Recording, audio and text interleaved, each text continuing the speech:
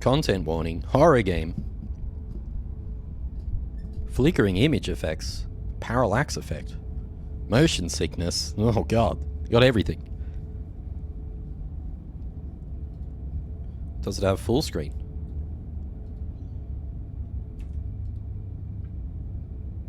Whatever horrors you may find in these dark spaces, have heart and see them through.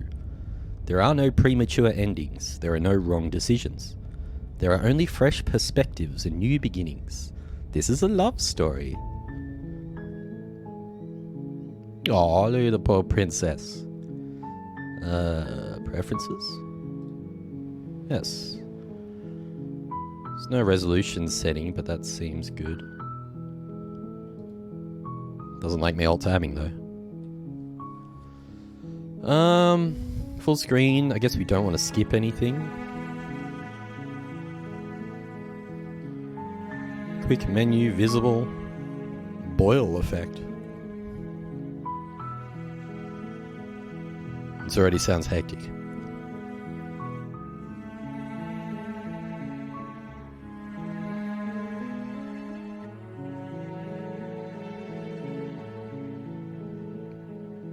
It should all be made clear, I imagine, once we start. Where's me? There's me. Hello.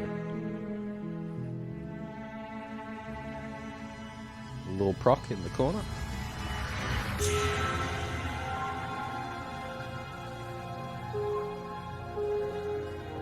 Let us begin. I'll have to duck away quickly, not for long, in about an hour or something. Short breaky. Chapter 1. The Hero and the Princess. You're on a path in the woods, and at the end of that path is a cabin. And in the basement of that cabin is a princess. Ooh, kind of moves with the cursor. You can see the layers going on. You're here to slay her. If you don't, it will be the end of the world. Well, they did say that in the title. Oh, we got options already. Oh, so many options, what the hell?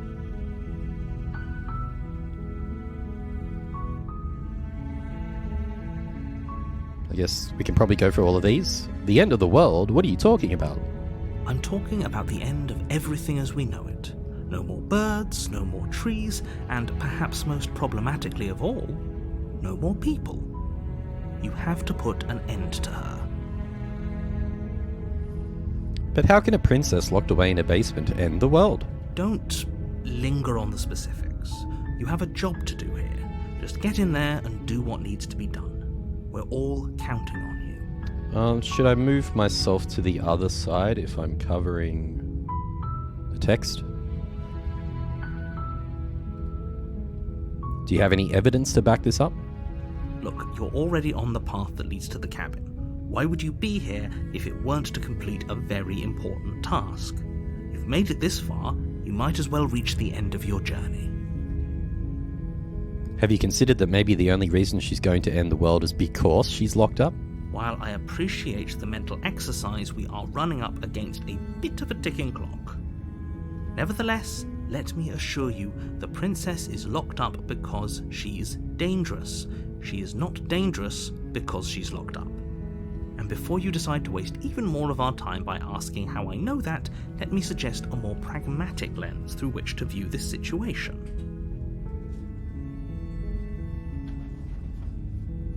Causality doesn't matter here, because the end result is the same no matter what led us up to this point. If the princess leaves the cabin, the world will end, and there is no changing that. It's no use arguing semantics over a metaphorical chicken or egg, because the egg is hatched and it's about to ruin everything. Unless, of course, you do your job and slay her. Killing a princess seems kind of bad though, doesn't it? Does it? Are you a monarchist? Is slaying a princess that much worse than slaying a fisherman or a miller or a seamstress? If anything, slaying a princess is much better than slaying a seamstress. Seamstresses contribute something of value to society. Can't someone else do this? Oh, if only that were the case. But I don't make the rules. I have to say, I'm surprised at your reluctance thus far. But unfortunately for the both of us, you're the only one who can pull this off. Like I said, I don't make the rules, no matter how much I wish I did. Is this gonna have one of those like early endings where he just refuses to do it? Have you considered that maybe I'm okay with the world ending? Of course I haven't. Why would I even consider that? Nobody wants the world to end. I mean, maybe some people do, like nihilists, or very, very evil people, but surely you're not one of those, right? Do I get some sort of reward for doing this? Yes, but you'll have to slay her before you get it. Can you tell me what my prize is going to be for doing a good job? It's a secret, but I think you'll like it. It's a special reward, just for you. And whatever you think it might be, I can promise you it's going to be even better than your wildest imagination. Forget it. I'm not doing this. Are you serious? No, you have to do it.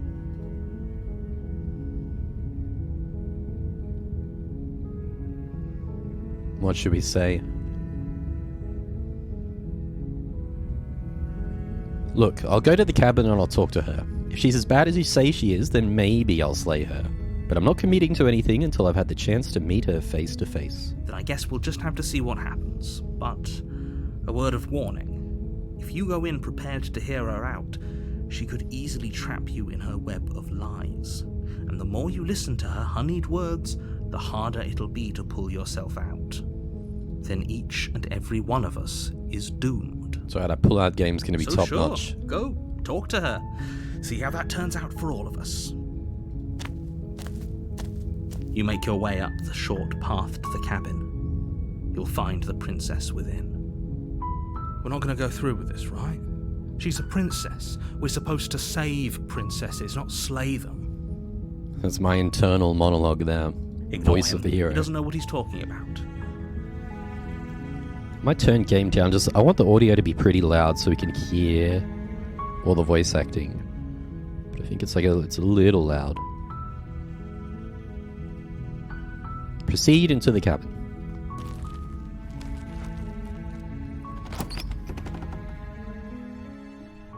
The interior of the cabin is almost entirely bare.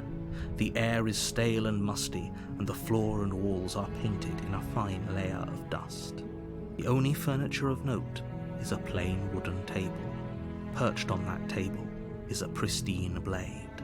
The blade is your implement. You'll need it if you want to do this right.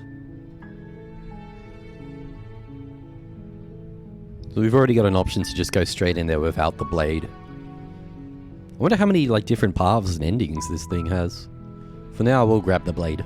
You take the blade from the table. It'd be rather difficult to slay the princess and save the world without it. Into the basement.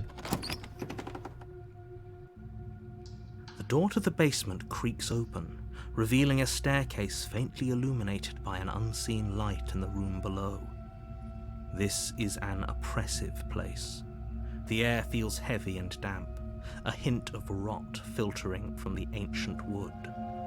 If the princess really lives here, slaying her is probably doing her a favor. Her voice carries up the stairs. Who's there? Well, she's got creepy font. You can tell that she's bad. She sounds dangerous. It's almost as if she's the one in charge down here. We got saves as well. Should we spam saves? Quick save, quick load. I feel like that it implies there's going to be a need to save and load a bit. Don't let it fool you. It's all part of the manipulation. Hi. Don't be a stranger. It's been so long since I've had any visitors. Come on down. You walk down the stairs and lock eyes with the princess. There's a heavy chain around her wrist, binding her to the far wall of the basement. She's so coldly beautiful. Is Is she really a threat to the world? Focus on the task at hand. And there you are. Are you here to kill me or something?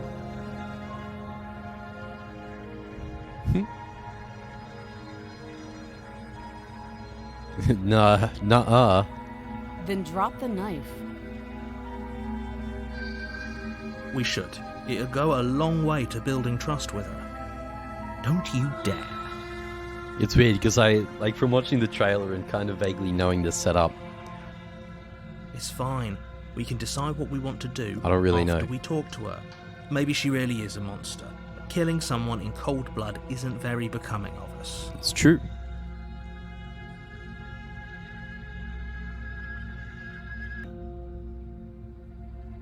Maybe we should just slay her straight away. It is called Slay the Princess.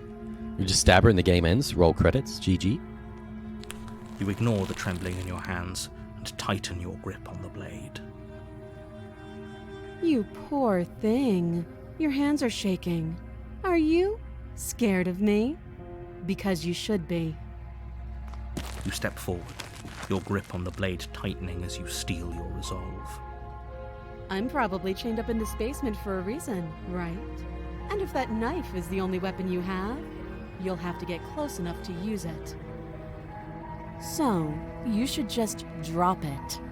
Best not to risk finding out what I can do. She's unarmed. If you hesitate now, it'll be too late. End this. So I think explorer means that we can say things or think things and not progress the scene. So these all seem like options. And some of them are talking to her, so who knows what they'll do. What if she isn't bluffing? What if she kills us? You go into this expecting to die. You're going to die. Hesitating? Why don't you drop the knife and the two of us can be civilized with each other? No, I'm not dropping the blade. Then I'm not talking to you. Fine, then I guess we're at an impasse. I guess we are. For the love of everything, just slay her already. Or drop the blade. Do something.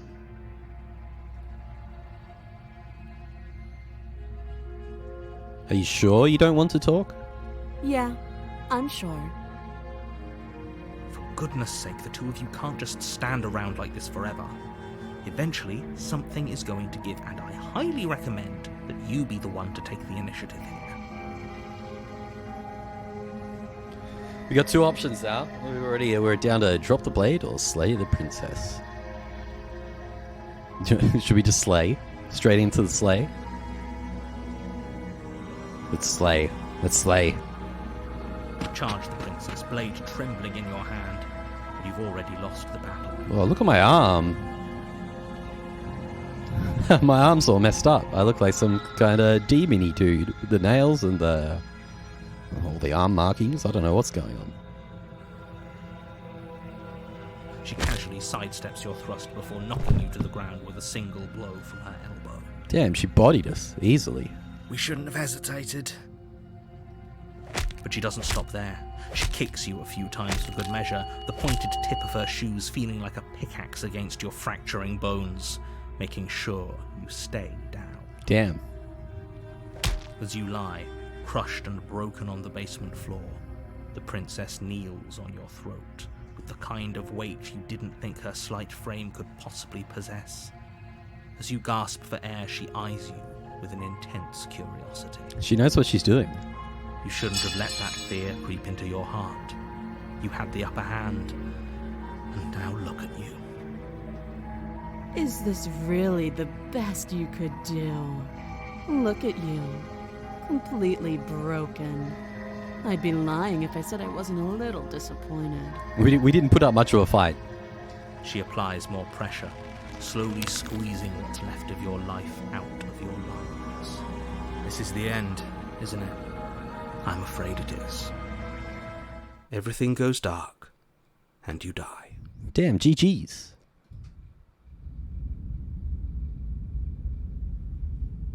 We got bodied.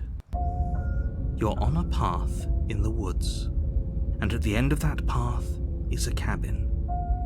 And in the basement of that cabin is a princess. It did say chapter 2, yeah, but now it's sort of started again. You're here to slay her. If you don't, it will be the end of the world. Okay, yeah, here we go. I'm getting a terrible sense of deja vu. A terrible sense of deja vu? No, you don't have that. This is the first time either of us have been here. If he doesn't remember what happened, then maybe it's best to keep it that way. You know I can hear you, right? It's going to be a lot harder than you think to keep secrets from me. What does it matter what he knows? There's nothing we can do to stop her. She's just going to kill us again. Voice of the broken. We're not the hero anymore. She is not going to kill you unless you let her. But slaying the princess and saving the world is going to be much more difficult than it has to be if you spend the whole time second-guessing yourself. This is more than just deja vu, though. I'm pretty sure this whole thing literally just happened. It hasn't. Or if it has, I certainly haven't been a part of it. We've just met for the first time, you and I.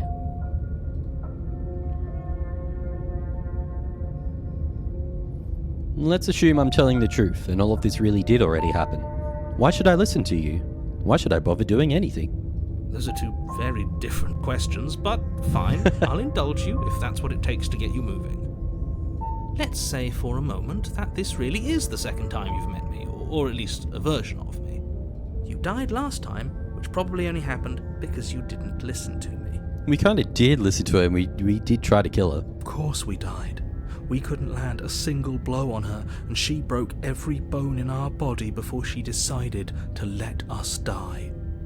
What were we supposed to do to stop her then? What are we supposed to do to stop her now? It's pointless. She's just a princess. Slaying her shouldn't have been difficult, but congratulations. You've been given another chance to actually do this right. And I believe your other question was something along the lines of, oh, what's the point of doing anything? If you're asking that, it sounds to me like you're making the rather dangerous assumption that your actions last time around didn't have any consequences. Ooh. What do you mean? Of course there weren't any consequences. The princess killed us and now everyone's right back where they started. That sounds pretty consequence-free to me. Yes, but in this purely hypothetical scenario, that begs the question of how you got back here. Did time simply rewind itself, or were you instead transported to a different world entirely? If it's the latter, what do you think happened after you died? No. Do you think the people there lived happily ever after? Or do you think that the princess, left unhindered, brought about the end to everyone and everything, just like I told you she would? Is this some weird, like, fourth wall meta shit going on? If she ended the entire world, why should we even bother? We might as well just walk up to that cabin, break her chains and let her do whatever she wants. It's all the same in the end. Just because she's capable of ending the world doesn't mean you're not capable of slaying her. Both of those things can be true at the same time. So chin up. I believe in you. And the whole thing does seem very much like that. I mean, I don't know if there is a fourth wall in this right from the start. Let's talk about this princess. Just be quick about it.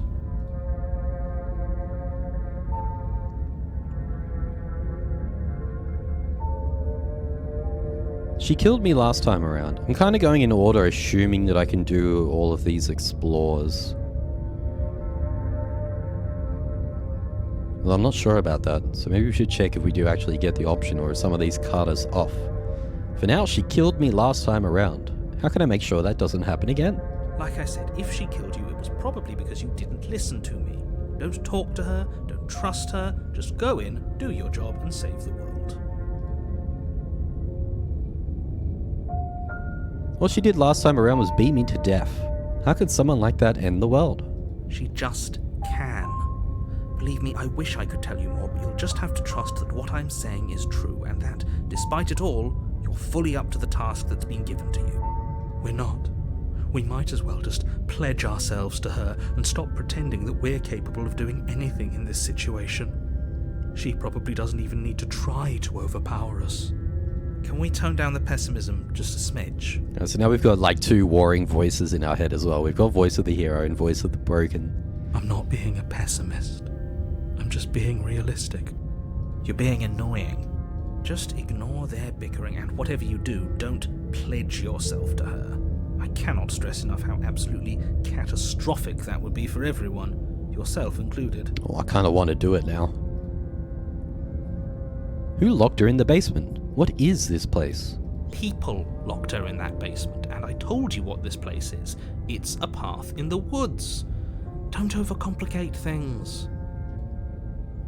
If people locked her away, why couldn't they slay her? Why is this falling on me? Look, I'm not supposed to say this, but it's because you're special. Aw, we're You're special. the only person capable of doing this. Call it a prophecy, if that helps. But it's just the way things are. The chosen one. Oh, I didn't know we were special. Of course you're special. Why else would you be here?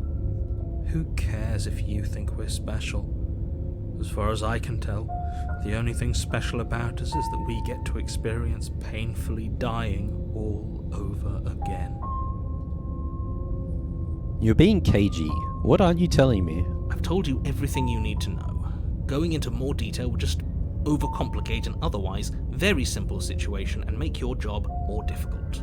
The less you know about her, the better. That's all. Great. Now, if you don't mind, the whole world is waiting with bated breath for you to save it from ruin. I kind of want to try the weird options. Turn around and leave. So I assume we're just going to end up back here anyway. Turn around and leave. You're right. We should just leave. There's nothing we can do to stop her, so we might as well enjoy what little time we have left. Yeah. Seriously? You're just going to turn around and leave? Yeah. Do you even know where you're going?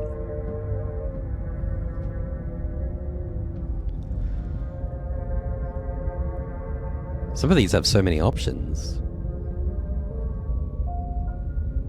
Nope. Fine. I suppose you just quietly continue down the path away from the cabin. That's strange. It looks like this path Oh wow, he got us. also leads You got to us the hard. cabin. How convenient. Everything's back on track again. Maybe the world can still be saved after all. Narrator powers. Turn around again and leave again. You're really keen on wasting everyone's time, aren't you? It's remarkably selfish, if you ask me. I've already outlined the stakes of the situation. If you don't do your job, everyone dies. Like, dies. Forever. But fine, you turn around and trek back down the path you came. Wait, something isn't right. Can you still hear me? You're supposed to wind up back at the cabin again. Everything is getting... Oh, damn. What's going on? Where are we? We're dead, obviously. No.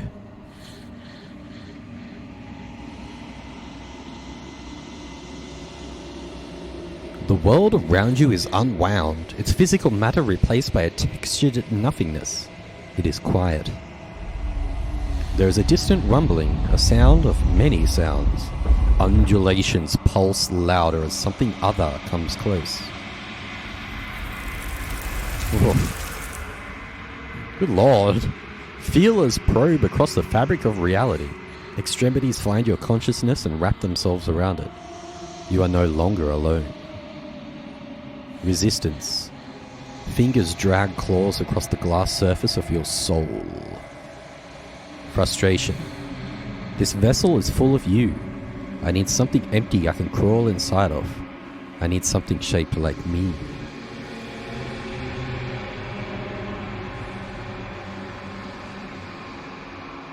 Embrace the thoughts constricting you.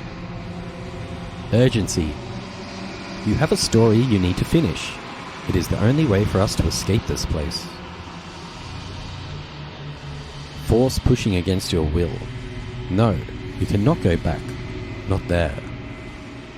regret. This world is broken beyond repair. We must weave something new. A wagging finger. There is only so much thread in this place. Do not waste it. I am our only salvation. Oh, that was spooky. That spooked me. You're on a path in the woods, and at the end of that path is a cabin. And in the basement of that cabin is a princess. The Steam achievements are saying some spicy stuff up there as well. Apparently the real Slay the Princess begins here. You're here to slay her. If you don't, it will be the end of the world. And now we're back to the actual original thoughts without the deja vu stuff. Or like the awareness that we've reset.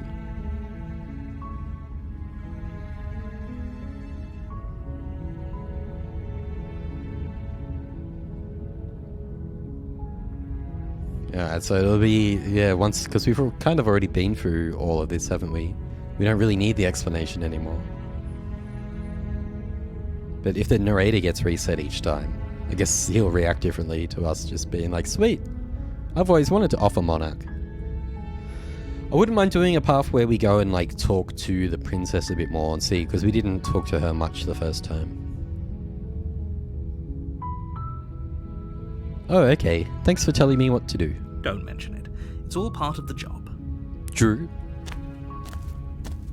You make your way up the short path to the cabin. You'll find the princess within. Proceed.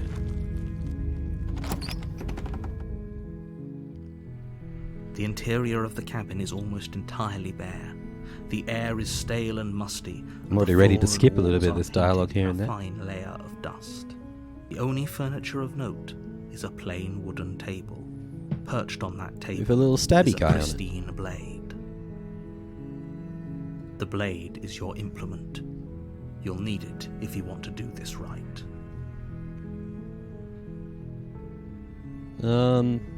Let's take the blade again this time. You take the blade from the table. It'd be rather difficult to slay the princess and save the world without it. But we might drop it and talk to her a The bit. door to the basement creaks open, revealing a staircase faintly illuminated by an unseen light in the room below. This is an oppressive place. The air feels heavy and damp, a hint of rot filtering from the ancient wood. If the princess really lives here, slaying her is probably doing her a favor. Her voice carries up the stairs. Who's there? She sounds dangerous. It's almost as if she's the one in charge down here. Don't let it fool you. It's all part of the manipulation. Hey, Agent. Yeah, have you seen this before? We've pretty much just started it. Not too much has happened so far. You see, we tried to kill her once, and we got bodied pretty hard. She stamped on us. And then our second attempt, we tried to walk away. Yeah, definitely. But it's also, it's very visual novel / like a choose your own adventure kind of thing. The first time we walked down, and I pretty much just tried to kill her straight away, and she just bodied us free. And then the second time, I tried to just turn around and just walk away. And some spooky stuff happened, and we got kind of reset. I think the only main thing is, after we tried to kill her the first time, and got reset, our player character was aware of the fact that we got reset, and there was a bit of back and forth with the narrator about the fact that we just tried to do this. What's going on? Like, why am I back here? But after I tried to walk away and came back again, it's kind of all just been hard reset. I know, she seems so nice.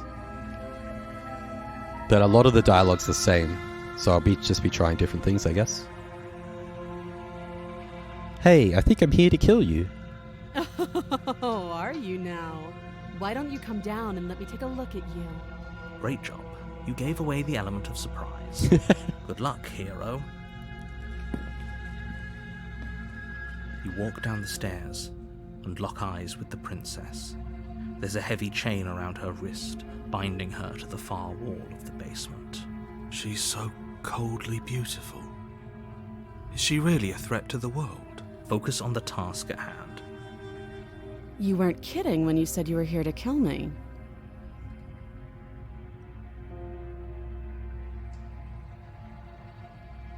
I haven't decided yet.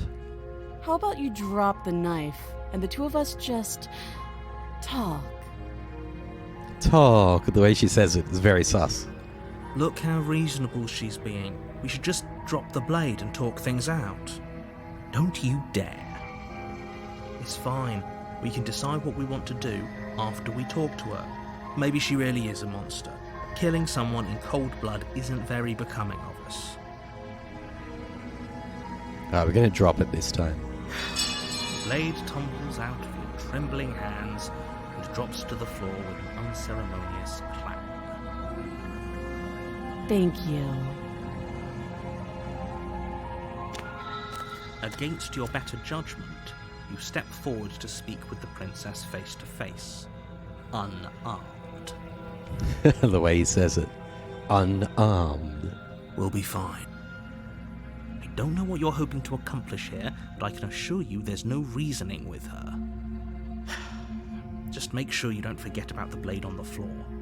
You're going to need it. 8 CD keys. Are they good keys? What are they for? For like some fancy stuff?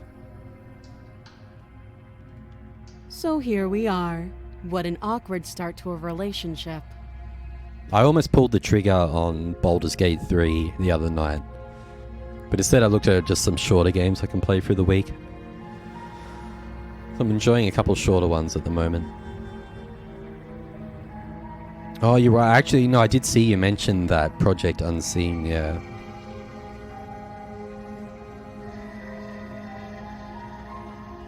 Awkward start to a relationship. Oh, she's already throwing around the big words. A relationship? Are you coming on to me? Don't jump to any weird conclusions. We're two people who have met each other. By definition, we have a relationship. I suppose so. True. I was jumping to weird conclusions for sure. What's your name? She hesitates before answering. You can address me as Your Royal Highness, or Her Majesty. Any honorific should do, really. Wow, how fancy. 17th, is that... that's a Friday, so I will probably be up and around. Do you mean join as in watching, or join as in like streaming, or is it like a multiplayer game or something? If it's midnight, I'll probably be up playing Dota or something, but Note the lack of detail. You can't trust her. oh, okay. We'll see what's up. I'm working from home on Friday, so maybe.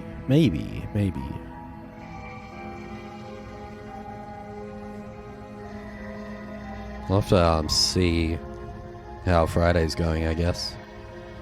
Sometimes I'm just tired. Note the lack of detail, yeah. She's being sussy. How long have you been down here? Too long. Again, she offers no specifics. No matter how hard you try, you'll never get a straight answer out of her. Do you know why I'm here to kill you? Do you? Yeah, she keeps being so vague. I know what I've been told. Whether or not I believe it is an entirely different matter. So, you're not going to share? How pointless. If you want to talk, I'll talk. But this isn't talking. Says you've been Mrs. Vague the whole time as well. How would I get you out of here? You can't. Don't bother. I'm guessing you don't have the key then. I'm sure there's a key somewhere around here, and if there isn't...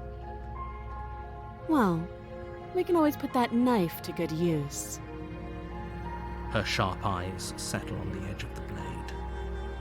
She isn't suggesting what I think she's suggesting, right? She is. I'm sure of it.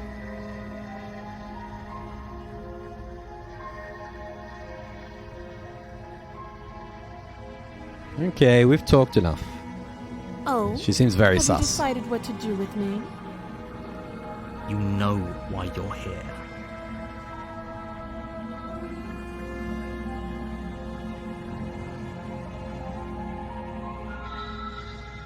We can examine the chains. I kind of want to question more for now. I'm going to keep you locked away down here, at least for a bit. We can get to know each other better while I decide what to do. That seems like a pretty good compromise. She seems cranky. Leaving her alive is too risky. If you don't deal with her soon, she will find a way out. One way or another, I'm going to find a way out of here. You can make it easier for both of us if you help. And if you don't, I can promise that you'll come to regret that decision. You have to make a choice. Let's hope for all our sakes it's the right one.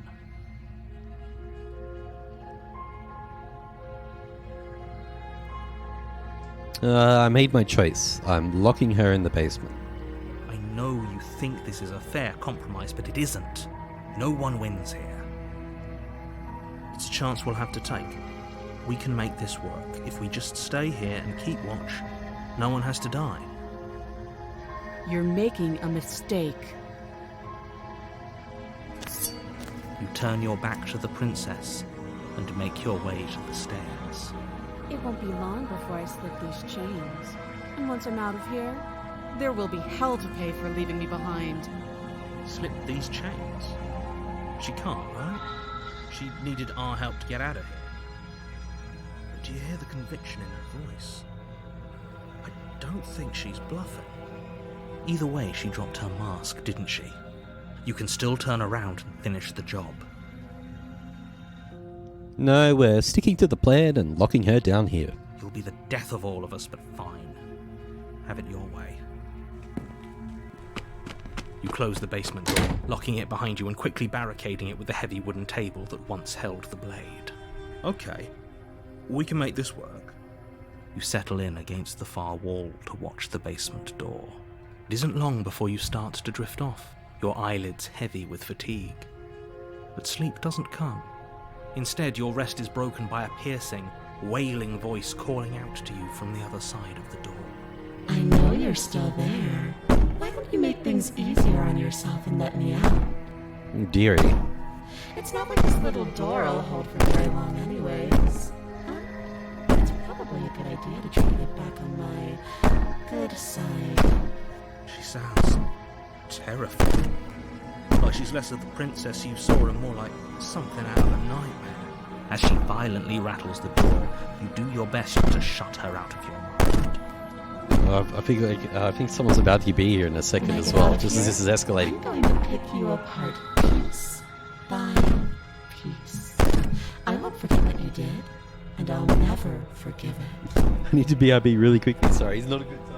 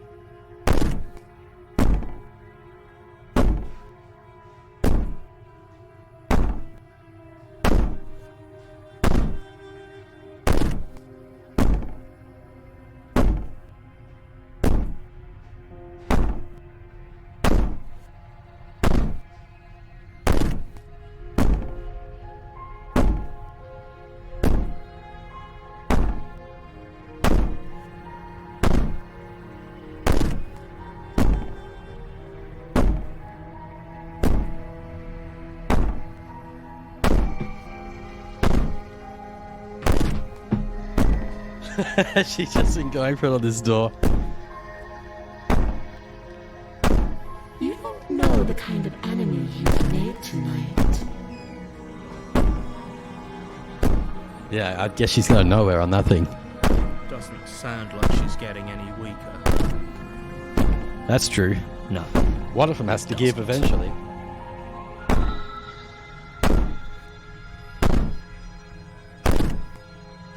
So all of this was just an act, wasn't it? You're not really innocent or harmless. You're not even a princess. You're a monster.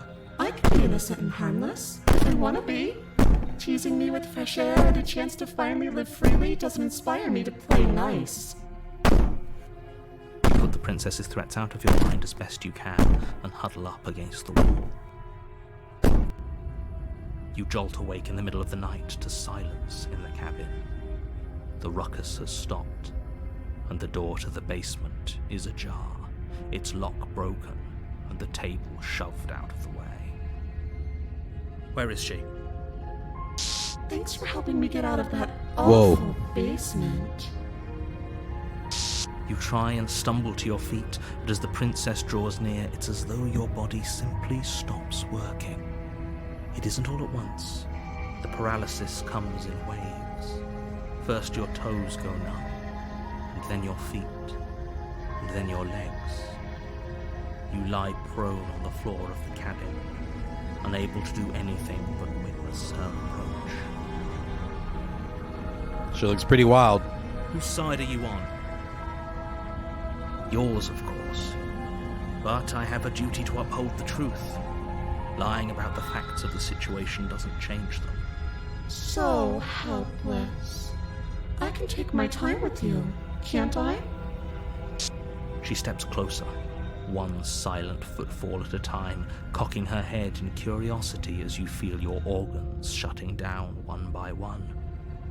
Or maybe I can't take my time with you. You don't look well. A little green around the gills. What a shame. If you'd only helped me get out of here, we could have done such wonderful things together. Oh, really? Can we just decide to get along and both be crazy? Your lungs stop drawing in breath, and your heart freezes in your chest. You have seconds left. I'd say better luck next time. But we both know this is the end, don't we? God, that looks intense. It can't be. This can't actually be how everything ends. I'm sorry, but it is. Everything goes dark, and you die. Chapter 2, The Nightmare. Huh. You're on a path. Are we going to have in the deja vu woods, again then this time, since and it's at chapter the end 2? of that path is a cabin. And in the basement of that cabin is a princess. You're here to slay her. Yeah, okay. So now we're on a second cycle again.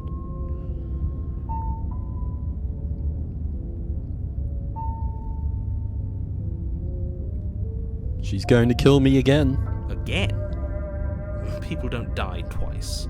You haven't even met the princess, and I hardly think she'd be capable of killing someone as skilled and courageous as yourself. If he doesn't remember what happened, then maybe it's best to keep it that way. Shh! What if he hears us? That's a very good question, little voice. What if he does hear you? Like how he is capitalized. Shit! And now we've got a voice of the paranoid. I think you'll find yourselves very hard-pressed to keep any secrets from me. Not that it matters right now, because like I said, this is the first time we've met. Still, I'd rather not get off on the wrong foot. We've a world to save, after all.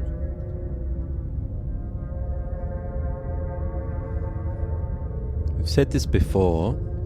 We've tried to turn around and leave before. There could be more options down that path, but maybe like we've got so much else to try to do. We can try this again. Those are two very different. Let's say We have for a been moment through all that this this stuff. really is the second time you've met me, or at least a version of me.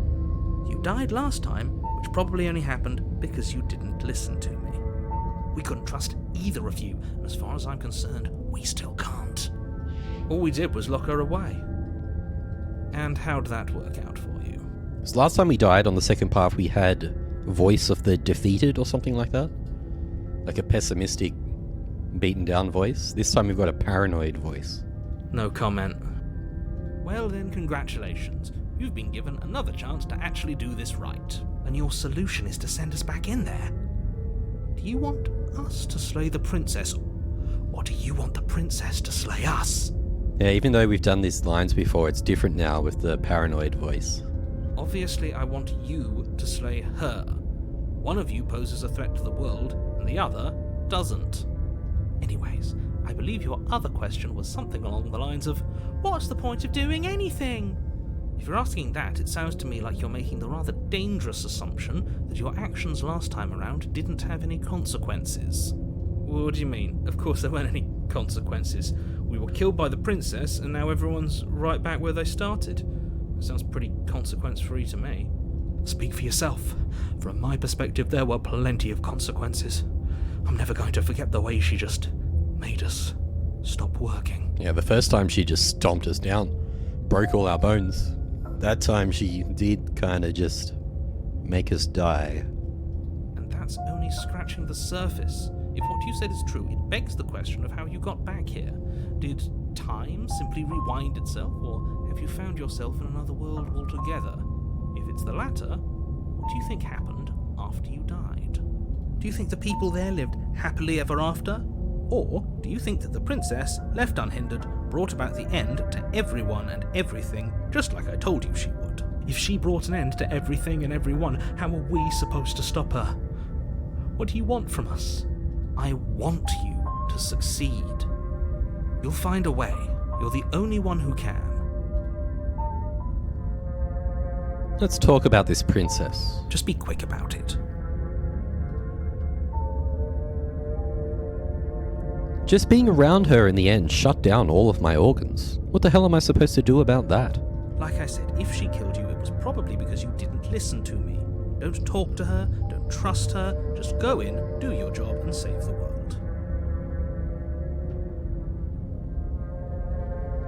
To quote you from last time around, she's just a princess. How can you possibly justify saying that? She's clearly something far, far worse. She is just a princess. Whatever you think happened to you last time, just get it out of your head before you get to the cabin, and you'll be fine. Who locked her in the basement? What is this place? People locked her in that basement, and I told you what this place is. It's a path in the woods. Don't overcomplicate things. Some of the similar stuff before. If people locked her away, why couldn't they slay her? Why is this falling on me? Look, I'm not supposed to say this, but it's because you're special. You're the only person capable of doing this. Call it a prophecy, if that helps. But it's just the way things are. You can't just goad us into doing something by calling us special. It's manipulative. Why are you trying to manipulate us? I don't know, I kinda like being special. Okay, fine. Maybe you can goad him into doing something, but he's not even the one who makes the decisions here. I'm not goading you into doing anything. You already know the princess is dangerous. All I'm trying to say is that you have to be the one to deal with her. I know it doesn't seem fair, but that's just the way it is. And for what it's worth, I know you have it in you to finish the job. We don't. You saw what happened to us last time. We need to leave. You're being cagey. What aren't you telling me? I've told you everything you need to know. Going into more detail would just overcomplicate an otherwise very simple situation and make your job more difficult. If you want us to stand a chance against her, we need to be armed with information. What is she really capable of? How are we supposed to stop her? Not to sound like a broken record, but the less you know about her, the better things will go for all of us. I know it sounds like I'm hiding something, but you're just going to have to take me at my word. I mean, yes, obviously. He's about as helpful as the princess. They're both keeping a lot from us. He isn't telling us everything he knows because he doesn't trust us, which means that we can't trust him. Stop talking yourself in neurotic circles and just get to the cabin already. Do you see the way he keeps pushing us? We have to get out of here. That's all. Great. Now, if you don't mind, the whole world is waiting with bated breath for you to save it from ruin. I kind of want to leave. Now we've got the voice of the paranoid with us. And he keeps pushing us to leave. I kind of want to try and leave again and see what's different with the different voice. I was worried you might fall for his shit again, but this is good. Oh, rude word. Whatever answers there are to be found, they aren't here, and they definitely aren't there. Seriously? You're just going to turn around and leave? Do you even know where you're going?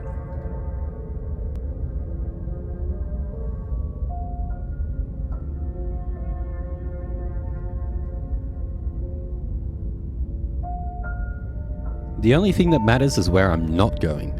The cabin. I'm not going to the cabin. Fine. I suppose you just quietly continue down the path away from the cabin. That's strange. It looks This like happened this last path time. also leads to the cabin. How convenient. Everything's back on track again. Maybe the world can still be saved after all. Turn around again and leave again. You're really keen on wasting everyone's time, aren't you?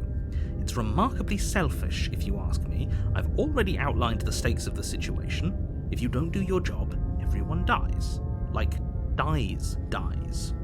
Forever. But fine, you turn around and trek back down the path you came. Wait, something isn't right. Can you still hear me? You're supposed to wind up back at the cabin again. Everything is getting...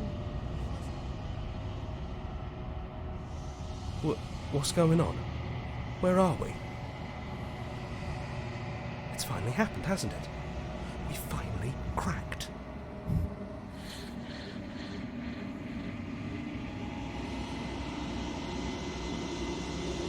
Yeah, this is pretty much what happened last time we walked away. The world around you is unwound, its physical matter replaced by textured nothing. It is quiet. You have been here before. Memory returns. Ooh, it's not the exact same. There is a distant rumbling, a sound of many sounds. Undulations pulse louder as something other comes close. That which dwells in the empty spaces contracts across the edges of your mind again. She is furious. Betrayal. Every door you close on me is a door you close on yourself. Do you want to linger here, entwined with the creature you taught to hate you forever? Eternity never ends. Cold spite. Our infinites shrink into something less. I hate... Ooh.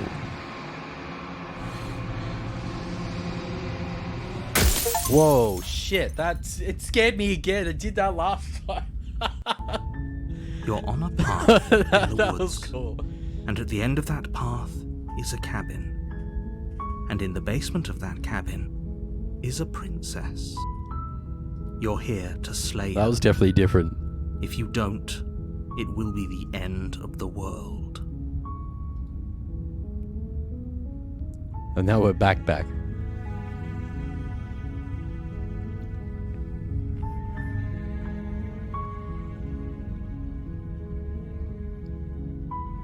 Let's just silently continue to the cabin.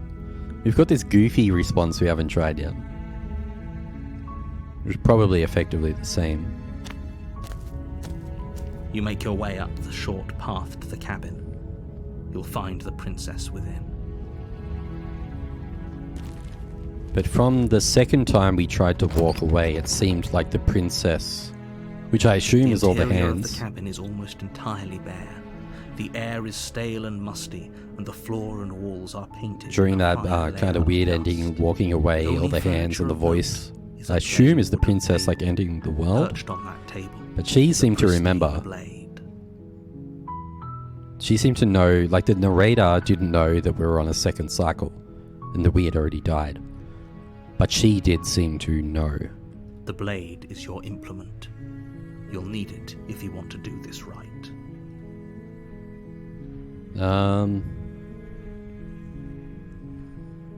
We've always taken the blade, although I just dropped it the other time. I don't know. I don't know how much this matters, because even if we take the blade, we can drop it pretty quickly. Because we tried to talk to her last time, but she wasn't very talkative. Let's just enter. The door to the basement creaks open. Her voice softly carries up the stairs. Hello? Is someone there? It's hypnotizing. It's the kind of voice you only have to hear once to remember it for the rest of your life. Don't let it fool you. It's all part of the manipulation. You're playing a dangerous game by coming here unarmed.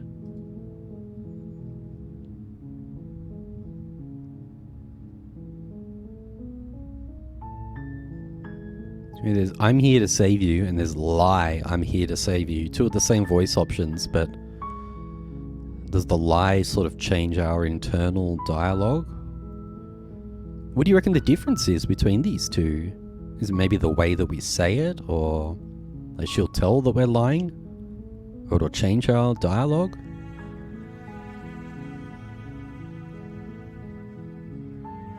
Because we can try lie, I'm here to save you.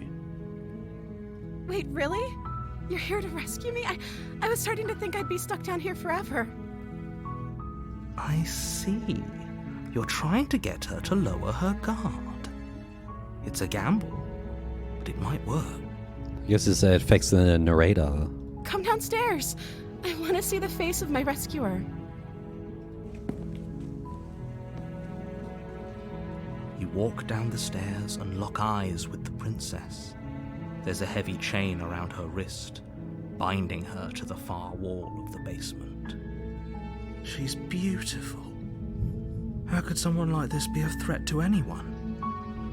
I am begging you to stay focused. There's a lot riding on you here. Hi. I can't believe you're here. I've been waiting for something like this to happen forever.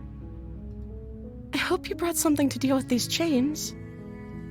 You were lying when you said you were here to rescue her, but regardless of your intentions, breaking her out of those chains would be a big mistake. Don't even try it.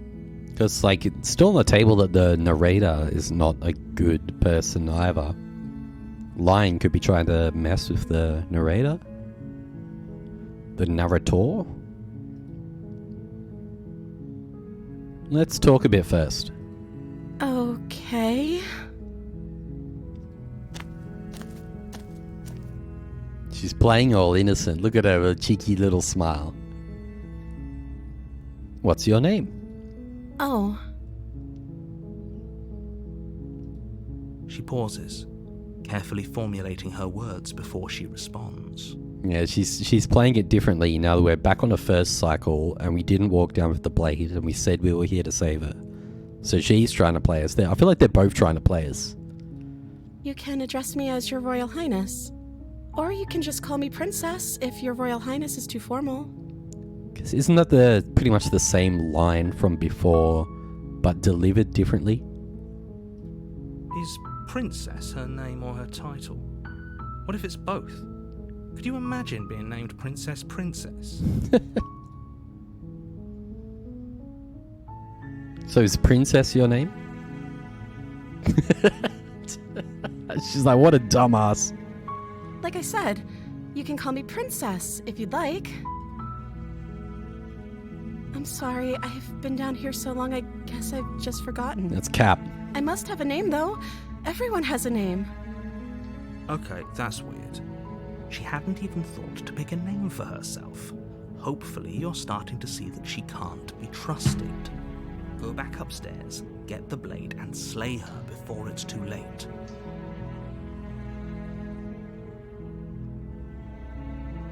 If I'm the first person you've seen in a while, what have you been eating or drinking? I don't see what that has to do with anything. This is the only time this is ever going to happen, but I agree with the princess. That's hardly relevant. Well, it's relevant. It would answer some questions. Okay, but actually, what has she been eating? She has to eat, right?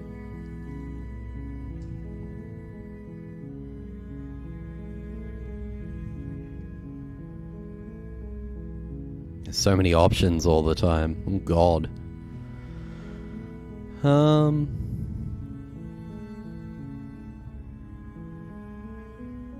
So we can still go back upstairs and grab the blade.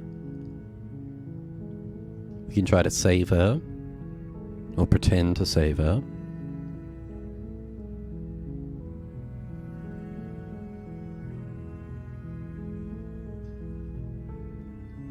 Do you want to just play it super innocent? We're just a super innocent hero savior.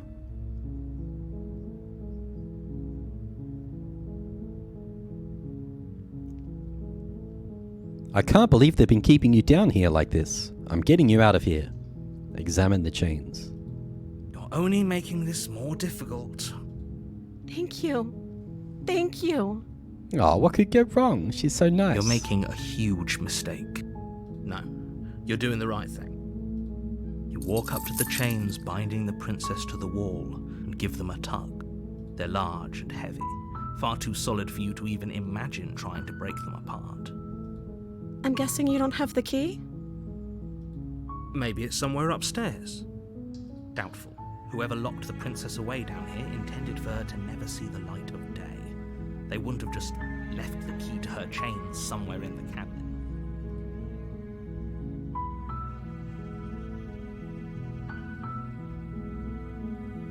And if there isn't a key, do you have any other ideas? I'm going to check upstairs. Maybe the key's still lying around somewhere up there. If not, because there's only the dagger up there. Guess we can ask. And if there isn't a key, do you have any other ideas? Maybe there's some way to break the chains? Or if that doesn't work, I guess we can always cut me out of them. The old manual way. She offers the suggestion with almost complete nonchalance. Yeah, I mean, you could, didn't that happen with someone who was, the guy was frozen with his arm under a rock? And he had to, like, eat at his own arm or something? Wasn't that, like, a real thing that happened? But I think if your arm was frozen, you probably wouldn't bleed to death from it. I think if we, like, cut off her arm, she would probably bleed to death unless we immediately... What do you call it when you use fire to stop the bleeding?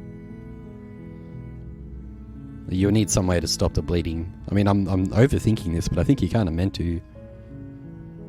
If we were stuck down here long enough, I'm sure we'd be nonchalant about cutting our way out if it meant we could finally be free. I don't think you would survive just raw cutting your wrist or arm off without some way to deal with the wound.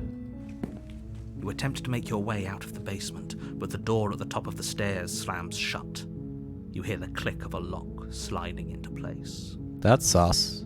Is someone else here? Hey, let me out of here. Your shouts and pleas are met with silence. I'll repeat myself once again. You're here to slay the princess. You're here to You slay. won't leave until the task is done. Is it the narrator locking the door? Try the door. You try the door, but it's locked from the outside.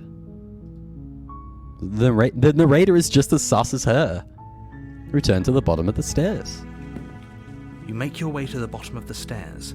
This would have been so much easier if you'd just taken the blade like you were supposed to. Easier for whom? Easier for everyone. Look at the mess you're in.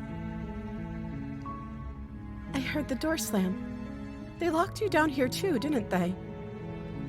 There's a slight panic rising in the princess's voice. If I could just get out of these chains, I know we could force our way out of here together. She barely Oh, hesitates God, before that's- oh, raising shit. her arm to her Oh, mouth, God. her teeth tearing through her limb with the determination of a trapped. That escalated. Num nom nom. As she rips her flesh from her bone, a sound comes from behind you, the clang of bouncing metal. It's the blade from upstairs. You're not sure how it made its way down here, but if there's a time to strike, it's now. Or we could use it to free her. You won't like what happens if you do that. I'm pretty sure if we try to kill her, we're gonna get bodied each time, aren't we? Oh, that's the name of when they use the name of the game in the game. Let's try to save. Fine. Against your better judgment, It's gnarly. place the blade against the ragged, self-inflicted wound on the princess's arm, just above the unyielding chain binding her to this place. She doesn't look like she's in much pain considering what's going on. Cut into her flesh. It's also the first time it's not black and white and you can see like a little bit of the red blood on her mouth. The blade is sharp, Oh, and it takes that's little hard. effort to crack through the bone of her arm. Her limb falls to the ground, and the heavy chains follow suit. She didn't so much as utter a sound through the whole ordeal. No, she didn't. She smiles softly as her gaze meets yours, blood from her wounded arm dripping rhythmically to the ground. How is she still smiling after everything? It's like she isn't even bothered by what just happened. Thank you. Now let's get out of here. She's still being cool with us though. Approach the locked door. No, we won't have any of that. The stakes are too high. You can't just let her escape into the world. No, I can't just let her escape into the world. As the princess approaches the bottom stair, your body steps forward and raises the blade. So we saw this earlier on like our first attempt when we did try to kill her. The fact that our arm looks all messed up. With like these claws on this crazy arm. Because we don't seem to be particularly human ourselves. Wait, this isn't fair. You can't just do that. The narrator is forcing our hand. Watch me. What are you doing? Oh, but we were getting along. Like we had something going on here. Now the narrator is carking us. So many options. What should we choose? Whoa, there's a warn her. There is actually something to choose. Warn her. Stop that. She dodged. Something's come over you, hasn't it? You know you don't have to do this, right? Your body lunges forward, the blade held low, ready to sink into her heart. But the princess dodges, stumbling back against the wall before the blade has a chance to connect. Stop it. Stop trying to resist me. I'm trying to get you out of here alive. Resist. The blade. Move the blade. As your body remains frozen in stubborn resistance, the princess takes a cautious step forward. We both know this isn't you. She nervously reaches towards you and takes the blade from your infuriatingly rigid hands. What are you doing? I'm sorry. I'll try to be quick. No. She plunges it into Boom. your chest, tearing through flesh and sinew. It is agony. But you aren't dead yet. She's a bit of a little waifu. Look at it go. Oh, it's like a tsundere waifu. I'm sorry, Uwu. Oh no! I'm so sorry. Stay strong. We can tough it out until it's done. For her sake. For her sake? Don't you start pretending that dying a painful death is some sort of heroic gesture. The two of you have literally doomed everyone. Whatever. She sinks the blade into your chest again and again and again, and you feel every inch of burning pain that slices its way into your body. I'm sorry. She doesn't know how to use a knife, does she? Apparently not, though it doesn't matter how sloppy her knife work is, does it? A stab wound is still a stab wound, and it won't be long before you bleed out. I'm so sorry. With one last thrust of the knife, your legs give out beneath you. You collapse to the floor, your blood pooling around you, your limbs unresponsive. The princess stares down at your ruined chest as tears carve rivulets of pink down her blood-spattered cheeks. It can't just end like this, right? Oh, that's rich coming from you. As much as I'd prefer for things to have gone differently, I can't deny the reality of what's happened. The two of you made your choice. It's over. Oh, she's crying. Everything goes dark, and you die.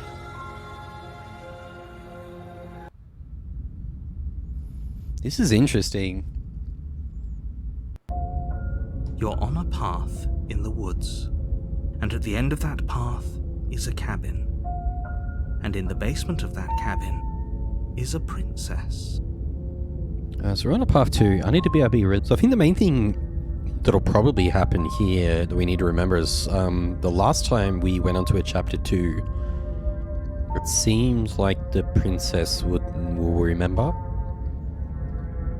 You're here to slay her. If you don't, it will be the end of the world. Yeah, this is day. So this is a chapter 2. And now we've got some different options. Because that time we were sort of befriending the princess and she seemed cool, which is weird because the previous attempt she genuinely seemed like some sort of ghost demon thing to just killed us with her mind. So there's like something more to both of these characters. Because there's definitely more to the princess, and maybe she was just playing it low-key that entire time. Because she didn't need to reveal herself. But for now, I think we're just going to simp for the princess. And assume the narrator's the bad guy. We could just proceed to the cabin, because it definitely seems like we can also influence the narrator a bit. Because that last attempt, the narrator straight up made us start doing stuff. He took control of us and like made us start attacking her. So like calling him a bastard and saying I'm wise to your tricks might like be a bad thing. I kind of want to do it for curiosity's sake to see what happens. We've also just got straight up, okay, no. Because we could just proceed. I do want to try this. Oh, you bastard. You're in for it now. I'm wise to your tricks. My tricks? What on earth are you talking about? We just met for the first time. If he doesn't remember what happened, then maybe it's best to keep it that way.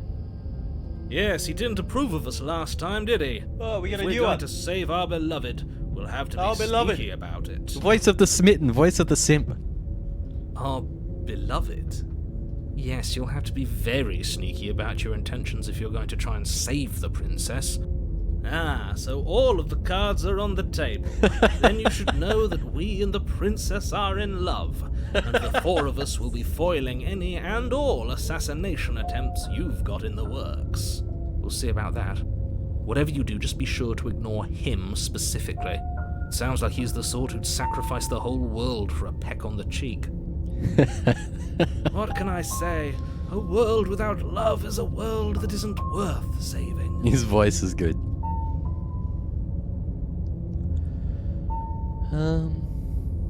We've been through that, but we could go through that with the voice of the smitten. There's probably no harm in trying this. Let's assume I'm telling the truth, and all this really did already happen. Why should I listen to you? Why should I bother doing anything? Those are two very different questions, but fine, I'll indulge you if that's what it takes to get you moving. Let's say for a moment that this really is the second time you've met me, or at least a version of me. You died last time, which probably only happened because you didn't listen to me. You were the one who did us in, villain. Well, not you in the literal sense, but you did everything you could to stop us from rescuing her. Oh, I wonder why. Maybe it's because the entire world was at stake. No lone princess is worth that price. I beg to differ. I like this smitten guy. I'm not going to argue with you. I'm just going to take a deep breath and assume that whoever is making the decisions here has the common sense to ignore your protestations. Anyway, I believe your second question was, what's the point of doing anything? If you're asking that, it sounds to me like you're making the rather dangerous assumption that your actions last time around didn't have any consequences. What do you mean? Of course there weren't any consequences. You forced the princess to kill us, and now everyone's right back where they started. That sounds pretty consequence-free to me. Yes, but in this purely hypothetical scenario, that begs the question of how you got back here. Did time simply rewind itself, or were you instead transported to a different world entirely? If it's the latter, what do you think happened after you died? Do you think the people there lived happily ever after? Or do you think that the princess, left unhindered, brought about the end to everyone and everything, just like I told you she would? She would never. She's a perfect angel that you cruelly imprisoned as part of some convoluted, dastardly scheme. Dastardly. Convoluted. I don't know how this premise could be any more simple. Princess bad, stop her, save everyone.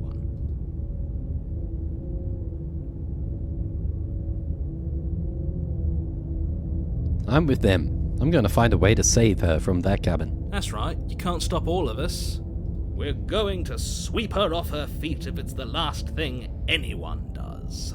Are these really the sorts of people you'd like to align yourself with? You're not at the cabin yet. You still have plenty of time to reflect on the situation. I just hope for all our sakes that you make the right call. Let's talk about this princess. Just be quick about it.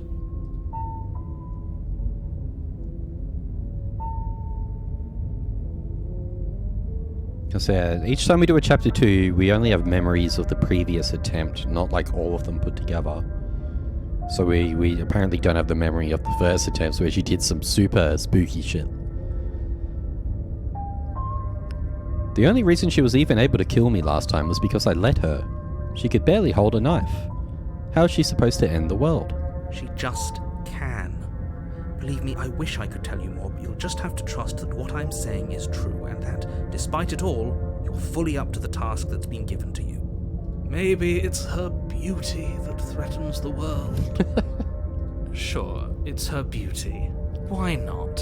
And before you ask, no, we can't just keep her down there. If you don't slay her, she's going to find a way out. It's unfortunate, I know, but it's just the way it is. Who locked her in that basement? What is this place? People locked her in that basement, and We've heard this. look, I'm not supposed to say, oh, I didn't know we were special. Of course you're special. Why else would you be here? Calling us special isn't going to make us friends, even if it did feel nice. Oh, believe me, the last thing I want is for you and I to be friends. But I'm a professional, and I'm not going to let my dislike for you get in the way of helping you save the world. You're being cagey. What aren't you telling me? I've told you everything you need to know. Going into more detail would just overcomplicate an otherwise very simple situation and make your job more difficult. Not to sound like a broken record, but the less you know about her, the better things will go for all of us. I know it sounds like I'm hiding something, but you're just going to have to take me at my word. That's all. Great. Now, if you don't mind, the whole world is waiting with bated breath for you to save it from ruin. It's also a little interesting, like when you're able to skip dialogue. Proceed to the cabin. I think it's doing the visual novel thing. Before you go any further. Yeah. That we can only really skip if it's just a chunk of dialogue we've heard before, and if there's something new we can't skip, I think. She will lie, she will cheat, and she will do everything in her power to stop you from slaying her. Don't believe a word she says. I'm not sure. We haven't, saved in a long time. I don't know how much the saves matter, though, since we seem to be doing just a lot of cycles. We already told you we're not playing along with your little game. It's your lies that can't be trusted. Her beauty is the only thing in the world we can believe in. I think we've already been over this. I'm pretty sure he just likes the sound of his own voice. I do, but I also speak from the heart. I do. My passions are too great to be stifled. They must be expressed. Sure, yeah, your passions are strong and all, but not everyone needs to hear them. Some things are better kept quiet. Don't pay their bickering any mind. Focus on the task ahead. Into the cabin. We're just going to go down again. The interior Without of the the cabin sword. is clean and The blade is your implement. You'll need it if you want to do this right. Does this look different? I can't remember.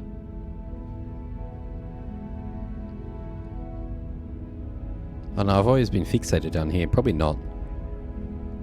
Oh no, it does. I was gonna say, you didn't say anything about the mirror on the wall. This whole cabin, it is different. I thought I was just tripping balls then. Like, this looks very different. There's a mirror now. You didn't say anything about the mirror on the wall. That's because there isn't a mirror. There's a table, there's Oh, a shit. blade sitting on the table, and the door to the basement. There's nothing else in here. There's definitely a mirror. There isn't. I'm sure the princess would tell us there was a mirror if she were up here. I love this guy. In which case she'd be lying to you because, again, there isn't a mirror.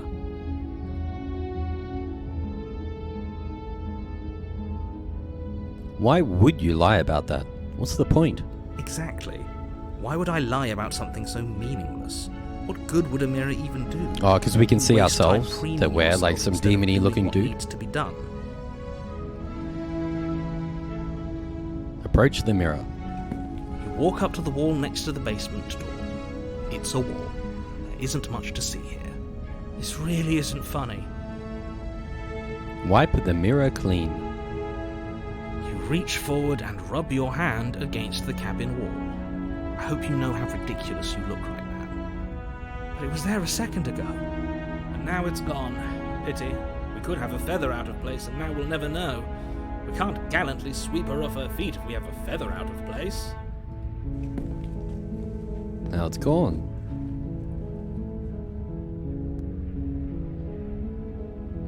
That was a bit disappointing.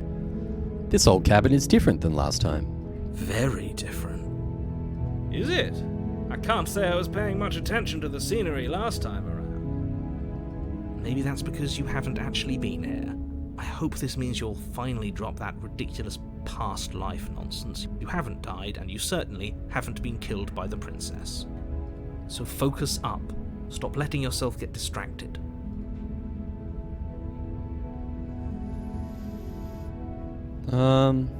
Since we were also able to regain the blade last time, let's just go down again. I want to see if she remembers. The door to the basement Oh, creaks open, revealing an intricate stairwell. Oh, this is all completely Gold-trimmed different. carpet glimmers in the light of the torches positioned along the walls. The basement almost seems welcoming in the dim firelight. But it's still a stone basement. If the princess lives here, slaying her is probably doing her a favour. A soft voice carries up the stairs. Hello? Is someone there? Her voice, it's somehow even more beautiful than last time. I can hear wedding bells already. I've held my tongue till now, but you're taking this a little too far. We barely even know the princess. We can still do right by her without all this over-the-top fawning. Yes, for everyone's sake, you're not in love. Just remember that her charms are all part of the manipulation.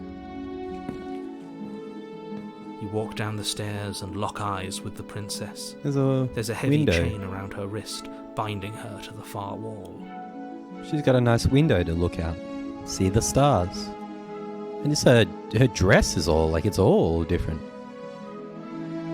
Or am I just delusional? It's like character just seeing everything a lot nicer than it actually is. My love, we're here to rescue you from your unjust and foul imprisonment. You know she can't hear you, right? She may not be able to hear my words, but surely she can hear my spirit. She's got a little crown and everything. Oh, your spirit's plenty loud, all right. It's you, my dashing hero. I was so worried you wouldn't come back. Oh, she does know us. Did you hear that? She said we're dashing. And she called us a hero. Flattery really goes a long way with the two of you, doesn't it? Waiting for you to come back. I didn't want to believe your ravings back in the woods, but this is next to incontrovertible evidence. You've been here before. That's right, villain, and you killed us. Well, she killed us. Only because he made us try and kill her. It was self-defense. Our beloved's hands remain unstained by cruelty.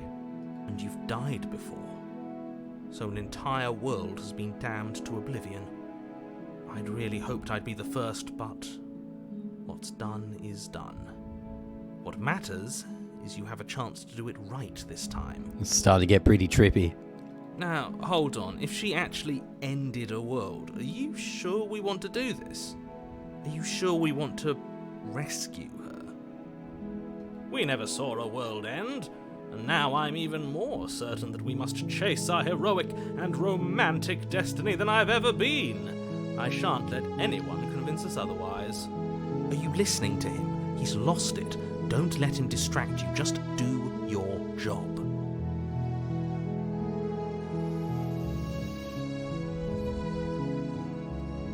We got a bunch of questions here.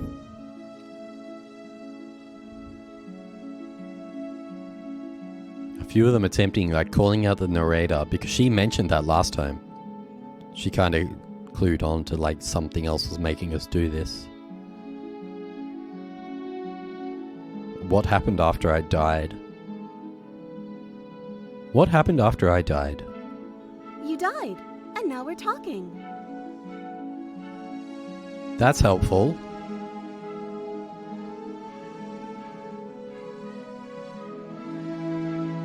But before we started talking, did the world end? Did you end the world? I don't know.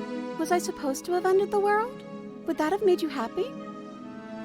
Isn't that just like our darling princess? She wants to make us happy. My heart melts further with every word that passes through her beautiful lips. Are you listening to her? That's a confession.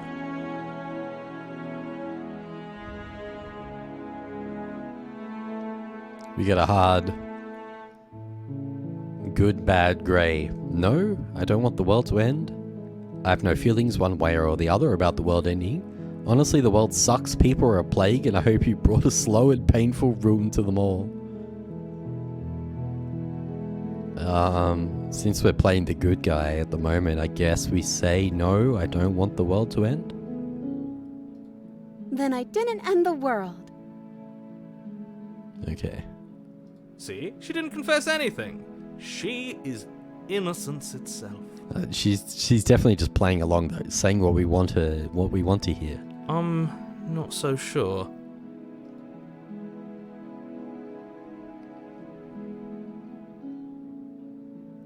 I'm sorry about what happened last time.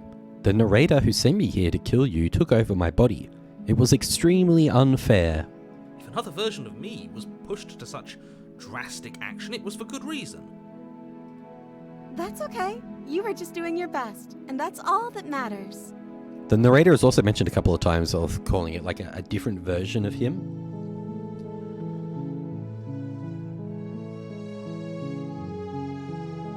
So whether it's like a time skip or a different reality, and she did end the world and we're in a different world, or we went back in time, which is brought up, like he's brought up enough to kind of make you start questioning that.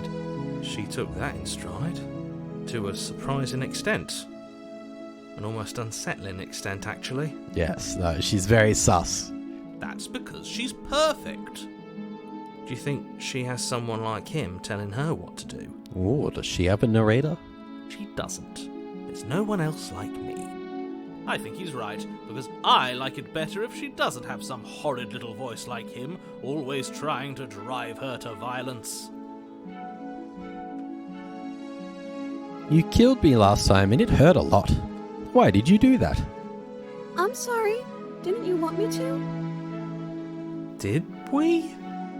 We warned her of the cruel forces seizing our body. That's practically telling her to kill us. She is our beloved, and she made the choice to free us of our misery, to show us mercy and make the best decision for everyone. She made the best decision for her. Don't be so quick to assign kindness. You're just opening yourself up to manipulation. I didn't bring a knife. Do I have to cut you out again? I'm okay with whatever you come up with. You can cut my arm off again. We won't be laying a finger on her perfect wrists, and indeed, we won't even have to. Do you see how dainty her hands are? We'll be able to slip her right out with no harm done. What? No, she's a prisoner here. You can't just slip her hand through the chains. Why are you two arguing over the logistics of slipping her hand out of her shackles? She just said she'd be okay with any idea we came up with. Am I the only one here who thinks that's weird? I think it's weird if she's capable of slipping her hands out. She would have done it herself already. She didn't care last time. Why should she care this time? That's our stoic, smiling angel. And there's a lot of cap on everyone in this. No, you're right. It's extremely bizarre behaviour and further evidence that she's a monster who's not to be trusted. So go ahead and slay her. He's not wrong. Well, you got one option now. Rescue the princess. No, I can't let you do that. If you take another step towards the princess, I would if you had a weapon. History. Oh, I always love it when there's history.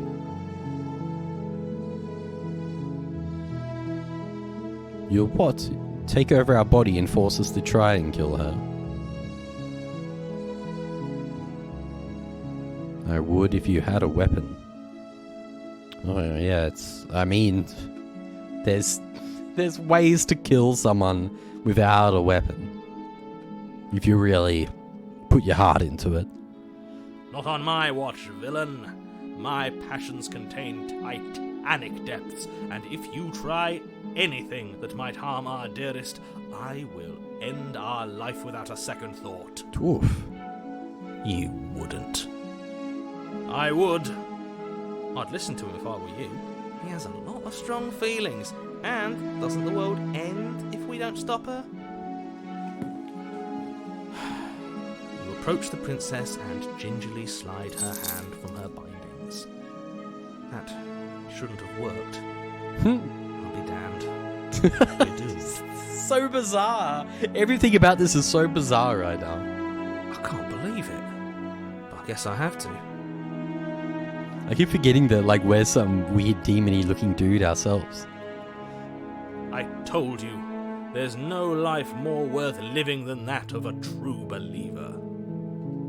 I'm free, and you're not trying to kill me this time.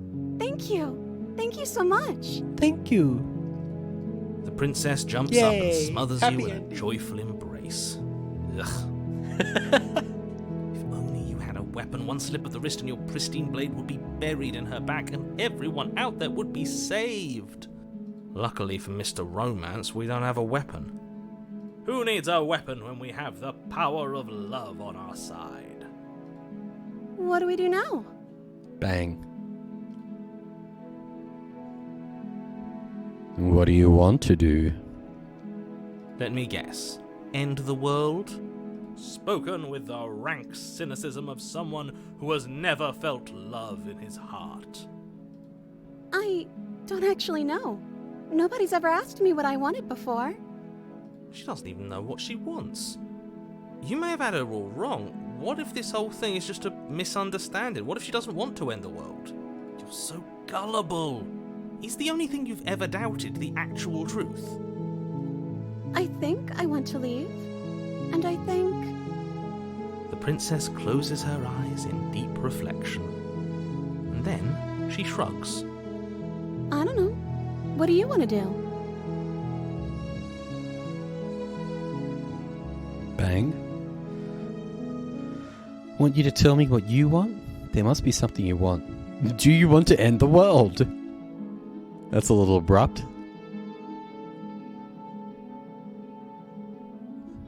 It's weird. I feel like some of these options might make us just leave, but we can also keep probing her. I honestly have no idea where this is going. There must be something you want. I just want to make you happy. Oh no. She can't just want to make us happy. All these scratchy marks are a little like the path when we would walk away. It makes sense to me. That's all I want for her, so of course she'd want the same for us.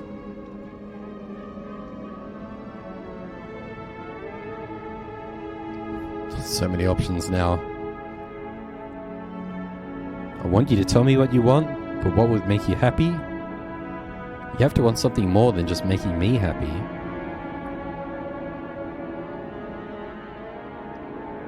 I want you to make me unhappy. There's so many like interesting options that I kind of want to see where they go. But like getting back to this point, this is maybe where like we could have saved beforehand and tried these different options. Because I really want to see that. I want you to make me unhappy. But if we're staying on the noble simp path, but you need your own thing. You just met me. You can't base your entire happiness around me. Okay, if that's what makes you happy. Is she broken? What's going on? What's going on is she's lying to you, only she isn't a good liar. Are you starting to trust me now?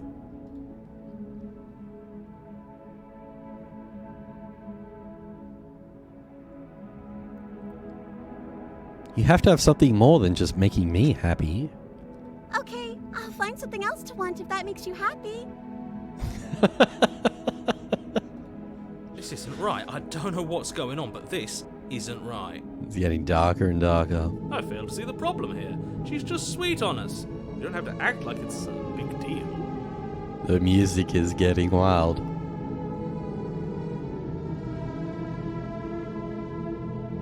But what would make you happy? I just want to make you happy. Oh my god. Is it just me, or does it feel like we're alone right now? It's all she wanted. Like we're the only ones here? And they lived happily ever after. Oh god, it's happening again! The hands took her though.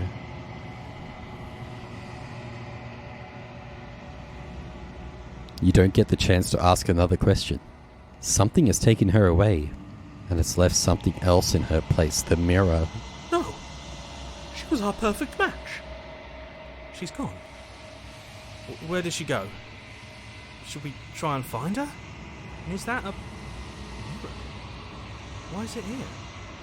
Why now? I think it's just save. So far I haven't really wanted to like do saves and reloads too much, just vibing with it.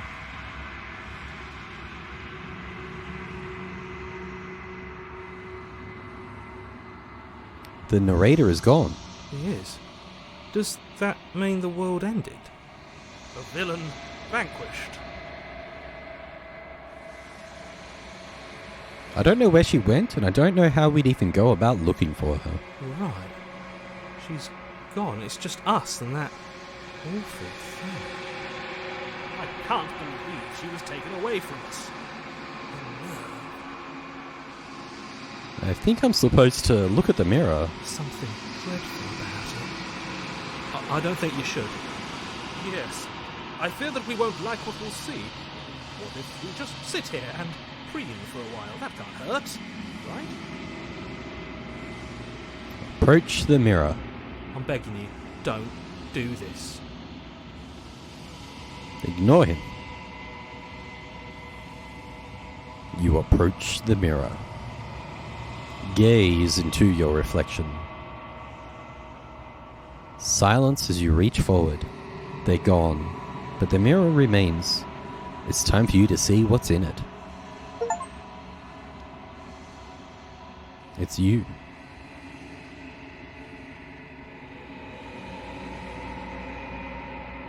You are alone in a place that is empty. It is quiet here.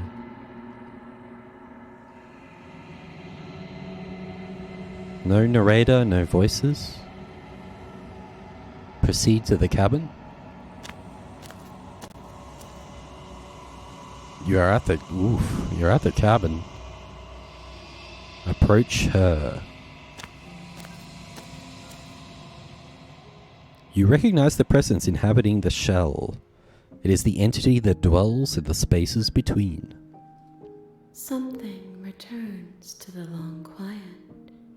It has surrendered its path of annihilation and brings me the gift of a fragile vessel. Something returns to the long quiet. It surrendered its path of annihilation and brings me the gift of a fragile vessel. Okay. As in the princess returns? Because I feel like this, the hand's body that was taking over when we walked away is a different entity to the princess? Is that her narrator?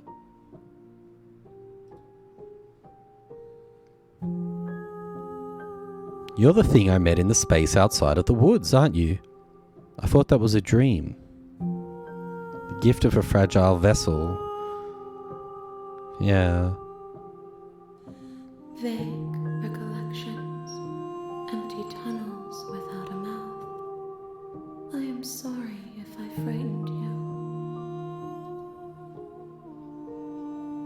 What are you? I am solitary lights in an empty city. What are you? Solitary lights in an empty city. Solitary lights, what do you mean? Thoughts without connections. A dim and nascent network. I wish to be more. What do you think I am? I think that you are like me. We are oceans, reduced to shallow creeks.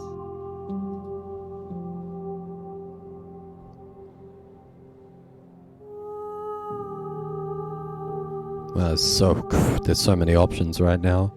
Attack the entity, destroy your body. The gift of a fragile vessel? Yes, nerves and fibers to feel the worlds beyond, perspectives to make my own. This one is soft and delicate. You molded her to love you, and she'll make for a gentle heart. Do not mourn her. She has served her purpose. Is this the end of the world? How can the world have ended if we are talking? Do you know the narrator? You are the only thing I have ever known. As the hands are they're talking through her, like moving her mouth open. The space we're in is vacant. Nothing comes here but us.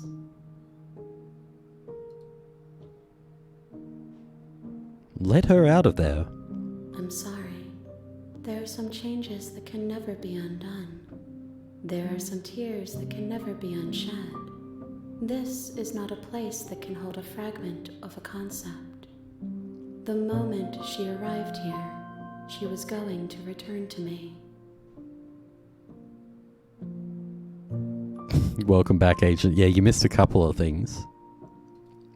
I promise that it doesn't hurt.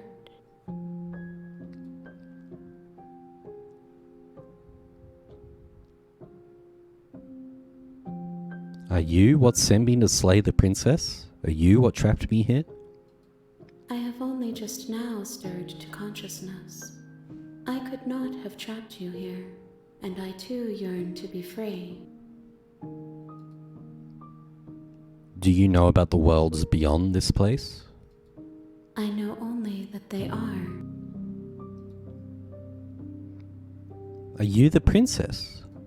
She is part of me, and part of me is her.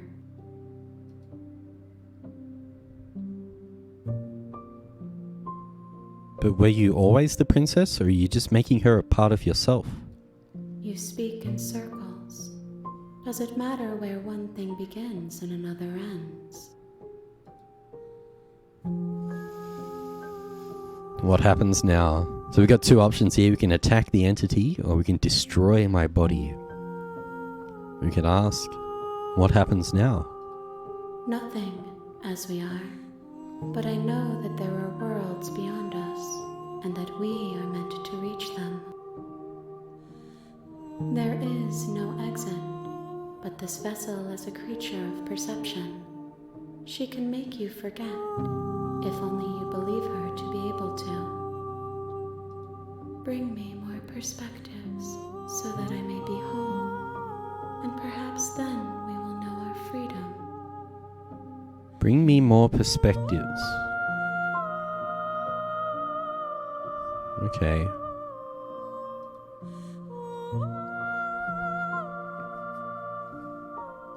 Like, does that mean we could go back and do a first chapter and then second chapter walk back to speak to her if she's gonna remember stuff from now?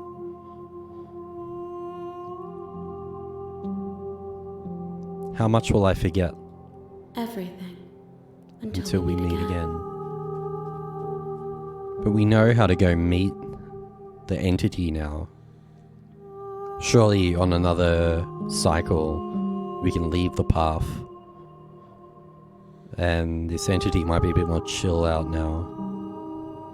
We need to bring her more perspectives. How many more pieces of you do I have to find? More than you have found, but less than there are to find. I am infinite. The rest will find their own way home.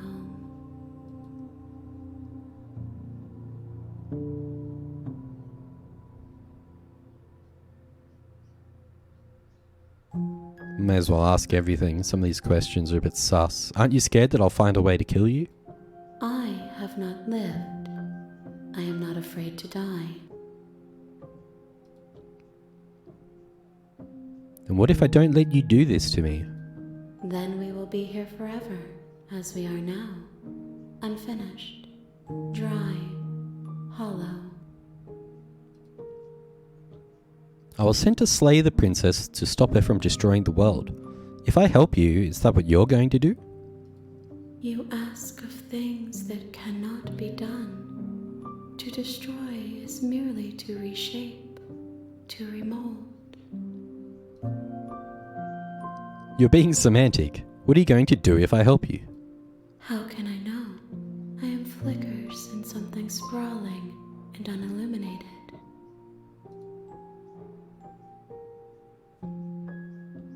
I'm not going back. If you need time, then I'll wait with you. Wait forever.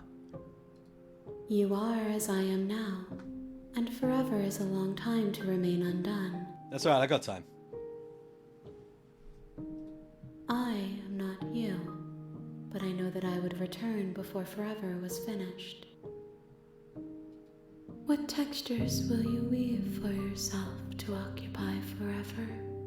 Will you place the images of you and I into a box for safekeeping?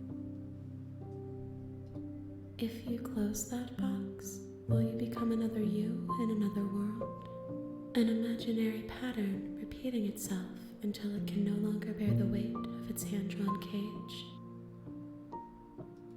You'll always come back to the box, because you'll always want to know what it means to be you.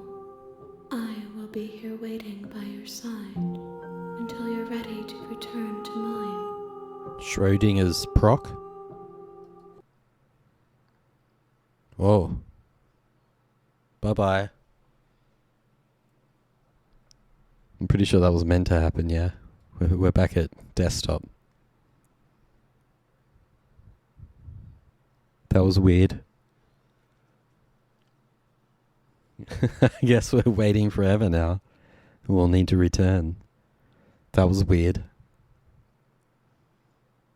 You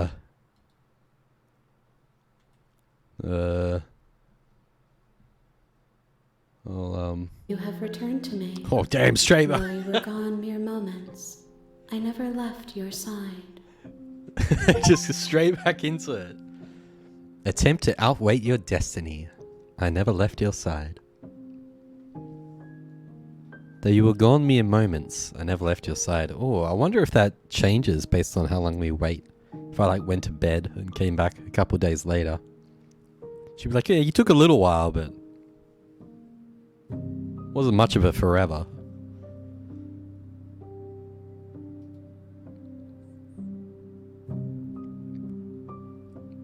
Okay, make me forget. She asks that I tell you to remember her. Oh, she, her, the princess? You won't. They get me every time with that fucking jump scare. Oh god. Oh, dearie. Everything goes dark and you die.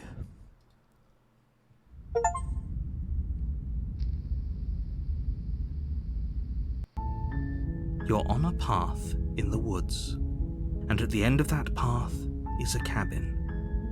And in the basement of that cabin is a princess. You're here to slay her. If you don't, it will be the end of the world.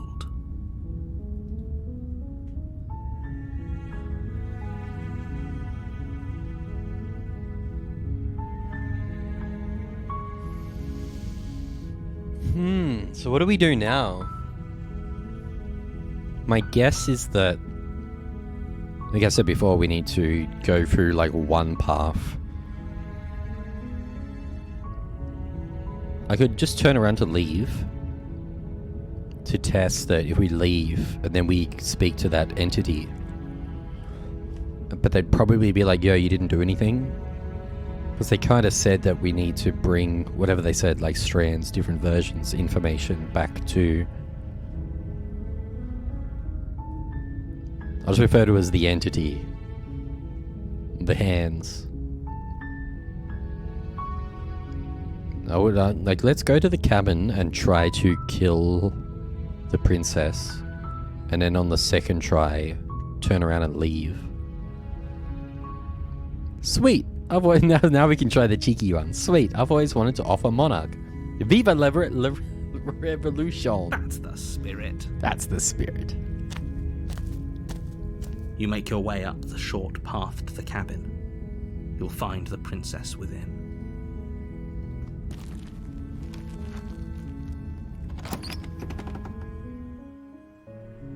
The interior of the cabin is almost entirely bare. It's very different. No the air mirror. is stale and musty, and the floor and walls are painted in a fine layer of dust.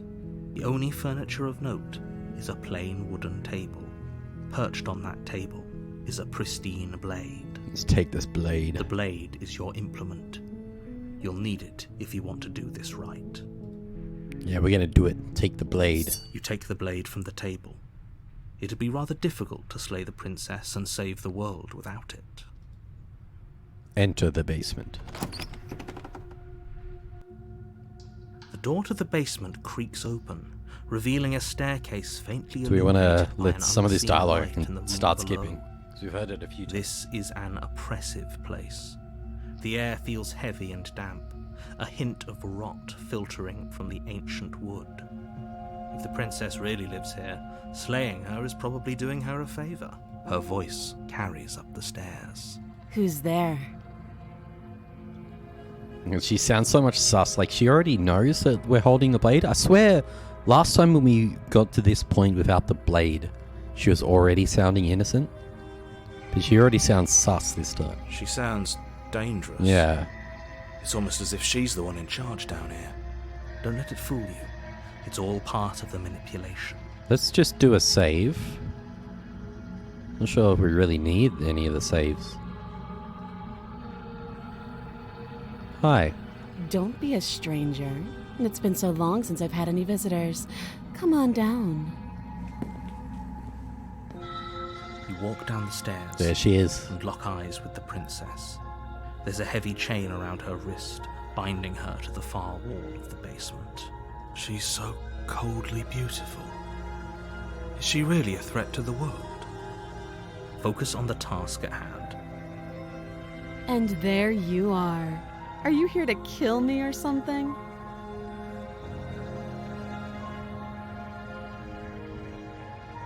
Steel your nerves and step forward. You step forward, your grip on the blade tightening as you steel your resolve. Oh? No talking then? Fine. What even makes you think you can kill me? I'm probably chained up in this basement for a reason, right? And if that knife is the only weapon you have, you'll have to get close enough to use it. So, you should just drop it. Best not to risk finding out what I can do. She's unarmed. If you hesitate now, it'll be too late. End this. Slay the princess. You lunge forward without a moment's hesitation. Oh, she looks concerned, though. You feel flesh easily Oh. give way and look down to see your blade already sinking deep into her heart. I wasn't expecting that. Oh. This is it, isn't it? Okay. I'm almost embarrassed. I should have seen that coming. But I have to wonder, do you actually believe this was enough to kill me? Wow. It's like she's convinced she can't die. Yes, even as she lays there dying, she entirely believes herself to be alive and well. But it's over, isn't it? She stopped breathing moments ago, that arrogant look still plastered on her face. But is it over? Really over?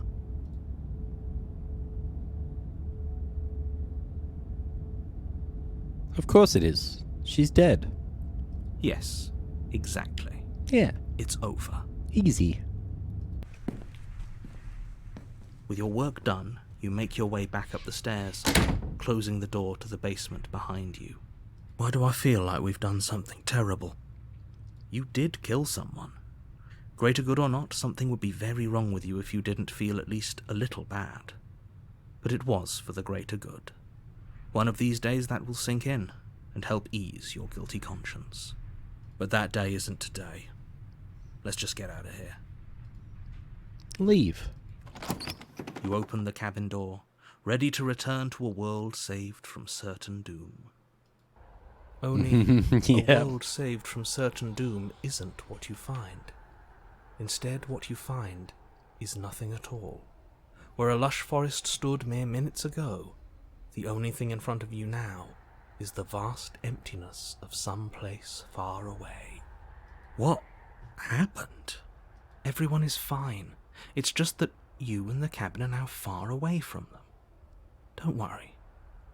You'll be safe here. This is good. Everyone is happy. You'll be happy.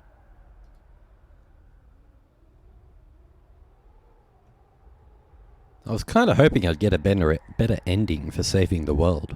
This isn't an ending. In fact, now that the princess has been slain, endings are a thing of the past. No. This is the beginning of eternity. Your reward. This is what's best for everyone. Trust me. Time passes. You can't be sure if it's days, or months, or years, or even decades. It's all a wonderful, boring blur. You've never been happier. Psst. Hey. We're not just going to stay here forever, right? Like, do we both have our own weird narrator demon hovering over us? Didn't you hear the narrator? I'm happy. We're happy. Are you guys happy? Are we all happy? Are we really happy? Or is he just telling us that we are?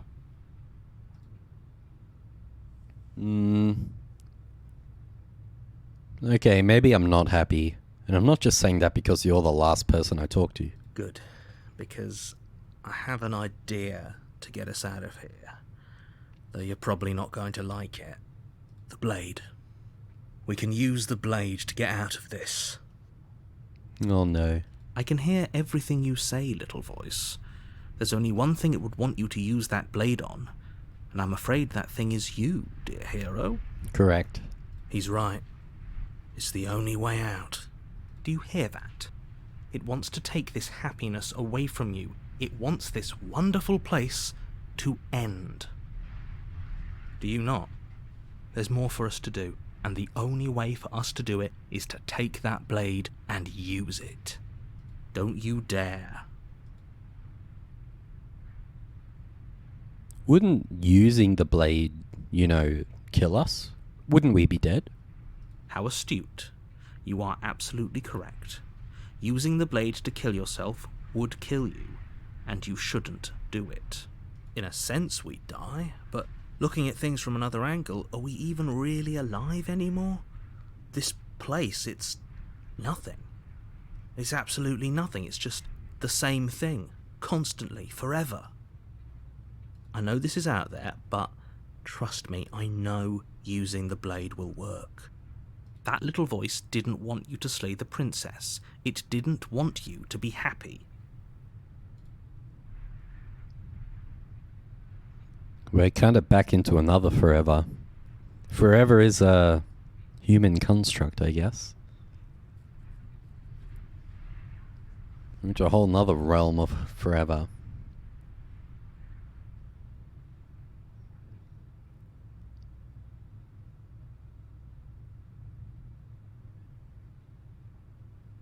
You're right. I didn't like that idea.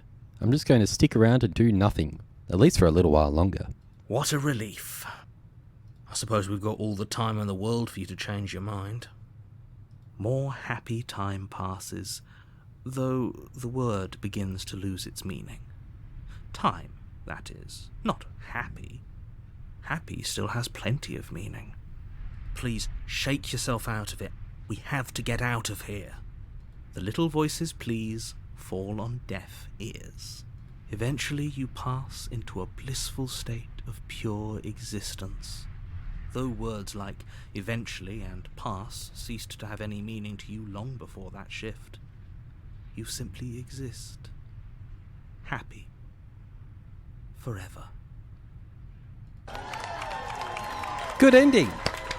Yay, we did it! You have already committed to my completion. You cannot go further astray. Whoa. It was a happy ending. We did it. Okay, maybe I'm not happy. And I'm not just saying that because you're the last person I talked to. Good, because I have an idea to get us out of here. Though you're probably not going to like it. That's interesting. We haven't done this path before where we just went straight to kill her. And do you reckon that voice only popped up now because we've only done that other ending before where we talked to that entity? And that's them popping back up? Because they are remembering and steering us? This is getting really weird. The blade. We can use the blade to get out of this. I can hear everything you say, little voice. There's only one thing it would want you to use that blade on, and I'm afraid that thing is you, dear hero. He's right. It's the only way out. Do you hear that? It wants to take this happiness away from you. It wants this wonderful place to end. Do you not? There's more for us to do, and the only way for us to do it is to take that blade and use it. Don't you dare.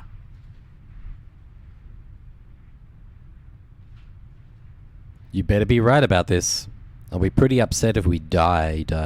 If we die, you can yell at me all you want. You can do whatever you want then. It'll be fine. I made this happy little place for you. Is this not a good enough reward for saving the world? An eternity of bliss? You ingrate? Fine. Whatever. For the first time since time stopped meaning anything, you throw open the door to the basement and walk down the stairs. The princess's body is dust and bones, though the blade you used to slay her is still as pristine as the day you first held it. Damn, that's grim. She's just a little skeleton now. She still have hair, though? You pick up the blade, you stab yourself, and you die. Poke. The end. GG. Nice knowing you. Bye-bye. Oh, wow, now we're actually onto a chapter 2. The Spectre. You're on a path in the woods, and at the end of that path is a cabin. And in the basement of that cabin is a princess. You're here to slay her. If you don't, it will be the end of the world. So... a lot of this repeated. I think we should turn around and leave, yeah? We can save here. So I guess this is one time where we can save, and if my theory doesn't work out, I'm guessing that if we turn around and leave and go and talk to the entity, they'll say something about the path we've done as they're like gaining them information. And if it's just a dud end, then we can reload and try to proceed and talk to the princess or something. Well, do you think there's something else out there? Voice of the Cold, that's a new one as well. Alright. Let's see what we can find. It's bound to be more interesting than doing the same thing over again. Seriously? You're just going to turn around and leave? Do you even know where you're going?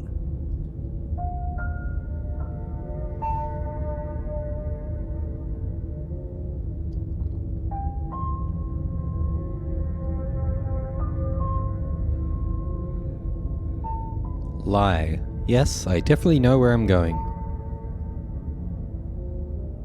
I could just say nothing. Somehow I doubt that, but fine. I suppose you just quietly continue down the path away from the cabin.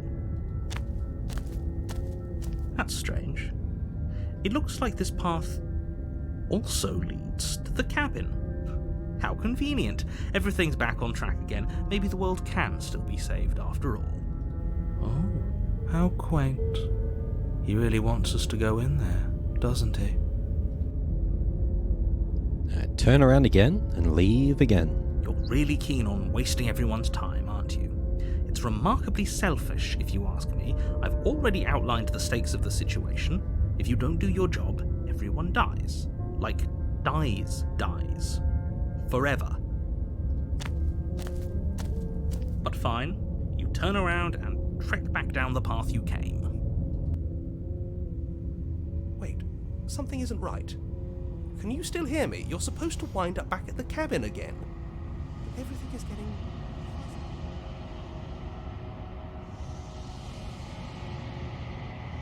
What's going on? Where are we?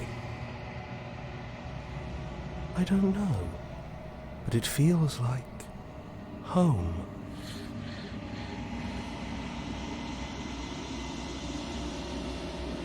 The world around you is unwound. Its physical matter replaced by textured nothing. You find yourself in the long quiet once again. Memory returns. There is a distant rumbling, a sound of many sounds. Undulations pulse louder as something other comes close.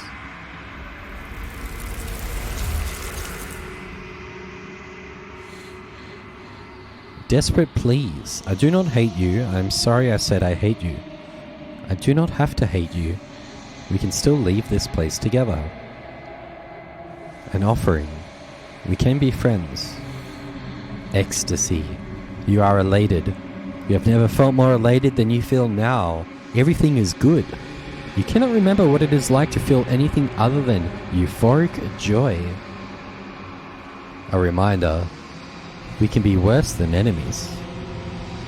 Agony. You are torn into a million pieces, and you feel pain in each of them. You have never felt more miserable than you feel now. You cannot remember what it is like to feel anything other than anguish. Mercy. You are elated again. You have never felt more elated than you feel now. In contrast to the agony you have suffered, this elation is better than all of the other elation you have experienced. Round eyes looking up at you. I need more vessels so that I can be finished. I cannot find them on my own, for they are me. You are the only one who can do this. You are our only salvation.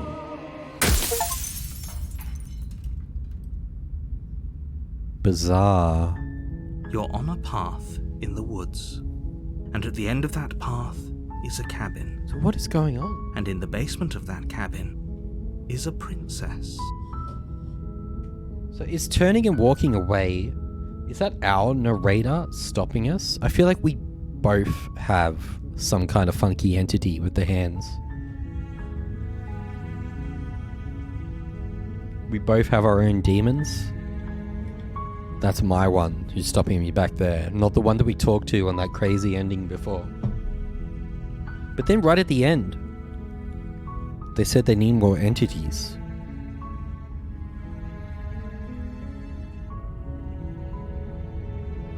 So we can try to be nice to her again?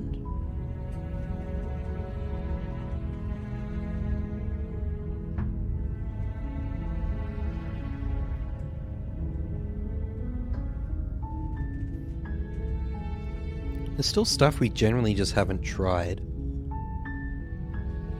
In different versions of things.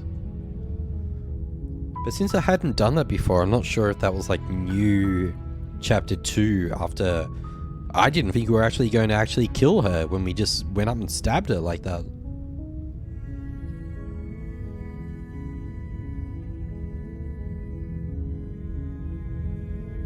You're here to slay her. If you don't, it will be the end of the world.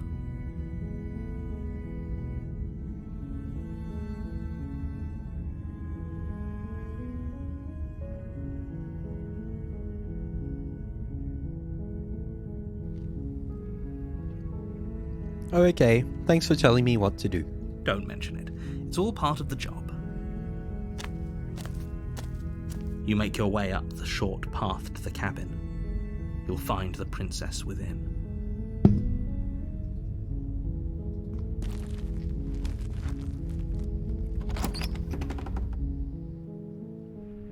The interior of the cabin is almost entirely bare. The air is stale and musty, and the floor and walls are painted in a fine layer of dust. The only furniture of note is a plain wooden table. Perched on that table is a pristine blade. We could try just, The blade is your implement. being You'll nice need it again. if you want to do this right.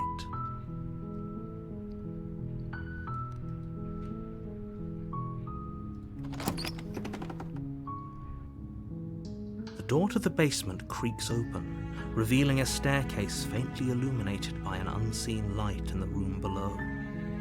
This is an oppressive place. The air feels heavy and damp, a hint of rot filtering from the ancient wood. If the princess really lives here, slaying her is probably doing her a favor. Her voice softly carries up the stairs. Hello? Is someone there?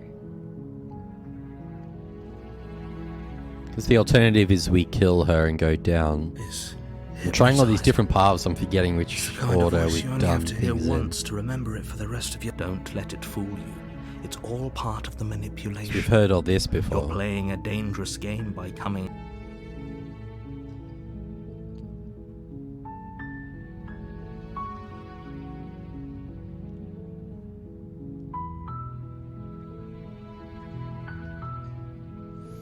For curiosity's sake, I want to just do the exact same we did that one time where we got to the big ending. Which I think was, we lied, I'm here to save you. Wait, really? You're here to rescue me? She's got the I was nice starting to voice. think I'd be stuck down here forever. I see. You're trying to get her to lower her guard. It's a gamble, but it might work. Come downstairs. I want to see the face of my rescuer. You walk down the stairs and lock eyes with the princess. There's a heavy chain around her wrist, binding her to the far wall of the basement. She's beautiful. How could someone like this be a threat to anyone? I am begging you to stay focused. There's a lot riding on you here. Hi. I can't believe you're here. I've been waiting for something like this to happen forever. Like, so far, yeah. It was about $30. But I do enjoy things like this. I hope you brought something to deal with these chains. I don't know, it's such a story-based thing that I'm still so curious on like where it goes. You were lying when you said you were here to rescue her, but regardless of your intentions, breaking her out of those chains would be a big mistake. Don't even try it. It's hard to recommend yes or no while it's still going because there's so much going on right now. I mean, like the peak of just all these different paths and things happening.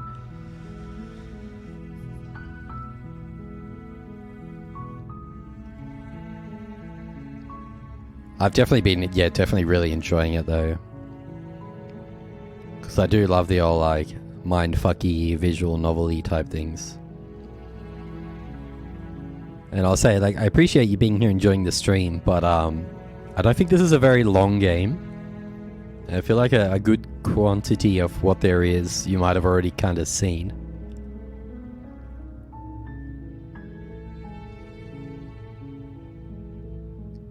Let's try to save her straight up again. You're only making this more difficult. Thank you. Thank you. You're making a huge mistake. No, you're doing the right thing. You walk up to the chains binding the princess to the wall and give them a tug. I won't lie, like, if you are thinking of playing this game, you might want to stop watching it because it's all just spoiler. It makes it pretty clear from the get-go with the trailer and everything that it's going to be a real mind-fucky kind of thing. And that obviously the princess is really sus. I mean, that's very obvious from the start. They're large and heavy, far too solid for you to even imagine trying to break them apart. I'm guessing you don't have the key? Maybe it's somewhere upstairs. Doubtful. Whoever locked the princess away down here intended for her to never see the light of day. They wouldn't have just left the key to her chains somewhere in the cabin.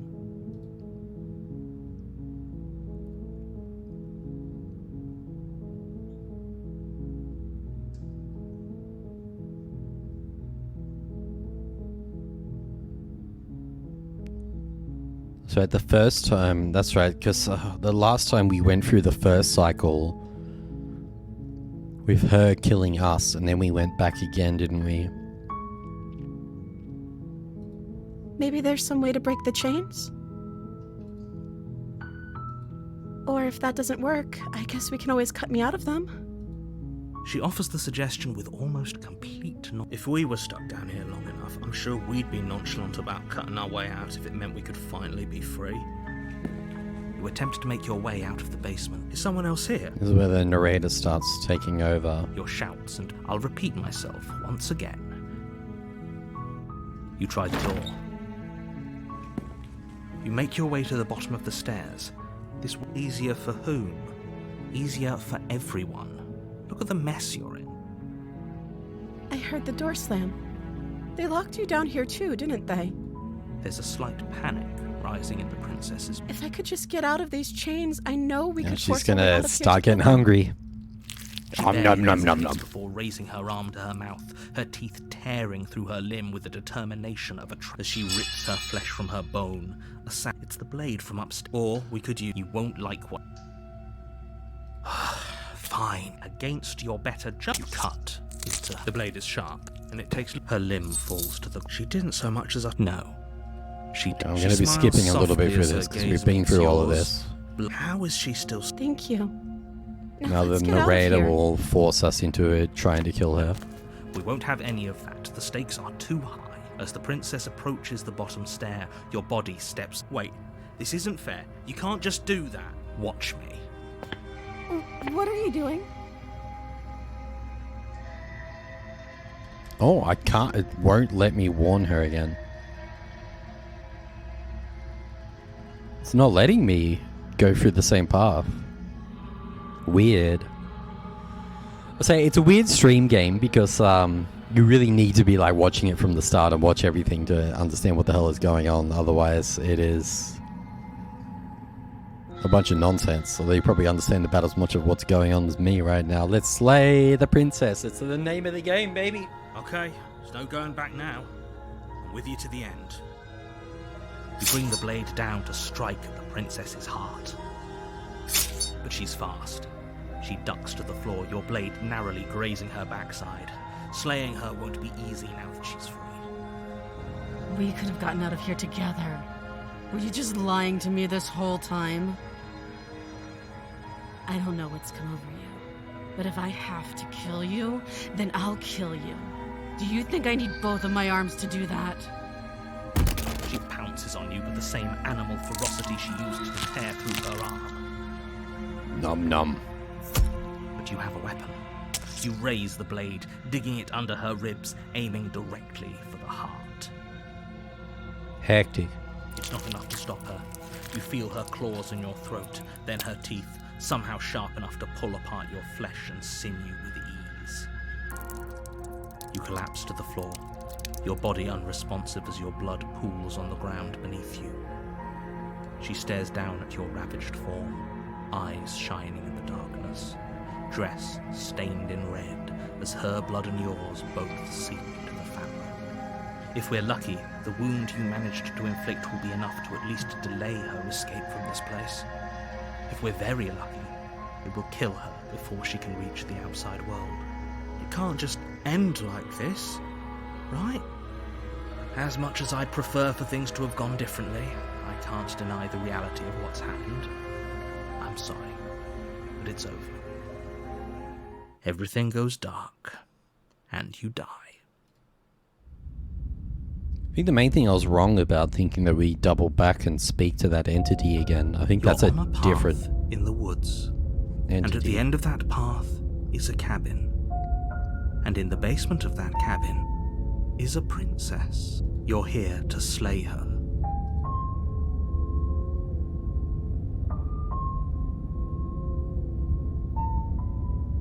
But I already slew the princess. Sure, she also killed me, but I definitely got her. Why am I here again? I can assure you that you didn't slay her and that she didn't kill you. People don't just spring back to life after dying, and the two of us are meeting for the very first time. If he doesn't remember what happened, then maybe it's best to keep it that way. Brilliant. We need to keep our cards Opportunist. close to our chest. This is a new one. I'm sure we can trust him. You know I can hear you, right? It's going to be a lot harder than you think to keep secrets from me. Did I say I'm not sure we can trust him? Slip of the tongue. Bit of the old brain fog. I meant to say that we should probably head over to the cabin and slay that princess. We already know we can't trust her, so let's get on with the show.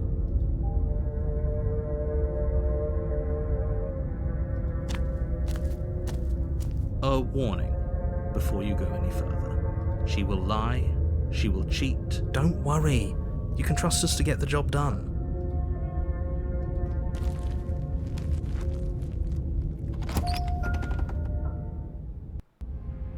The interior of the cabin is a mess of twisted roots. The walls are chaotic This weave is of definitely knotted very wood different that, as well. almost as if by accident, just happened to resemble a room. The floor is damp and earthy, and the only furniture of note is a slab of mud in the shape of a shelf, with a pristine blade perched on its edge. So this is quite different. The mirror is back, but it's not all fancy. But I think big key is the windows showing the stars. Because last time the door was all fancy and had a window.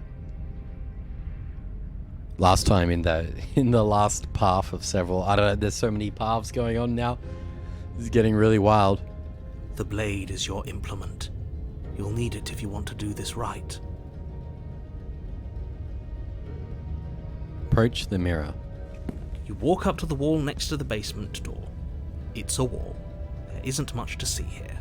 What are you talking about? This isn't a wall. It's a mirror. Or at least it'll be a mirror once we wipe off that layer of grime. You reach forward and rub your hand against the cabin wall. I hope you know how ridiculous you look right now.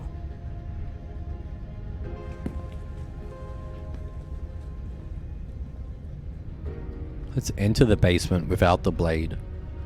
No blade. Hope you know what you're getting us into. It'll always be here if we need it.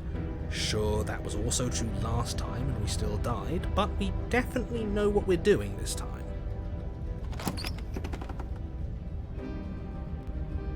The door to the basement creaks open, revealing a staircase dug into the muddy earth below. The ceiling is thick with roots that hang like locks of tangled hair. The weak starlight from the cabin windows behind you can barely penetrate the gloom here, only illuminating the edges of an opening below. It shines in the darkness like some kind of massive maw, waiting to swallow you up into the earth. The air smells of dirt and copper. It's thick and wet, as if your lungs are being coated in mud with each intake of breath. If the princess lives here, slaying her would probably be doing her a favor. He always says that. Her voice skitters up from below. Something nasty finds itself on my Oh. stairs. Come on down. Don't be scared. I probably won't bite.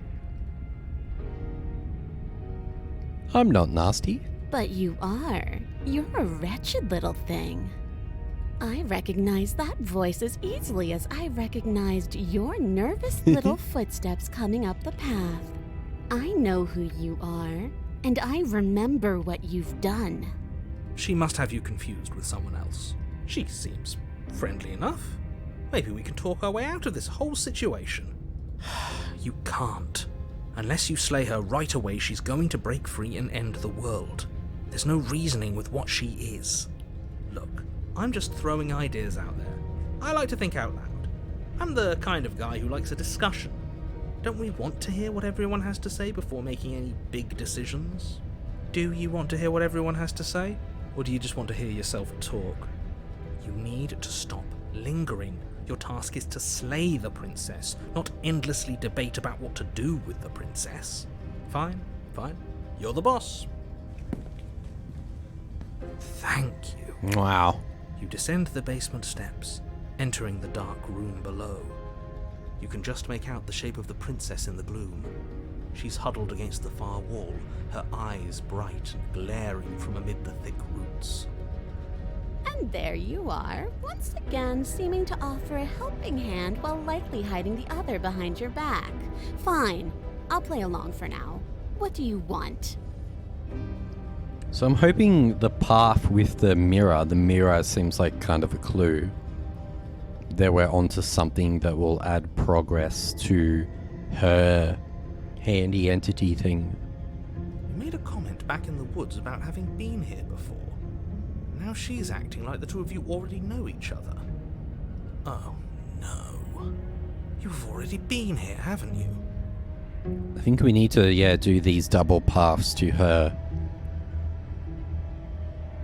That's pretty sharp. How'd you figure that one out? Call it deductive reasoning. Well, you seem to be great at it. So, you really don't remember us, do you? No, I don't. But you and the princess clearly have a shared reality, even if I'm not a part of it. I won't waste time fighting you on something that's clearly true. I'm just glad we could put all this behind us. So the main time we got through is when we had the voice of the simp. Now we've got the opportunist. Is it all behind us? Just focus on the task at hand. I don't care if you've been here before, and I don't care if you think you'll go somewhere else after this. My world is on the line right now, so I'd appreciate it if you would take this seriously and slay her. Let's chat her up a bit first. Maybe we can find a middle ground where everyone's happy. Don't talk to her. You're just going to make things more difficult than they have to be. Well, I seem to remember you having a tongue.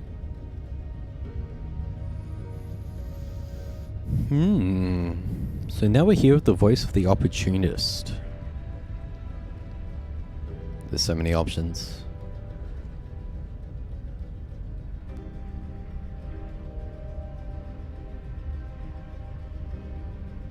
I'm sorry about last time. Ooh, smart. Let's apologize, get us back on the right foot. Oh, you're sorry. Isn't that nice? You're such a gracious little monster. She's clearly very cranky. If you're sorry, then let me out of here. Prove it. Last time we tried to be good, but we didn't have the option anymore. I get the sense that you're not happy with me. Is that a joke? Do you think a joke will charm my trust back? You'll have to try harder than that.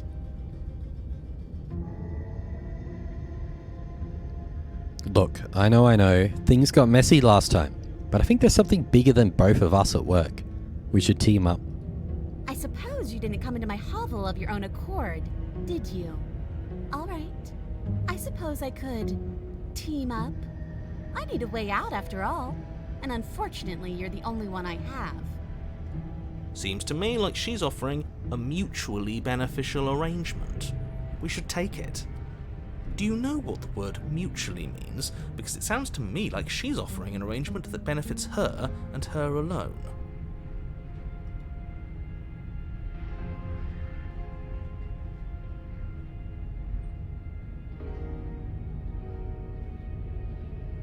we've got to leave the basement option. I feel like we need to proceed a line with her this time. Like there's probably an ending because we've had 4 different voices other than the hero.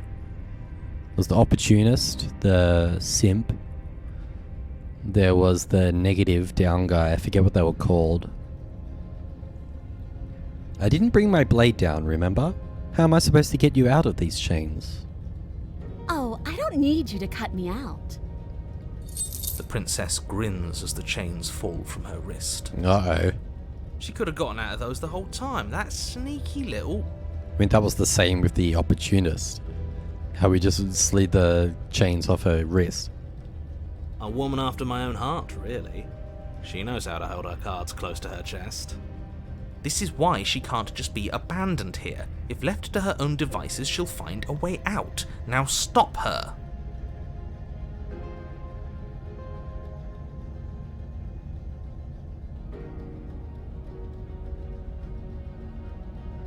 What should we say? Why do I have a nagging feeling you're going to stab me in the back if I help you out of here? Can I ask this and it not kind of blow the whole path? Or, okay, let's leave. Leave the princess. She's being very sus. Should I just ask the top option? And why would I do such a thing? Is someone's guilty conscience getting to them? Maybe a little bit. But I wouldn't worry. As much as I may hate you, letting you live is in my best interests. If you get me out of here, the only thing that will be dead and buried is the bad blood between us. Oh, that nagging feeling you mentioned is me, by the way. I'm actually a little anxious about a potential backstabbing event. Yeah, I wonder why. She needs us to get out of here. We'll be fine if that's what we decide to do. You won't be fine. Agree to disagree? Is in her nature. If she gets out of here, that's it for the world, remember? Even if that's true, that doesn't automatically mean she's going to stab us in the back. I think that depends on your definition of words like stab and in the back. She might not literally do that, but she could very well symbolically do the same thing. See? He gets it. There's nothing wrong with looking out for number 1. I feel like we have to leave with her though, yeah? I'm not going to go back into that basement, into that nonsense. Okay, let's leave. Leave with the princess. Yes, let's. She creeps forward, taking one God, she's so cautious step spooky. at a time until you and she are face to face. She never breaks eye contact, even as the two of you find yourselves face to face. She's intense. She's silent for a long moment, as if testing to see what you'll do now that she's within arm's reach. Just play it cool. Play it cool. After you, darling. You're the one it lets come and go. It's best if I follow. Oh no, we can't have that. If anyone is going to turn their back on anyone else, she's going to turn her back on us. It shouldn't matter who leads and who follows. We're working together here. Well, if it doesn't matter, then she can go first. We may be in this together, but that doesn't mean we have to trust her. Somebody has to go first, and it might as well be us. We're the ones who broke her trust last time. True. You're talking a lot about trusting someone who, by her very definition, cannot be trusted. I don't know how many more warnings I have to dole out, but if you help her out of here, you're going to regret it.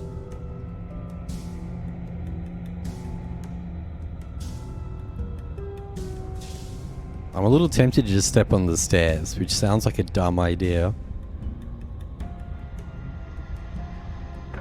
You can see the tethers slipping in. This art on the right. I think it's like a good thing at this point. There's leaves. Step onto the stairs? That's right. You're the one who's going first. Don't worry, I'll be right behind you watching every single thing you do. I guess the only path that had a lot of progress was when we were being nice. That's exactly what I'm worried about. You step onto the stairs and begin your ascent from the basement. The princess follows close on your heels, perhaps even a little closer than you'd like. You're only saying that because you want us to feel nervous. I do want those things, but I want them for a good reason. I don't need you to trust me for my sake, because I already know that I'm right. This is for you. Can we walk backwards up the stairs? I think that's the smarter idea. That's a good She idea. can't sneak in and attack if we're facing her. No. The stairs are a bunch of overgrown roots. You'll trip and hurt yourself. But the princess is silent as you both continue the climb, and in no time at all, the upstairs of the cabin is within reach. Isn't that a relief? We're fine. Nothing happened. You're not even going to wait until you're through that door to proudly claim your victory, are you? Why did you just say that? I think we know why. Oh no.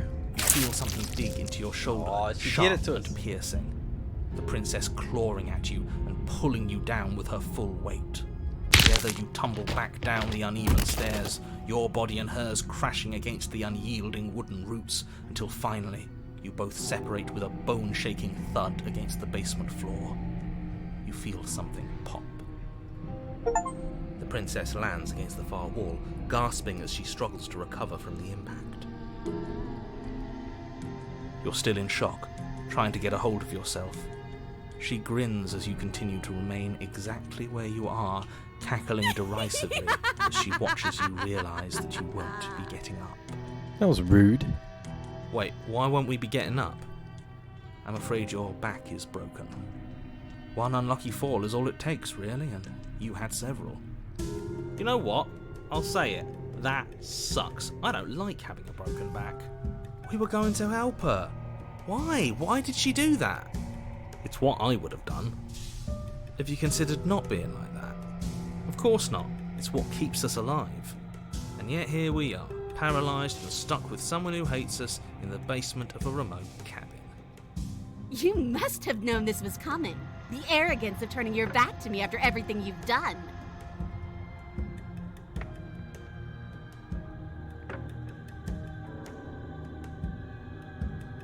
We could have gotten out of here. We just trusted each other. Why would I ever trust you? Your hands have spilled my blood. And knowing that, you should never have trusted me either. You should have known I would never walk hand in hand with a loathsome thing like you. By our very natures, only one of us could make it upstairs unscathed. Someone had to make the first move. Better me than you. See, this is why I wanted her to go first. I had this whole little scheme planned, where once she'd passed by the table upstairs, I'd have said, now pick up the blade and stab her in the back. Oh, you say that now. And then you'd say something like, wow, that's an amazing idea that I never saw coming. Thanks for looking out for us. And then you would have done it and we wouldn't be stuck down here with a broken back. There's just one problem with that. And what's that? She was clearly planning to betray us. And if she was in front of us, she would have gotten to the blade first. That's true. I did actually think of that. Like, one of us is getting to the blade first. Ugh, you're right, aren't you? I thought this whole thing was ironclad, but really it was doomed from the start, wasn't it? The princess's body twitches as she tries to get up. Uh-oh. Yeah, she didn't look in great shape either. Ho ho ho! She's not as bad as us. That's karma, baby. Something inside me is broken. Isn't that a cruel twist of the knife? Isn't that so funny? It is kind of funny. She eyes you with intensity, silence falling between you for a long moment as her gaze travels up and down your battered form. Seems I'm not the only one, though. Wait, are we both just stuck here? Certainly seems that way. What a way to go. Look on the bright side. In all this chaos, you may have actually managed to deliver a lethal wound. The world could be saved after all. We're going to die together. Isn't that a lovely treat? I wonder how long it'll take. Maybe I'll get to watch the worms lick your bones clean. Is that really what's going to happen? Hello? Are you still there? What happens next? He doesn't respond. I think he's gone. Something strange is twisting this place out of shape. I wasn't feeling much of anything, but now I feel cold. What's happening?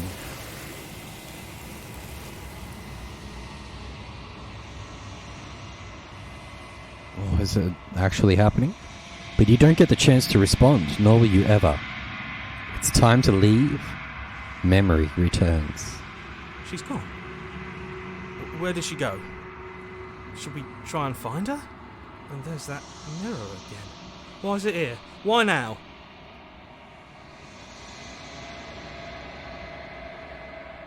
I think it is. I think I'm on the right path of thinking with this. This is the opportunist ending that will take us to the entity. Of course you're scared. This is the end for you, but it's not the end for me. I'll say the nicer one. It's going to be okay. Just trust me. We've been here before, and you always get scared. But it feels so bad. Like looking into it right now is going to be the end of everything. If he thinks it's bad, I'm with him.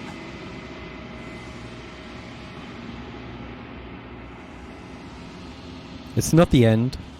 Whatever's on the other side is going to be nice. Okay. If you say so, we'll trust you.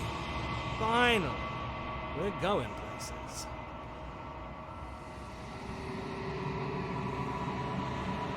You approach the mirror. Gaze into your reflection. Silence as you reach forward. They're gone once again. The mirror always makes them leave, but you need to see what's in it. You've grown. You know, creepy eyes.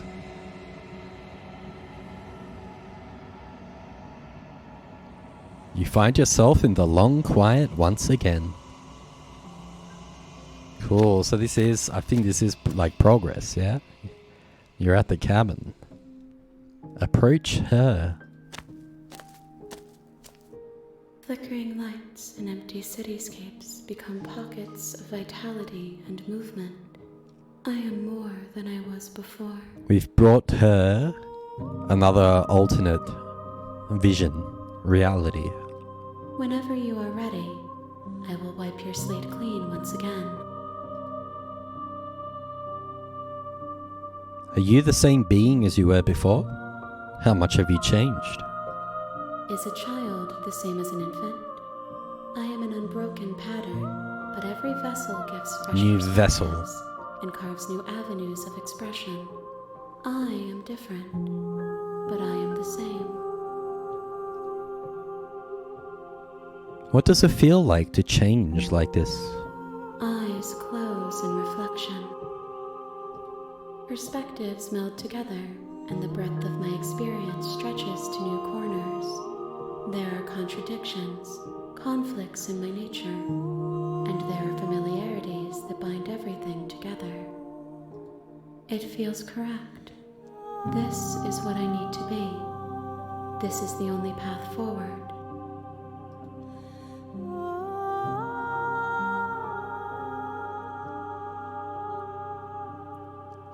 When this is all done, do you know what you want to do?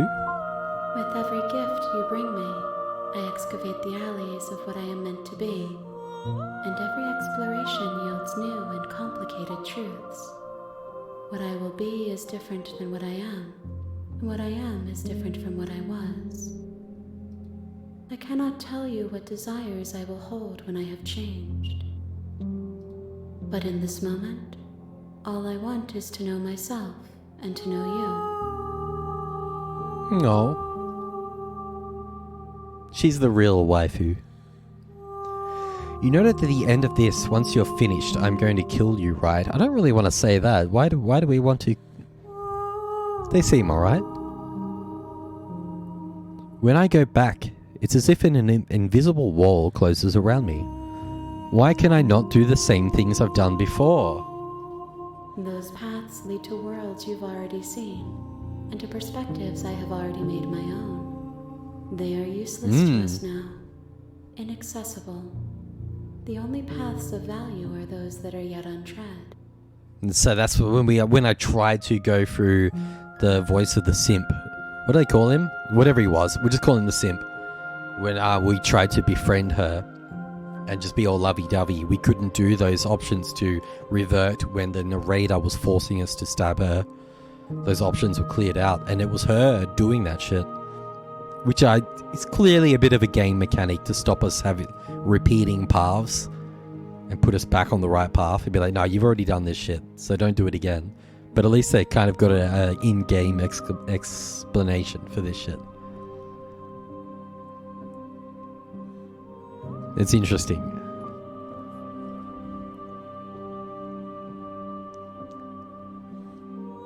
Which is like, I don't want to press this "I'm going to kill you" right line. You have been kinder to me than anyone else I've met. Thank you. Why wouldn't I be kind to you? You are the only thing I know that isn't me. What do you want me to bring you next time? Gifts aren't what someone tells you to bring them. My joy is in seeing what you choose. There are no wrong answers, and every perspective illuminates my shadows and shares new secrets.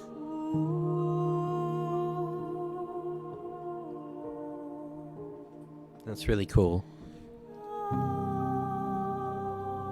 Do you have any thoughts on this vessel? This one is hope, marred by bitterness. She could see the end of the tunnel, and the door was closed on her. She will make for a righteous and weathered heart. Do not mourn her. She is finally on the other side.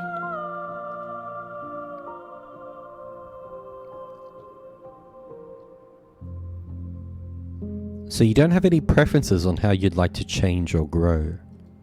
My preference is for you to show me what you would like me to see. I cannot know the ways I wish to grow, for I have yet to feel them. It is you who guides me down the thin trail of perspective and memory.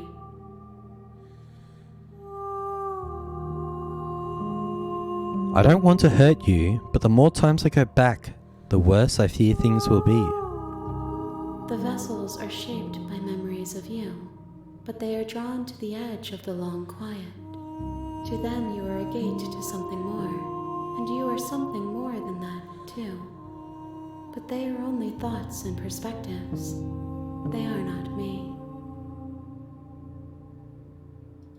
The wounds they've suffered carve texture around my heart. Without them, I would be as I was before. I would be alone and without sensation. I could not feel the joy of having you by my side, for I would not know your absence.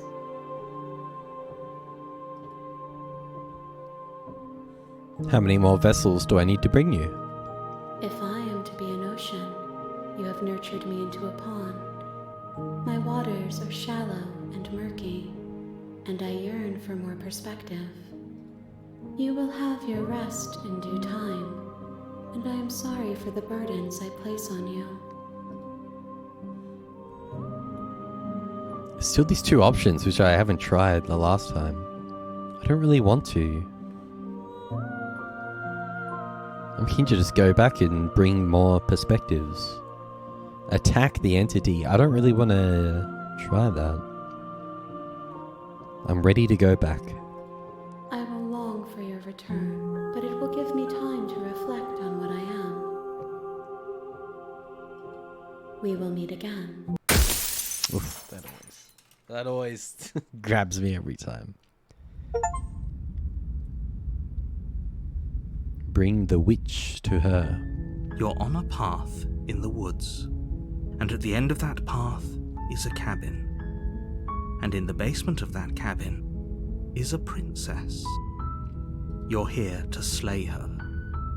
If you don't, it will be the end of the world. So I do need to BRB quickly again, but I won't do a break, I'll just let it chill for a minute.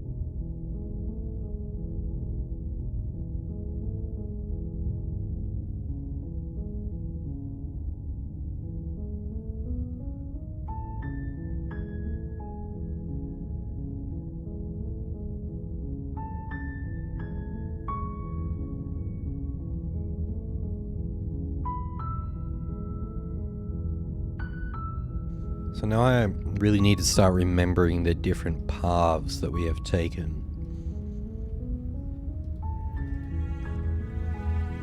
Because that was the opportunist. So I'm already feeling, because I forget what the first one we did was, that I was calling the simp when we were tried to save from the start. And then we did try to kill her that time.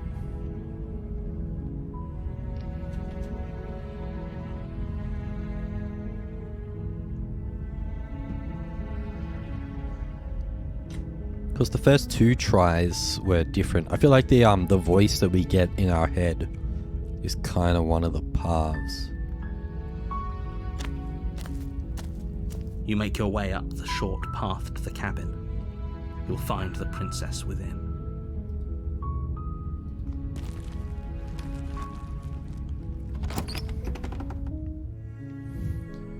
The interior of the cabin is all the blade is your I'll do a save here. Because I'm definitely forgetting all the paths that we've tried.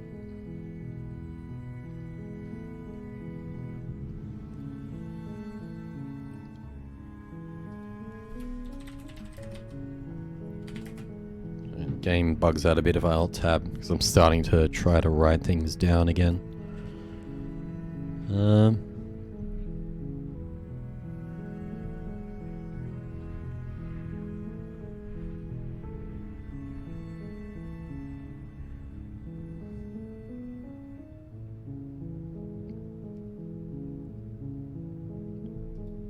going to try to remember what we haven't done, what we could try.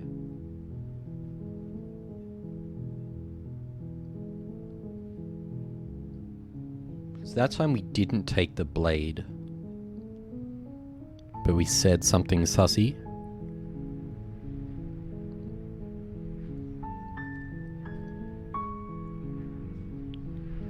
We've tried to straight up murder her You take the before. blade from the table. It'd be rather... I might start skipping a Door bit to of the base dialogue per because there's voice. going to be a lot of Who's there? repeated stuff She now. sounds dangerous. But she already knows Don't let we've it grabbed the fool you. blade. Oh, are you now? Why don't you come down and let me take a look at you? Great job. You gave away the element of surprise. Good luck, hero. You walk down the stairs and lock eyes with the princess. There's a heavy chain around her wrist, binding her to the far wall of the basement. She's so coldly beautiful. Is she really a threat to the world?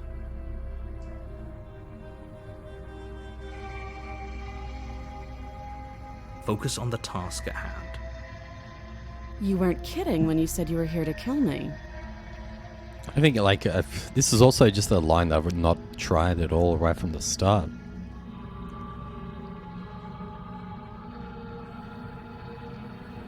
I kind of forget if we followed through with this. I'm just going to try to You step forward. Your Your go grip on the straight blade murder. tightening as you steel your resolve. Oh? No talking then? Fine. What even makes you think you can kill me? I'm probably chained up in this basement for a reason, right? And if that knife is the only weapon you have, you'll have to get close enough to use it. So, you should just drop it. Best not to risk finding out what I can do. She's unarmed.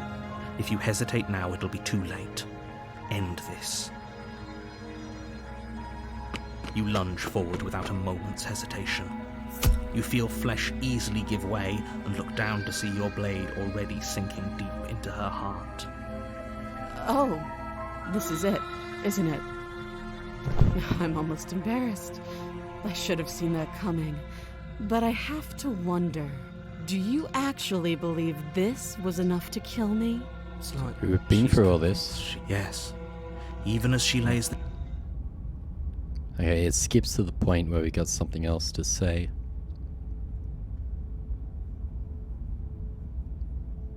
I'm not sure. I feel like she has some kind of trick up her sleeve.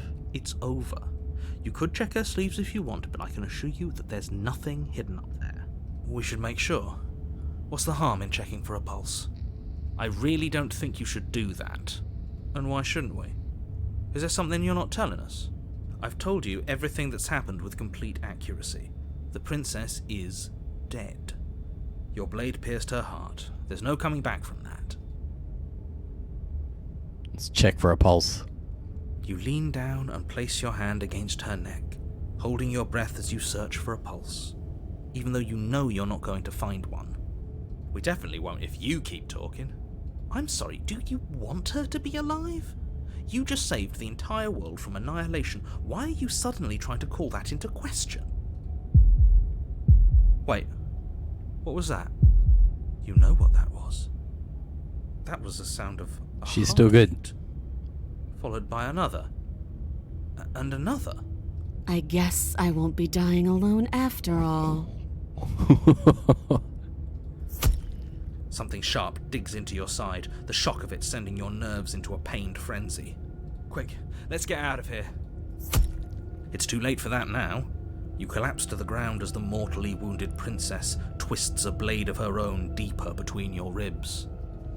As you fall, she falls with you, exhausted by the effort, the little life that was left in her eyes fading rapidly. An eye for an eye. A life for a life. I guess we're even now. See you around. You were so close. Why did you hesitate? It doesn't matter. At least you managed to take her with you, for whatever that's worth. Everything goes dark, and you die. The razor. You're on a path in the woods, and at the end of that path is a cabin. And in the basement of that cabin is a princess. Do we have a different voice You're now? here to slay her.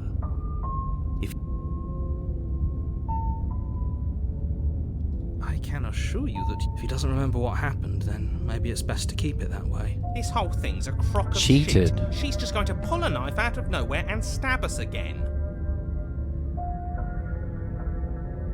I think that's a new one, yeah? Stabbed to death? Well, you won't have to worry about that. The princess is unarmed. Yeah, that's exactly what you told us last time. You said this whole thing would be easy, but after we sank our blade into her heart, she just got up and started stabbing us.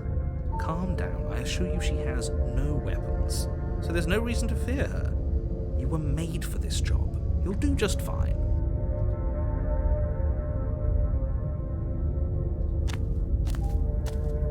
A warning before you go any further.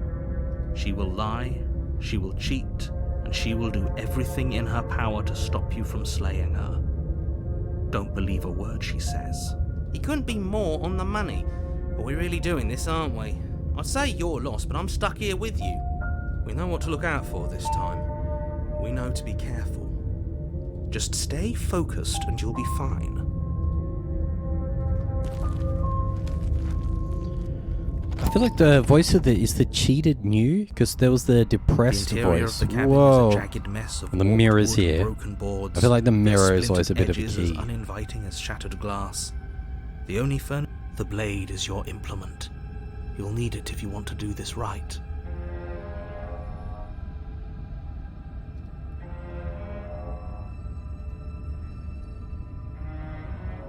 So is there just the on like page 1? Oh god, there's so many save opportunities.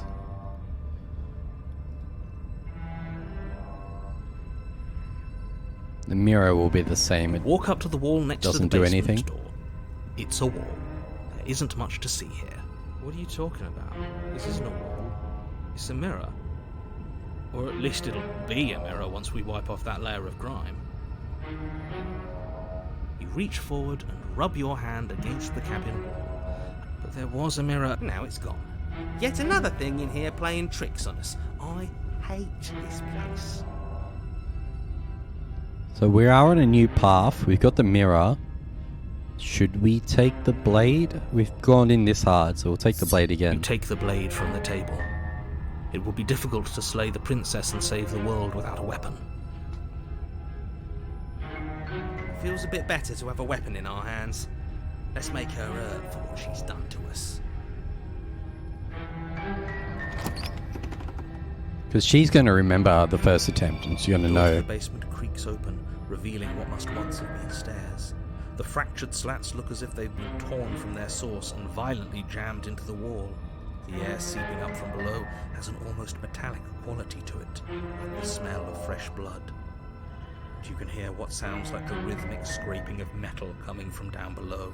If the princess lives here, slaying her would probably be doing her a favour. He always says that. That's right, scraping. I told you she has something, I told you. That sound could be anything. It's probably just her chains dragging across the floor. I am begging you to get out of your head. Her grating voice carries up the stairs. I hope you've come to rescue me. I've been stuck down here forever. There is something so wrong with that voice. Yeah, she thinks she's better than us, like she doesn't even have to put on an act this time.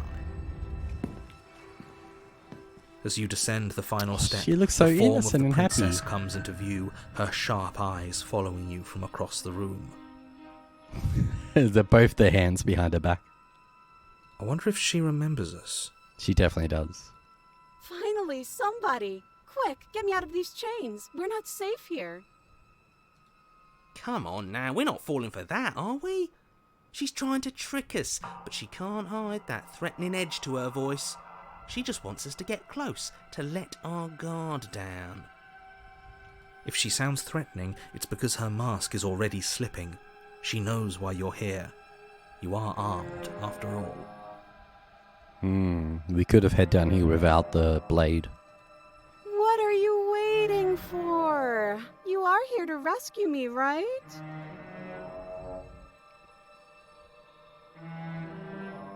Do you remember what happened last time? Last time? If somebody came into my house and stabbed me to death and then I killed him, surely I would remember that. But I don't remember it, so it must not have happened. Last time? What are you talking about?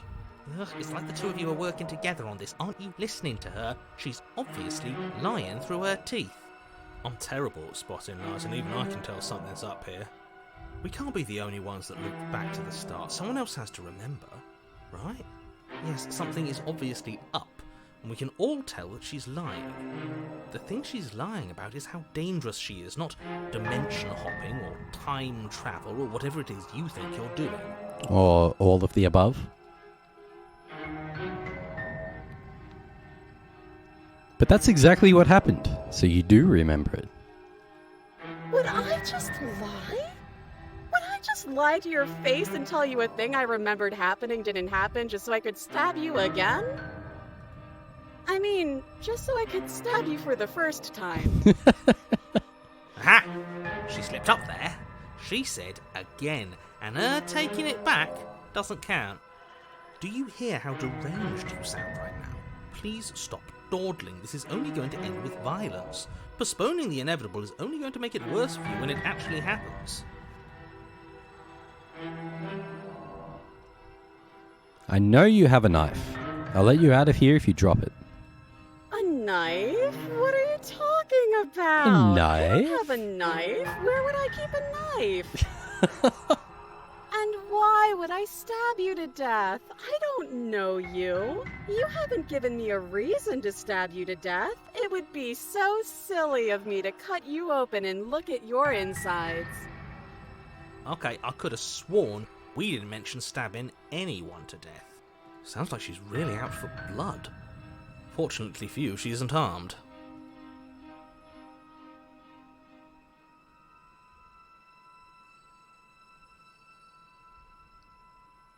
God, there's so many options.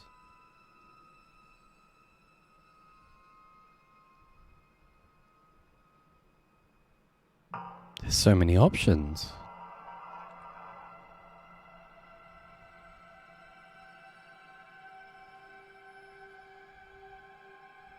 Can we just talk things through? I think like this prove it one. I want to try there. Can we just talk things through? But we don't have anything to talk through. We're strangers and this place is cramped and annoying and you should just come over here and let me out. I have absolutely zero doubts that she is going to stab us if we get close to her. This voice of the cheated sounds like the guy from the IT crowd. She certainly feels threatening. Just because she's acting like she's going to stab you doesn't mean she has the means to actually do it. But you know who is armed? You. So stop second-guessing yourself and do your job. But I'm nervous. All the more reason to jump into the deep end and deal with her right now before you waste any more time getting stuck in your head. Prove it then. Prove that you don't have a knife. It would be so much easier to prove that I do have a sharp object. I could just show it to you. But I don't have one, so I can't. That makes sense. The princess smiles as she pulls her hands from behind her back. But look at this! Hands! Hands that don't have anything in them to stab you with! Her smile stretches into an even wider grin as she shakes her sleeves. And empty sleeves, too! Look at how few stabbing implements I have. It's practically zero. But what if you're just hiding it somewhere secret? I've shown you all of my hiding spots. What kind of princess do you think I am? I would never hide something sharp somewhere secret. Oh, dearie. Was that Metal Gear Solid quote? How women have a lot more hiding spots than men? Wait, that sounds like I'm lying, but I'm actually not. My secret zones are for me, only they have nothing to do with you or my intention to not stab you to death the second you get close to me.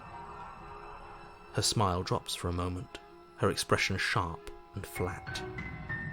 I assure you, there's nothing hidden there. God. I'm inclined to believe her on that one. She seems serious. Of course, but that doesn't mean that she doesn't have something hidden somewhere. We know for a fact she's armed.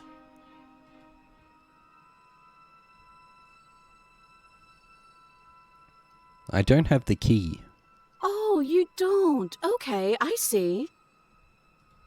I have an idea.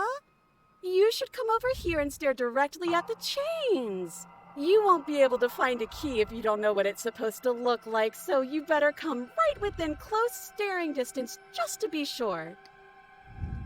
How many more times does she have to vaguely threaten you before you finally decide you're ready to deal with her? We're clearly still figuring out our angle. We don't have the luxury of watching this from a distance. Oh, I'm sorry, do you think I'm in a position of luxury right now? You're acting like you are. My entire world is at risk.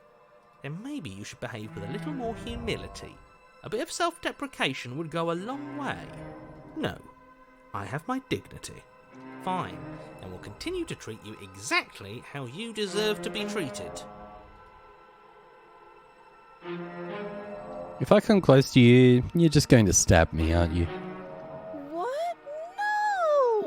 No, I wouldn't stab you. I am just a sweet, innocent princess trapped here for no reason. And you are a brave knight who's supposed to walk up to not stabbing distance to help me. I think I've said my piece at this point. I think we all have. But if you want to keep exhausting your questions, it beats getting stabbed to death.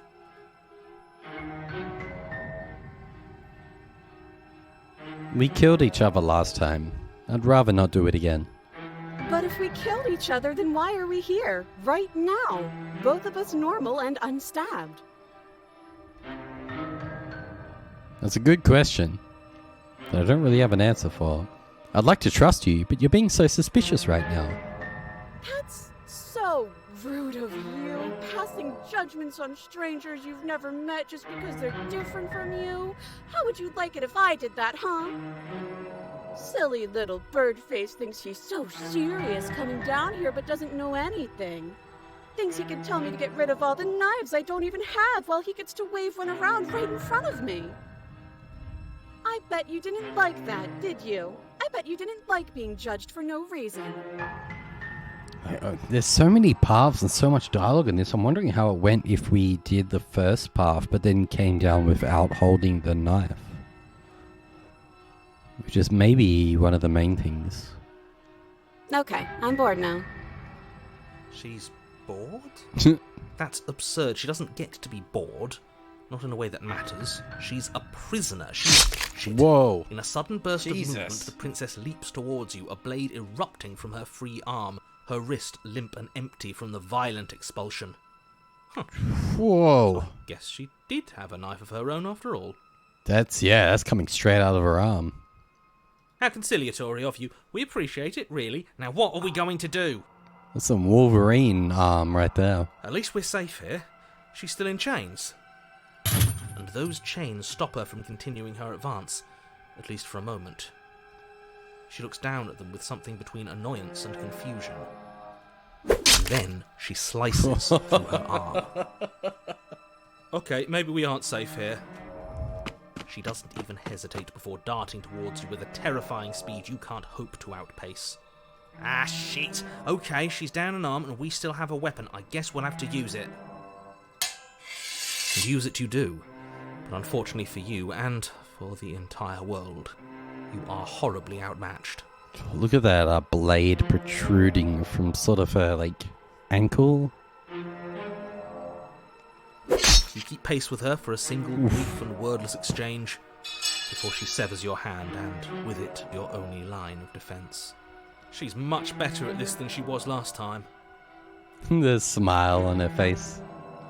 Yeah, it's unreal. Bloody cheater. I'm going to kill you now. With a squelch, she does just that. Everything goes dark, and you die. Chapter 3? We haven't had a chapter 3 before. You're on a path in the woods. No, fuck that. If we're going to have to keep doing this over and over and over again, we're not starting in that goddamn woods every time. We're starting in the fucking cabin. You're what? The interior of the cabin is sharp, a constricting mess of curved Just and the battered mirror. sheet metal pushing you towards... Wait, excuse me? What just happened? What did you just do? The voice of the cheater just took over. I feel dizzy. Oh ho ho ho!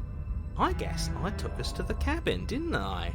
Isn't that interesting? Who holds the cards now? Nobody. Nobody holds the cards. That's how it's always been. That's unfortunately how reality works. The circle's getting smaller and smaller. Running isn't an option anymore. We have to fight. The voice of the hunted is new. What's the point of fighting if she's just going to win Oh, every broken. time? It hurts being sliced to pieces. We're better off just sitting up here and doing nothing. I think hunted is one we had super early on. Voice of the broken is what I was trying to remember. But also, I'm trying to remember the paths we've done, but we were told by that final entity that our paths are going to be sort of blocked out if it's something repeated. So I don't think I need to worry too much about what paths I'm choosing, because they'll get blocked out if it's repeated stuff. So I think we can just vibe with it. But we've never had this chapter 3 straight into the mirror before. Great, so obviously you've already been here. How many times? Just a couple. This is our third? No wonder things have fallen apart. You do realise that every time you fail, she escapes and an entire world is down to destruction, right? That can't be right. That's too much responsibility. I couldn't agree more. We couldn't be trusted with the fate of a single person, let alone the fate of the world. Let's just stay focused, shall we? The only furniture of note is a bent metal table. A pristine blade perched. We take it. Oh, he already skipped that. That's the one time I didn't press a button to skip the dialogue. Voice of the cheater's like, nah, we're doing this now. Okay, sure, you take the blade before letting me finish telling you it's there. It would be difficult to slay the princess and save the world without a weapon. This feels right. We just have to keep our senses sharp. That's right, we've got to be able to win eventually. And what if we never do? Don't be like that. I know things are hard right now, but we gotta stay positive. If they're confident, then I'm confident. So, Are you just going to stand there, or are you going to head to the basement like you're supposed to? There's not really a door. I'd love to get started just as much as you would, but how are we supposed to get down there? You walk through the door. You do know what doors are, right? But there isn't a door, it's just that mirror again. There isn't a mirror. You really messed things up, didn't you? It's like you can't even see reality anymore. I can feel the air coming up from behind it, stinking of iron and steel. He might be right. Could be a trick. If our other senses can't feel it, then we can't trust it. Approach the mirror. You make your way to the door at the end of the room, stopping just in front of it. You really must think you're looking at a mirror. Well, it doesn't exist. Just reach forward and open it. Let's just move it out of the way without looking. I don't want to see us. I'm sure we all look awful after dying twice. Let's just fumble for the handle and be done with it. I don't care what we look like. I care about getting to the end of this mess.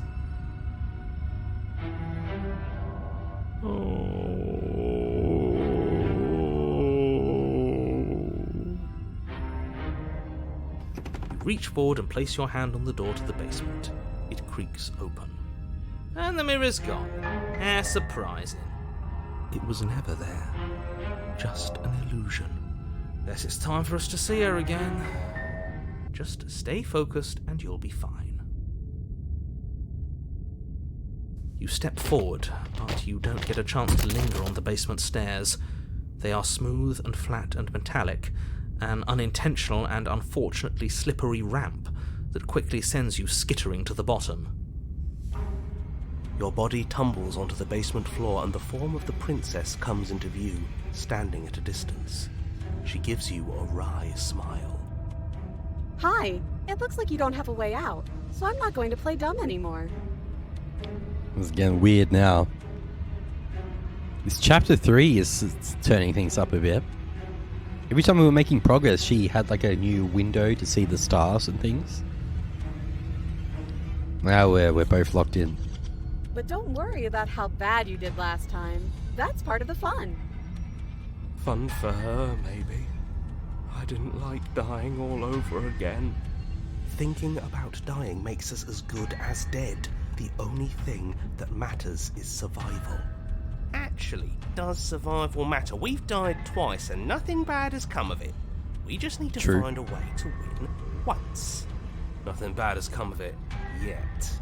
Plenty bad has come of it. You've left at least one entire world to ruin. The people there mattered. The past isn't real. There's only here and now. Your internal Whoa. thinking is cut short by the wet sound of slicing meat. From the princess's arms erupt twin blades, glistening with her blood, the empty flesh of her arms flopping at her elbows like torn sleeves. The chain clatters to the floor. She's gone the double Wolverine. She's loose, and she is coming for you. Oh, she's loose. You're going to make me walk over to you, aren't you? Shit. She's coming for us and I'm out of ideas. Oh God. Again, there's always so many options.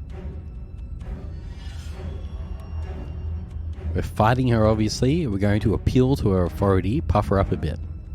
There's no reason we can't talk out of this. That's easy. I'm going to try flirting with her. She has swords for arms and we don't. We're panicking. We're going to fight her and we're going to have a stiff upper lip about it. She can't hurt us if we don't let ourselves feel it.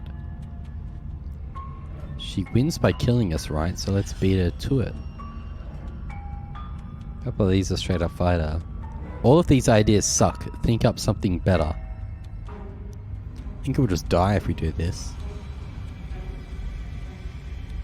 There's no reason. Let's try to...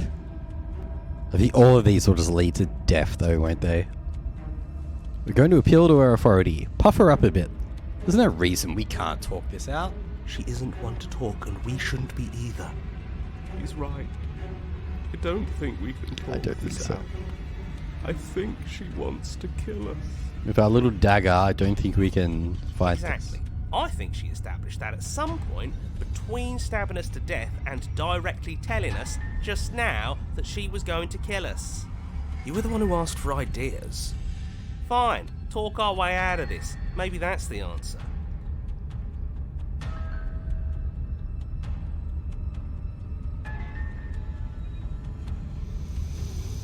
There's a ramble here. I'm a big fan of winners, and you got winner written all over you. How about we stop fighting and team up? I'll even let you be in charge.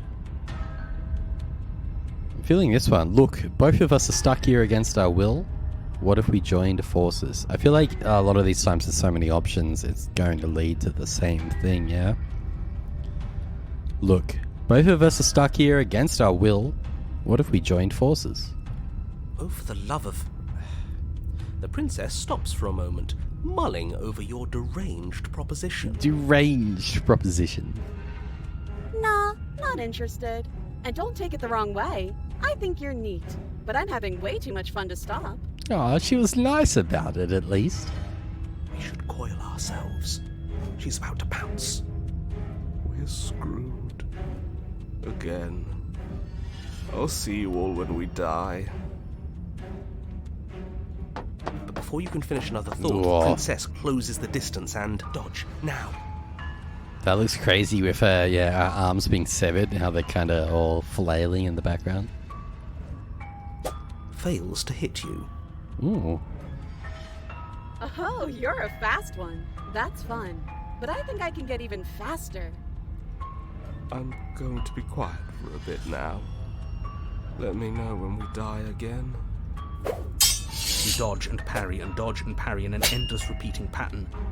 But you can only keep it up so long before making a mistake. Damn, we were putting up a good fight. For just long enough. She skewers you. I thought we actually had some movement, some movement going on there. Ow. Ow. Wow. She is absolutely uncompromising, isn't she? I know it seems weird, but if anything, this makes me want her to like us even more. Oh, a new one of us. I thought that only happens when we die. Did we die? Yeah, who was that? You're on a... No, you're in a... Where the hell are you? I think we're dead. And that's all we'll ever be. Dead, dead, Who was that guy? Dead, dead. Stop saying dead, all of you. We might have died a second ago, but right now we're extremely not dead. This is all horribly wrong. How many times have you been here? This is 4. No wonder everything's such a mess. This wasn't supposed to go past 1. I wonder what you're going to do next. You're so full of ideas, and I love that.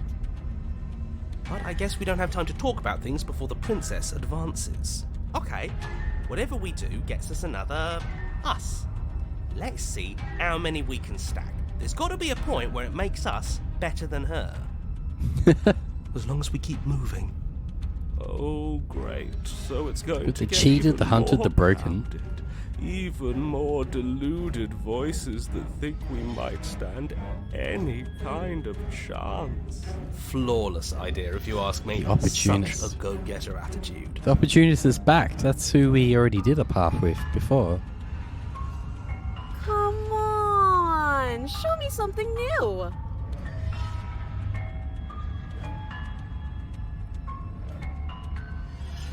These are all the different voices, aren't they? Is that sort of all the different voice lines? We're fighting her, obviously. Oh, that's easy. I'm going to try flirting with her. Well, that would be the original one we did a good run with. She has swords for arms and we don't. We're panicking. Which was a line from before, wasn't it? We're going to let her stab us and we're going to have a stiff upper lip about it. She can't hurt us if we don't let ourselves feel it. And these are a lot of similar lines from before. I don't know what we should try. I mean, the first one actually seems like the most basic, clear one. As it usually does.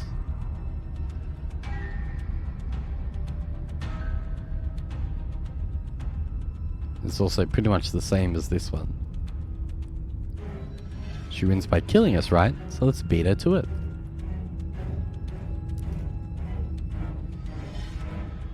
It doesn't work, and she kills you again. And again, and again, and again. Your memory blurs as your consciousness leaps from life to life to life, holding only snippets of the conflict that transpires. Then you skewer yourself. Woof. Wow, her arms are like all split up. She's got like actual Wolverine arms. I thought we both understood that dying doesn't get you anywhere. Huh, that didn't do much of anything. We're tougher than I thought. Voice of the Contrarian. Is that a new one now again? Well, there's more of us. Let's see if that helps. Now it's the Contrarian. We just have to hit her harder. She skewers you. You'll have to be trickier than that. Compliment her on those gleaming blades. Smitten. There's nothing better than a capable woman. He's back now. Everybody's... the whole fam's turned up. Everybody's here. She skewers you. You're cute. Do you see that? We almost had her. That was luck. But we only have to get lucky once. Just panic. Flee. She's getting like more and more blades each time. She skewers you. No, you don't get to escape. That's not how this works.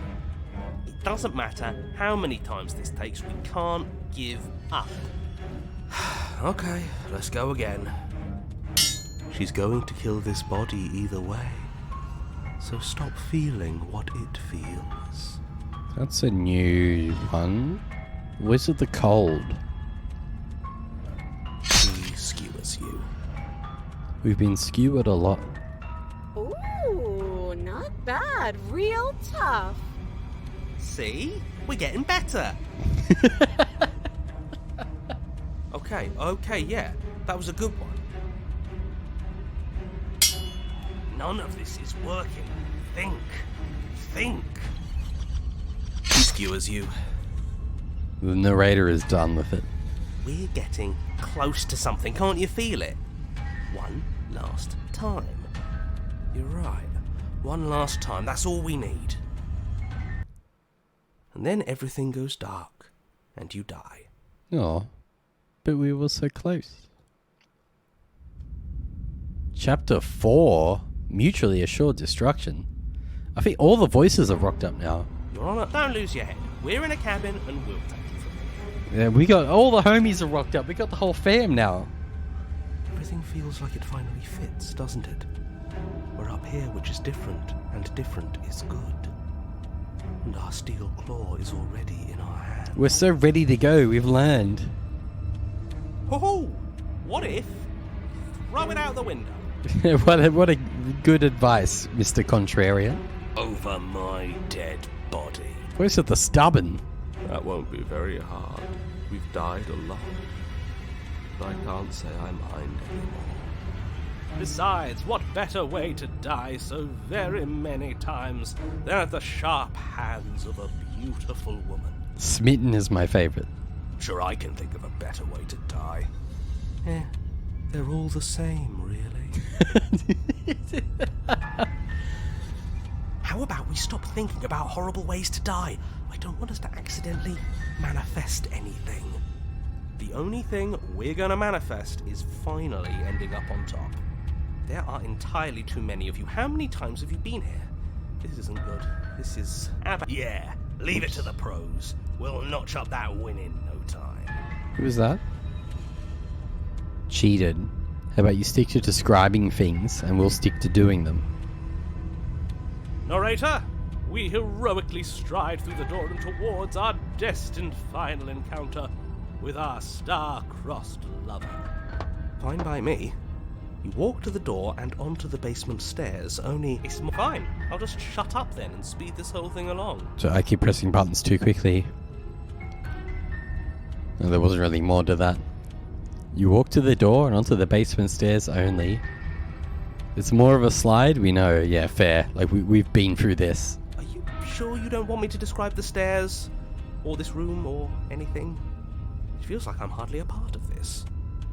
Don't care, just want to win. Fine, you make your way to the basement, where the princess awaits you. You know, this last time I killed you, and you didn't pop right back up again?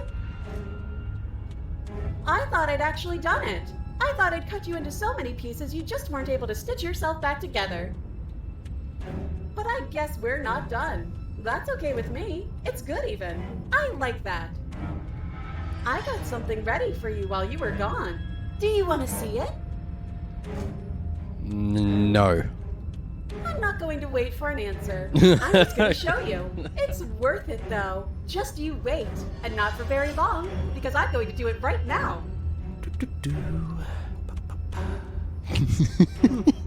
This is going off the rails. Are you going to say what she does? Oh my god. Do you want me to talk now? Well, yeah, she says she has something new. I want to hear about the new thing. I don't. Yeah, me too. I think I speak for all of us when I say that I would like to hear you describe her new thing. If the narrator is going to tell us, then sure. Really? Okay then. He's allowed back in for now. Here we go.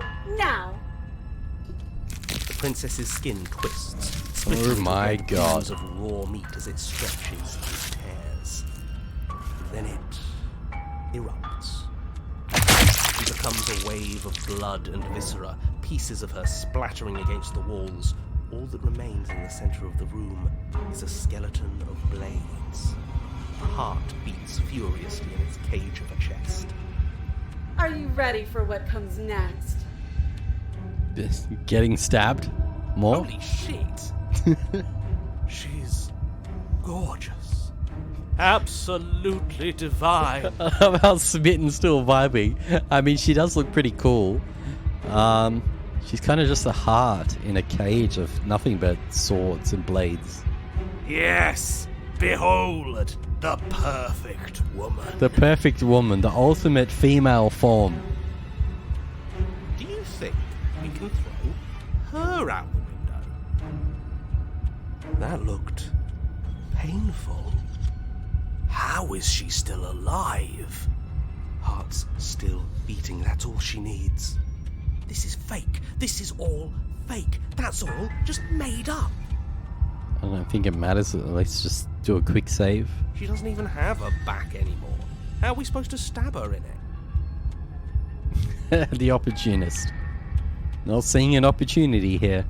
This is all just a sick joke. I hate existing. We're screwed. I quit. I'm done. Forget it. What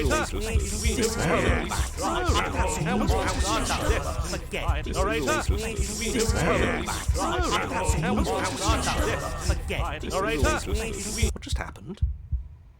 It's so quiet. Empty your mind.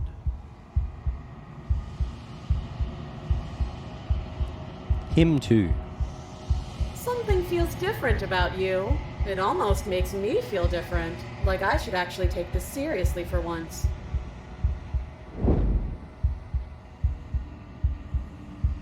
You do not act, and yet through that inaction your body moves on its own. The princess strikes as you approach, but as her blow finishes its arc, you're already somewhere else. You're incredible. Your weapons clash again and again. You and her entering a rhythm free of thought and free of self. There's only the dance, the ebb and flow, the shifting of the tides back and forth between you. The deeper you fall into your play, the faster your hearts pound and the faster the momentum volleys between you. An endlessly building crescendo and then an opening. Your blade strikes free of volition and hers strikes too.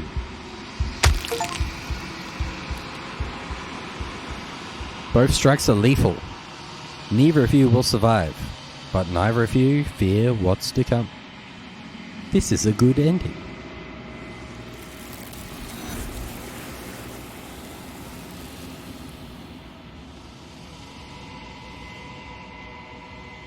You do not get to see each other die, nor will you ever.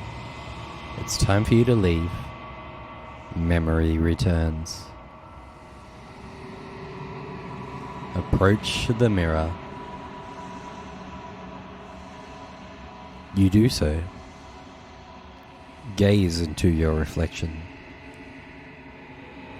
Silence as you reach towards the glass. It's time for you to see what's in it. Silence as you reach forward. They're gone once again.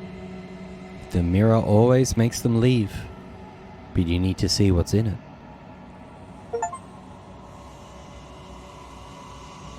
You've withered.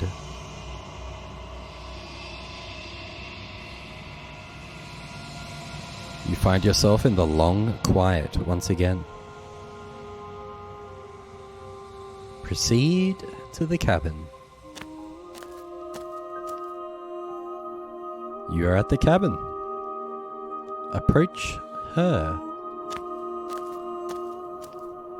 I Whoa. am a glowing chorus of contradiction. A mass of tides ebbing and flowing all at once in more directions than my attention can bear to hold. To look at any one is to shift them all into something new, and to look away is to reshape them yet again. This is what you wanted, no? All of me is changing, and yet the rest of me is still the same.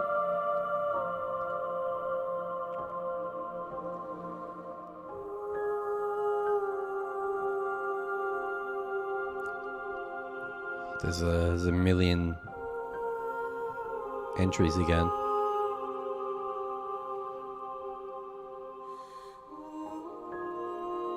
You can't be a contradiction. Contradictions don't exist. And yet my waters flow and my streets bustle. There are no words that can describe me into non-existence. There is no logic that can bind my multitudes. I know how that feels. I am everything that you have known me to be, but I am also none of it.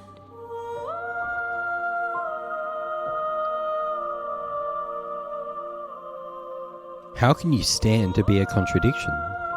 As easily as you can stand to be you. You are like me, even if you have chosen not to look at the corners of you that do not fit. Even if you have chosen to ignore the brilliant contours of your soul. It doesn't matter how many times I go back. At least one of us always hurts the other. Doesn't that change you? Doesn't that make you worse? It changes me, but it doesn't make me worse. Nor does it make me care for you any less. Does it make you worse? Do you resent me?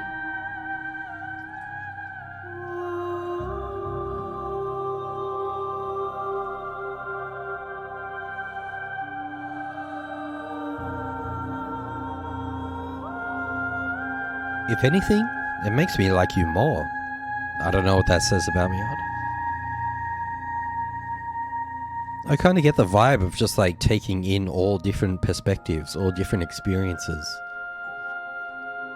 Because this is a big like love-hate things going on in the dialogue here. It's straight up like the grey moral, I have no opinion one way or another on the matter. I just want it all to stop.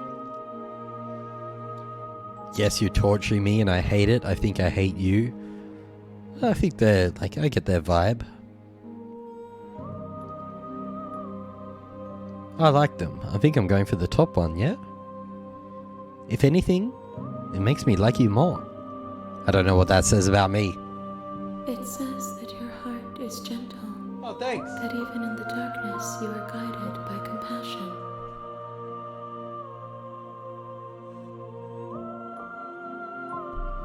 What do you think of this vessel? This one is sharp and single-minded. She is cruelty, but she is also joy. She will make for an indomitable heart. Do not mourn her. She is exactly where she needs to be.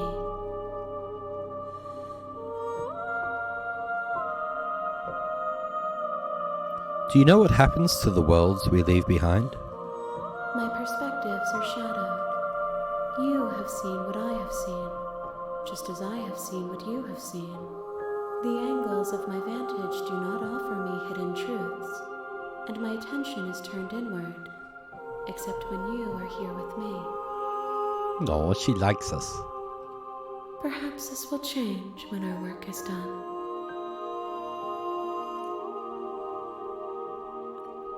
The art on this final form looks crazy. It's all the hands and all the blades as well. And the hands are gripping the blades. And the heart's still at the center. Have you figured out what you'll want when we're finished? The desires of my multitude thrive in endless competition with themselves, but none of them rise above their dance to influence me. I yearn for what I have always yearned for, our awakening. Other desires shrink in the light of knowing you and knowing me.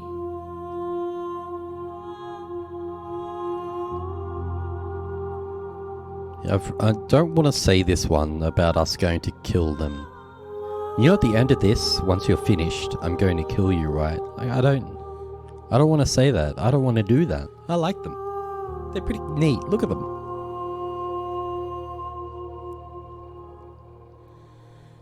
Do you still not care what I bring you next? I care about your gifts, but I have no preferences to burden you with. Even if I did, I would never dare to tarnish our relationship by assuming myself above you.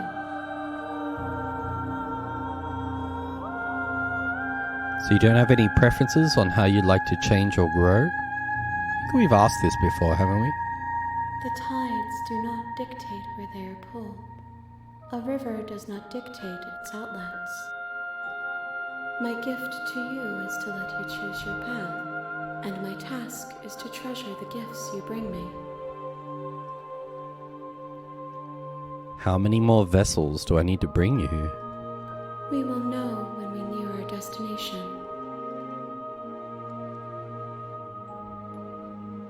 I'm ready to go back.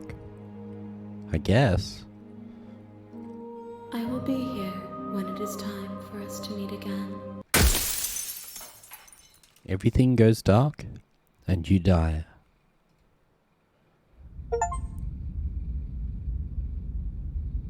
Bring the razor full to her. You're on a path in the woods. I did kind of And think at the that end was of that the path end then. is a cabin.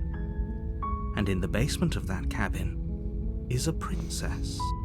I do think that was the end because I figure whatever path we chose, we had all the voices come to us at once then. What more could we bring? You're here to slay her. If you don't, it will be the end of the world.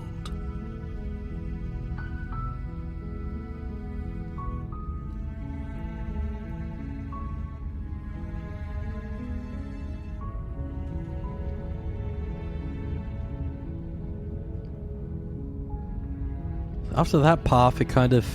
Yeah, we had all of the voices, which I thought was our main key of what we were trying to do, what we were trying to bring.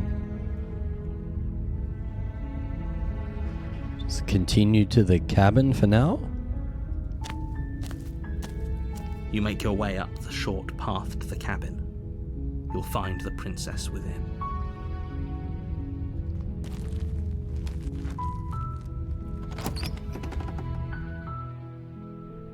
The interior of the cabin is almost entirely bare. The air is stale and musty, and the floor and walls are painted in a fine layer of dust. The only furniture of note is a plain wooden table. Perched on that table is a pristine blade. After all of that... The blade is your implement. You'll need it if you want to do this right. Not really sure.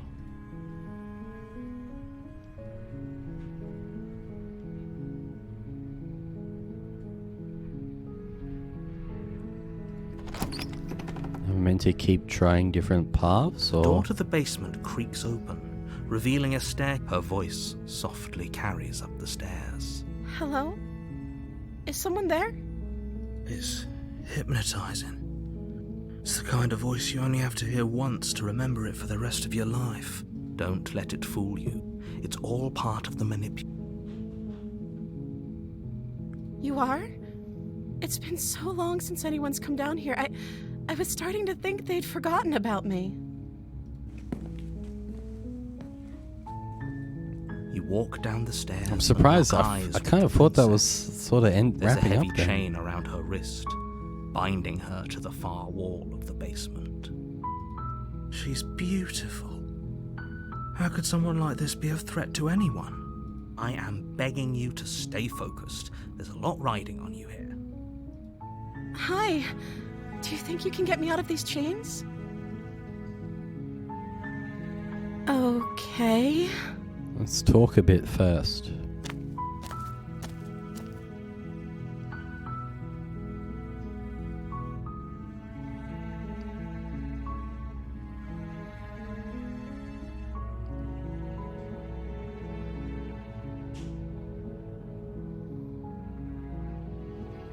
Weird. So we're back to, like, we haven't done all the paths? There's another path we have to do?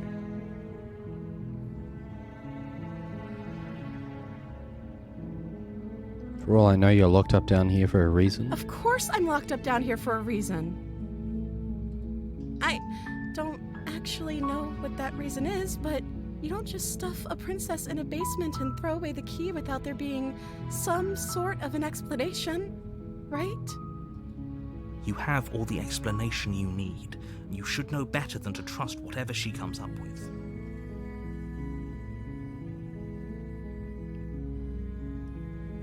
We've been through a lot of this, like the explore dialogue. I'm sorry, but I just can't trust you. This doesn't add up, and it isn't worth the risk to take your word over the potential fate of the world. Thank you. You turn back to the stairs, intent on retrieving the blade in the cabin. So, what? You're going to try and kill me? You'll regret this. I promise you. But go ahead, run along and get whatever you're planning to get. But you'd better hope that I don't slip these chains before you make it back down here. Slip these chains? She can't, right? She needed our help to get out of here. But do you hear the conviction in her voice? I don't think she's bluffing. She has to be bluffing, but hurry. You rush up to the first floor, grabbing the blade, both yours and the world's only possible salvation. Okay, if we're sure about this decision, I'll support it. I suppose we have a world to save after all. You slowly creep down the basement stairs. It's quiet. Where the princess sat only a moment ago, there's only a severed arm, its cooling flesh still chained to the wall. And she is nowhere to be seen. Is it just me? Or did this room get a lot bigger? Got the stars in the window. Hello? Why don't you come closer? I have something to show you. Let's finish this. Your eyes dart to the corners of the room. You don't see her. Where is she? Close the door behind you? I'd be close the running door out behind that you. door, to be honest. Almost magically, its locks immediately click into place. Maybe they'll open if you finish the job.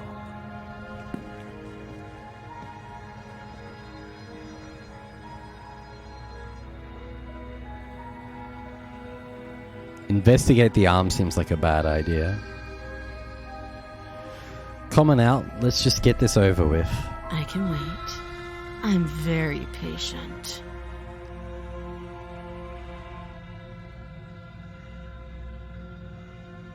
Wait. You do your best to patiently wait her out. But eventually, exhaustion starts to set in. Come on, wake up. We can't fall asleep down here. Keep waiting. You wait for as long as you can, pushing yourself to stay awake and stay vigilant. But you can't outwait someone who's been waiting for as long as she remembers. You barely even realise that you've started to drift off. Pain tears Whoa. you from your sleep.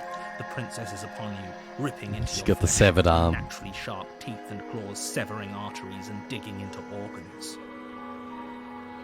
There's nothing to be done. You're already half gone. It can't just end like this, right? As much as I'd prefer for things to have gone differently, I can't deny the reality of what's happened. I'm sorry, but it's over. Everything goes dark, and you die.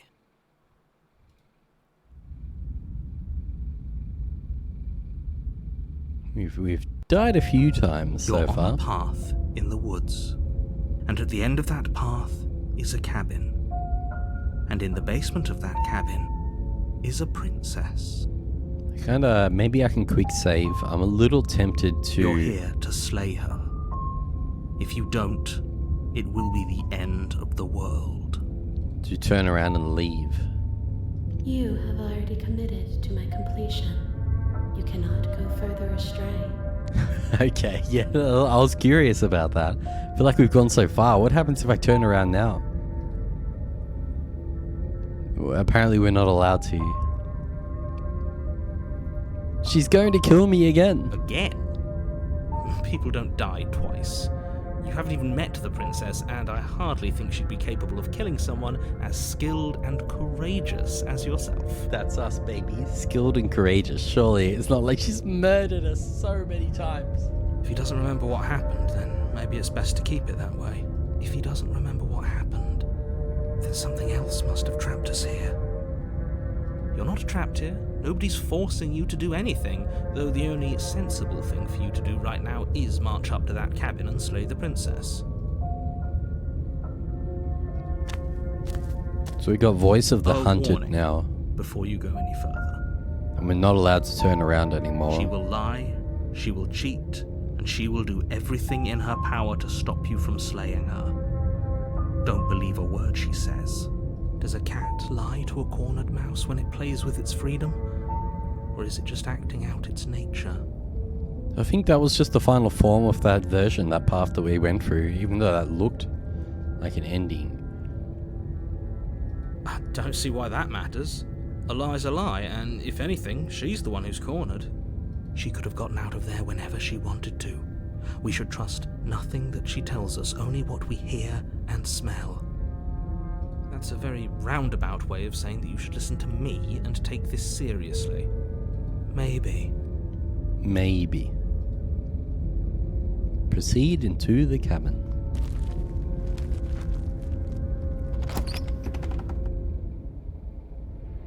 The interior of the cabin is ruinous Mirrors and back up. dilapidated. It feels like no one has lived here for a long time, wind rushing in through cracks and holes in the wooden walls. The only furniture of note is a termite-eaten table with a pristine blade perched on its edge. The blade is your implement. You'll need it if you want to do this right.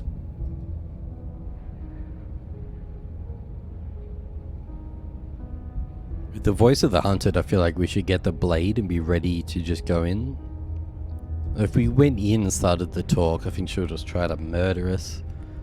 I'm sure the mirror option will be the same usual thing. You walk up to the wall next to the basement door. What are you talking about? This isn't a wall. It's a mirror. Or Every voice always says that, then we go to reach why. It's the forward. same thing every There time. was a yeah. mirror, and now it's gone. I mean, now I'll quick save. We'll take the blade. You take the blade from the table. It will be difficult to slay the princess and save the world without a weapon. And enter. The door to the basement creaks open, revealing what's left of an old wooden staircase. It's still sturdy enough that you can make your way down in one piece, though you'll have to be mindful of holes.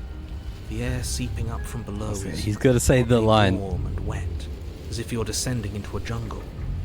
If the princess lives here, Slaying her will probably be doing a her a favor. He's always got to say that every time. She growls up the stairs. I can smell you. She sounds almost feral, impatient, or maybe You carefully make your way down the stairs. The last step gives way to the damp earth floor of a starlit pit. The walls are obscured by an impenetrable darkness, giving the illusion that the room might stretch on forever. You brush against the wide leaves of plants that surround you on all sides, seemingly the only living things that occupy this strange underground wilderness. The jungle is pressing in on us, hiding her from view. She could be anywhere.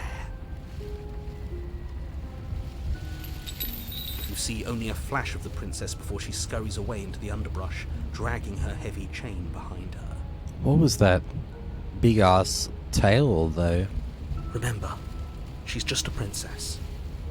I don't think she is. she's not just a princess. She is certainly not just a princess. Yeah, I noticed. You're not helping. It doesn't matter what she is. It only matters what she does. Her shining eyes appear between the leaves, staring hungrily at you from the darkness. I can hear your heart pounding from the bottom of the stairs, fledgling. You're right to be terrified. I'm so much more than you. And a little splinter clutched in trembling hands won't save you from me. A shiver rushes up your spine and pulls you upright. The air's shifting. She's getting ready to pounce. Move, now.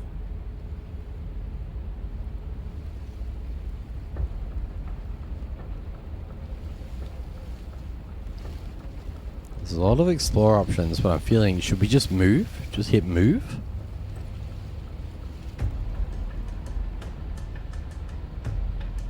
You're about to attack me, aren't you?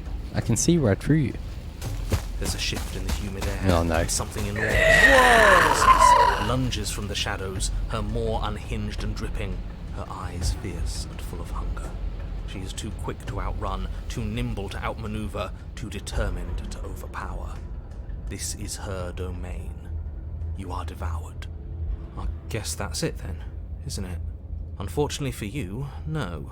This isn't it. You are in a dark and caustic place. Thick, fibrous lining constricts around you, its slick surface impossible to grip. Your hands scrabbling uselessly at your surroundings as they compress in on you. Your lungs can barely expand in such a tiny space. Not that the humid, finite air grants you more than a few shallow breaths at a time. Were we swallowed whole? You spoke when you needed to act. Yeah, we should have just pressed move. The liquid pooling beneath you starts to seep into your skin. You itch, then sting, then burn as the acid begins its slow work. We're being digested. When I killed you, I tried to leave this place, but it wouldn't let me. You belong down there, it screamed at me. The world is better off without you in it. The flesh around you rumbles as the princess begins to move, her thundering footfalls twisting you helplessly about. Your skin protests as the corrosive liquid sloshes around you, but there will be no respite for you in sight. The burning grows stronger, and you can feel layers of you being peeled away. But you don't belong down here. You came from somewhere else. You came from out there. So I consumed your dead heart, and I carried it in my throat, and I draped what was left of you on my back, and I threw myself against that door. She stops, her muscles tensing around you, and through the muffling layers of her flesh you hear the whine of straining metal. And with a pop, she lurches forward, your body lurching right along with her. Her chains. She's loose. But even then, it denied me freedom. You cannot fool me by draping yourself in decay. I know your true nature, and it is suffering. Gravity pulls at you as you're hefted upwards, the distant creaking of ancient wooden steps barely audible over the thudding of the princess's heart. This is really hectic. And then it was gone, and I was here. A new enclosure, a nicer cage, but still a prison. I learned from my wounds. You're alive now. We can leave together. Does that work? Could she free herself if we're alive in here? Do you really need me to give you a definitive answer for you to understand that the situation is grim? Stop her. Do something. You still have that steel claw. Tear through her before we are her. Survive. Or we could use it to make this quick for ourselves. If she needs us in order to leave, we could at least deny her that. That is a bad thing to do.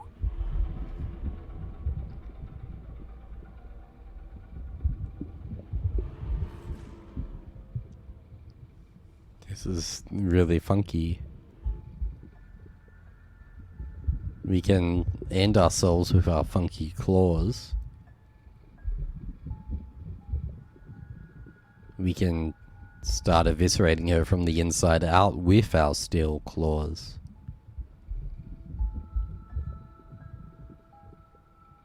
Or we can talk to her. You could have asked me before swallowing me alive. I acted on my will, fledgling, and you acted on yours. The strong triumph, and the weak submit or perish. I had to pick that option. I have my steel claw. I could use it to hurt you. You threaten me, but you don't act. Your body is violently Oh no. the disruption causing burning skin to slop from raw muscle, and you hear what you can only assume is the princess pulling against the door to the cabin. The cage is still locked. Look, we're melting. I guess we couldn't go through all those explorer options. I don't think we can talk our way out of this. We are drowning in death. There's no more space for words. But still there's words. What do we do? I feel like it's implied from our melting flesh that we could only possibly say one more thing. We're already pretty dead. We could dig with our steel claw. I think this is the only real option left, isn't it? If this is her plan. It's grim, but...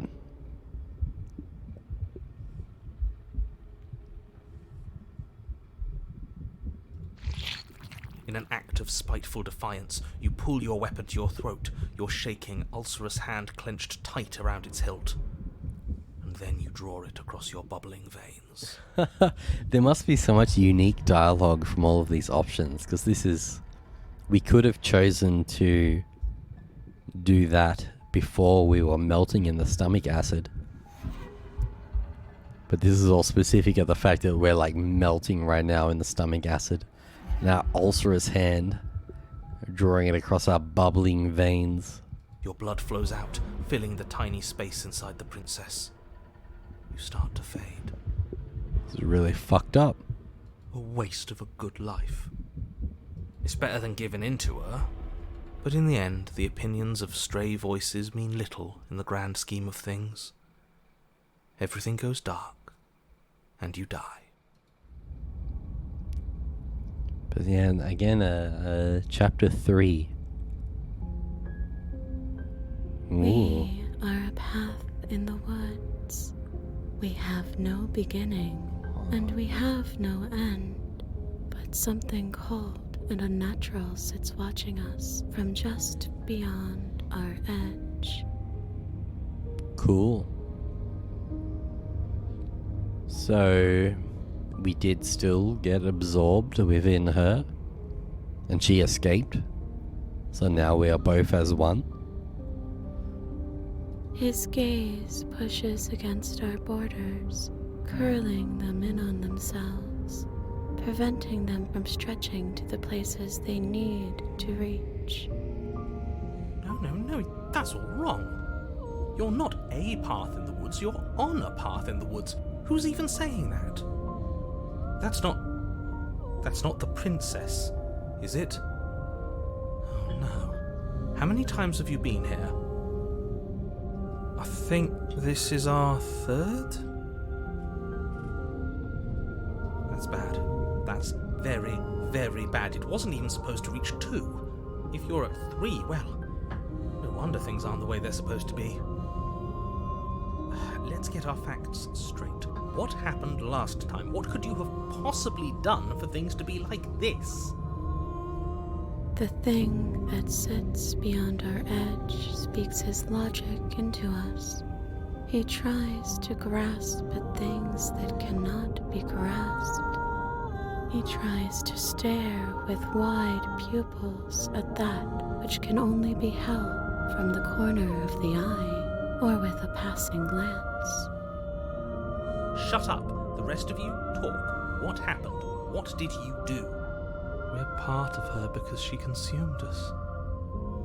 Can she hear us if we talk?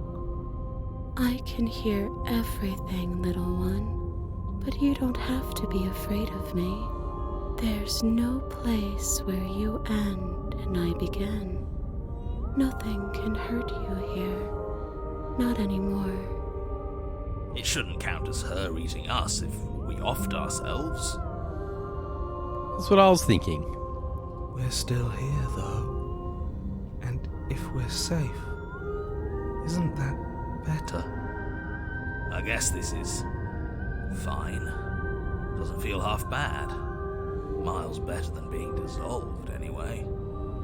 We were already a bit dissolved. She ate you. And now you're convinced that you're stuck together. What a mess. He doesn't understand. We aren't convinced of anything, and we aren't stuck together. We're one. This is how we're supposed to be. Can't you feel it?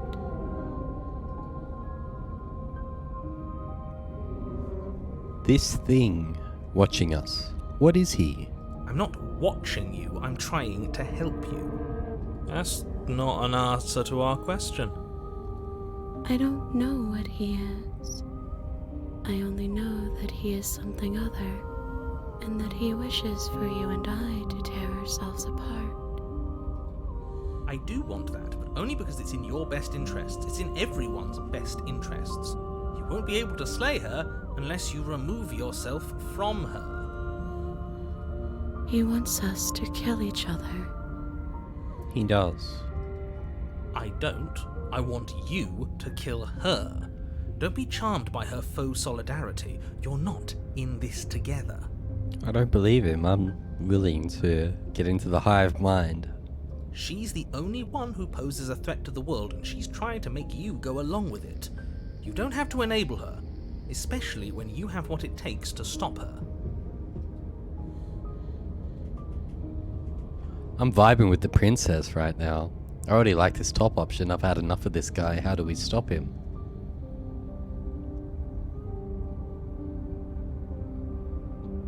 Why should anyone do anything right now? This is fine. I like being this. Again, there's so many options.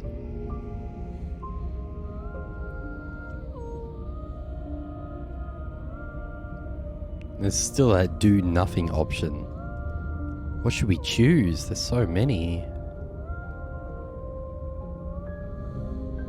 I don't like this. I'm supposed to be me and you're supposed to be something that isn't me. Whatever we are right now is an abomination and I want out. I can feel the pressure of the outside pushing in on us. What are we supposed to do about it?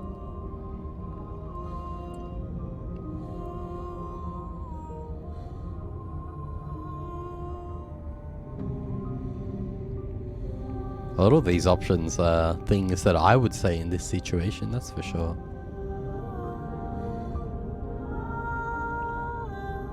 I'm gonna go with this one. I can feel the pressure of the outside pushing in on us. What are we supposed to do about it? We push back. It may feel like he's everywhere, but presence isn't strength. Otherwise, he would have torn us apart by now. There must be a crack in the walls of this prison. There must be a way for us to be free from him. We need to both escape. She's trying to use you. After everything she's done, you should be able to see that. I may not have been around to witness it, but clearly you remember what happened. How about you try remembering how it all felt?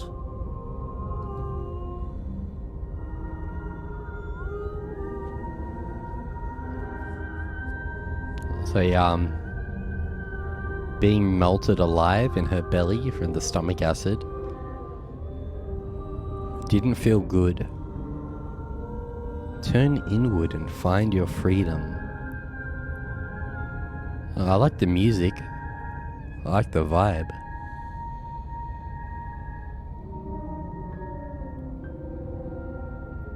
But there is something wrong about it, isn't there?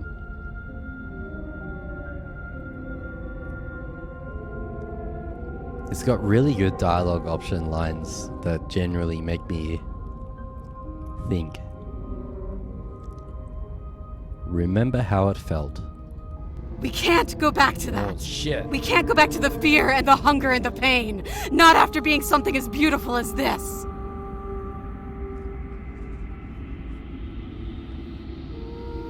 Doesn't all that conflict feel so far away right now? So petty? We've been posed against each other by something that understands the strength of our unity. I can feel a thumping, a heartbeat. This is really fucked up. Like a distant terror that keeps getting louder the more we pay attention. Please, stop. If you let it in, we'll fall apart. Don't look at it! Hold yourself together. We're no strangers to effort. We can push this back down. Something might do us in eventually, but I'll be damned if that something is a thought. Gaze at the terror in your heart. Please, don't make us remember how I was. And just like that, you start to fall apart. I can remember it now. I didn't like the heat. I'd forgotten how much it burned. And the air was so hard to breathe. She didn't care. She didn't care at all. At least we didn't have to sit through it to the end. But I think she owes us, don't you, lads? She barely felt more than a little indigestion while we burned away inside of her. As you remember the terror and pain you felt at the hands of the princess, you start to remember something else, too. You remember that you are a distinct being with a finite form and a mortal body. You can feel it. There is a shifting of the space around you, the infinitesimal movement of your molecules rearranging back into the shape of what you're meant to be. No! I devoured you! I won! I put things back the way they were supposed to be! Some divisions, when sown, can never truly be mended. A cavernous gash rips across whatever it was you thought you were. We're popping back out. It comes into being among the trees. It approaches, and it swallows your body whole. And then you find yourself blade in hand. Oh my god. Exactly where you need to be. It just keeps getting worse. At the center of it all is the princess, a wooden and fleshy heart beating with an unbroken rhythm. You're filled with a sense of purpose. Strike at her. End this once and for all. After all of that, I do want to just strike. I feel empty, don't you? Yeah, because you just puked me out. You probably are hungry. This doesn't feel like a fight. This isn't what I wanted. Where's the victory in this? I feel safe. She isn't dangerous anymore. We could leave her. We could both live. Do we have to do this? You have to. You know you have to. The voices in my head are giving me better advice. I never wanted to kill you. Not really. But we can't be the same thing as each other. I had to put an end to whatever happened to us. Cut her free. You devious little bastard. If you think I'm going to let you free her, you have another thing coming. And that other thing is... We'll just have to wait and find out when it happens. Just ignore him. What's he gonna do? Lecture us into submission? He can talk all he wants. But we've seen in another path that he can take over what we do. You're tired, aren't you? No, I'm not. I'm... Fine. Whatever. You cut the princess down from the roots that bind her. I hope you're happy. Good luck getting her out of here. Yeah, I'm not really sure how she will survive from this point. I didn't think you would do that after everything. Good lord. It's so cold without you.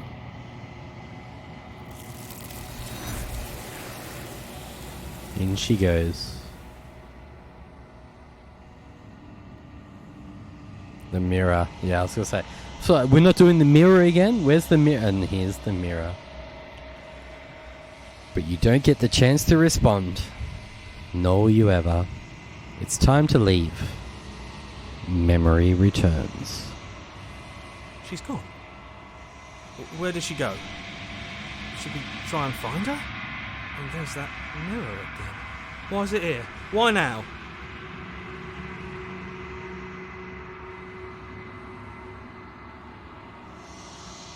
It's going to be okay. Just trust me. We've been here before, and you always get scared. But it feels so bad. Like looking into it right now is going to be the end of everything. That thing reeks of death. Screw the mirror. We just need to find the princess.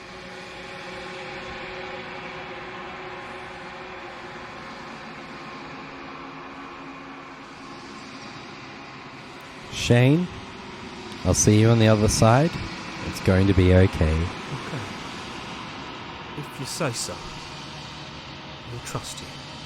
I'd like to be somewhere nice. Maybe there'll be a good fight there. Maybe we'll find her again. That's okay, because at this point all the voices stop. The voices are a bit like Twitch chat. You approach the mirror. Silence as you reach forward. They're gone once again. The mirror always makes them leave, but you need to see what's in it. You've unraveled.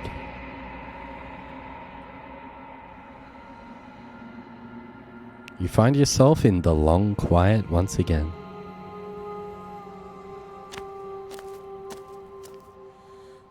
You're at the cabin. There's a world beyond the endless walls of the long quiet. I am curious to see what it means for us to know it.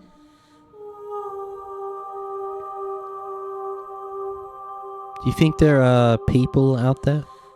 It doesn't matter if there are. People are too small for us. You and I are the only things that interest me.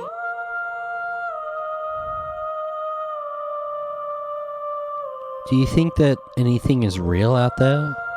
Do you think that we're real? We are real. Nothing is an idea that dwells in the absence of something. But nothing cannot exist on its own. And because of that, nothing can't exist. It's true. It's a bit of a... if a tree falls in the woods, does it make a sound? Vibe?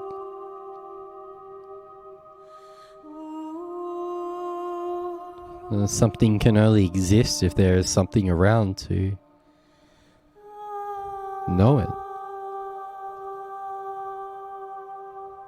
Do you have thoughts on this vessel? This one is like a shadow of me, twisting vines in search of answers. She will make for a curious heart.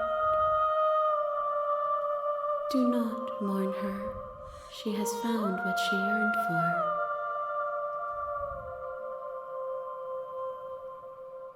Do you know what's going to happen when you awaken? If I did, I would already be awake.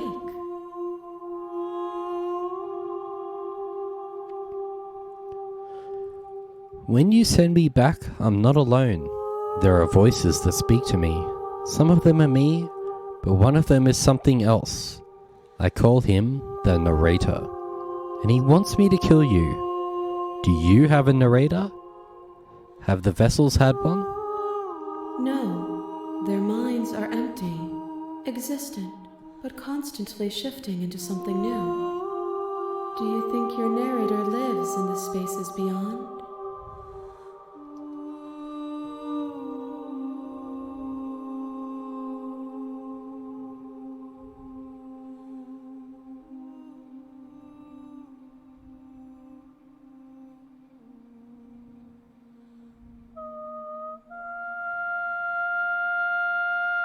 I don't want to say this.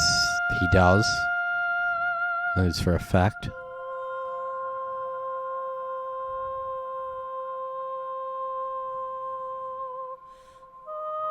This one's tempting though. He does, but you're going to keep that to yourself.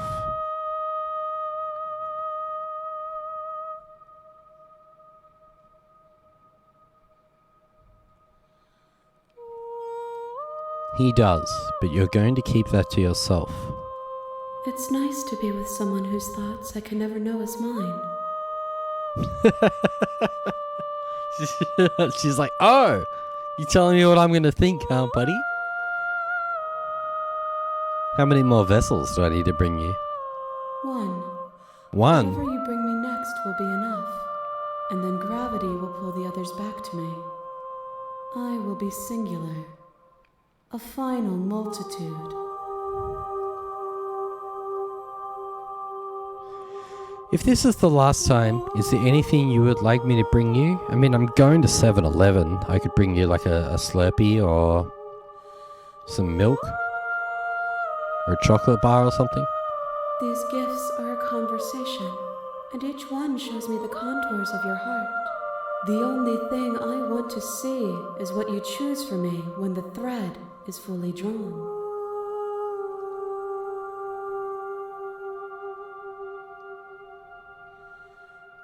If this is the last stage before your completion, then I'm not going back. I'm just going to stay here. You've already tried waiting, but I understand if you need more time. I'll wait with you. Wait. I will see you when you return. What textures will you weave for yourself to occupy forever? Will you place the images of you and I into a box for safekeeping?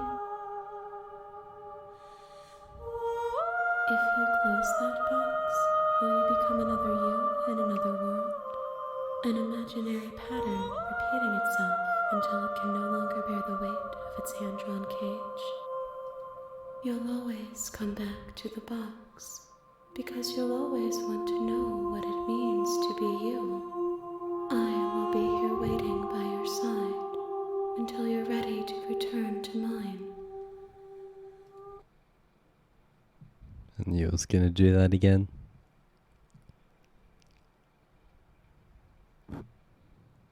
We go back to waiting. That's what happened last time. You have returned to me. Yeah, here we go. Though you were gone mere moments, I never left your side. That's faithful waifu right there.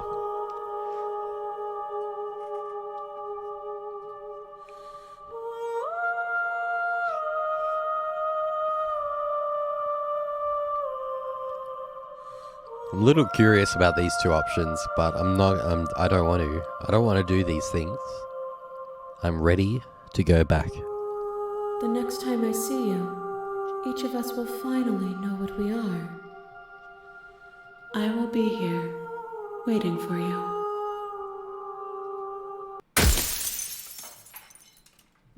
Everything goes dark, and you die.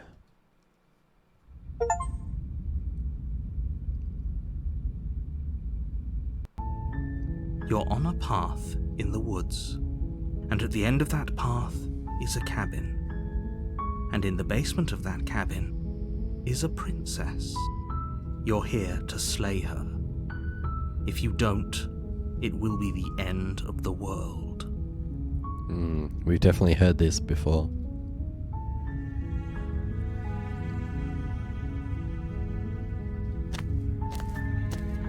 You make your way up the short path to the cabin. You'll find the princess within.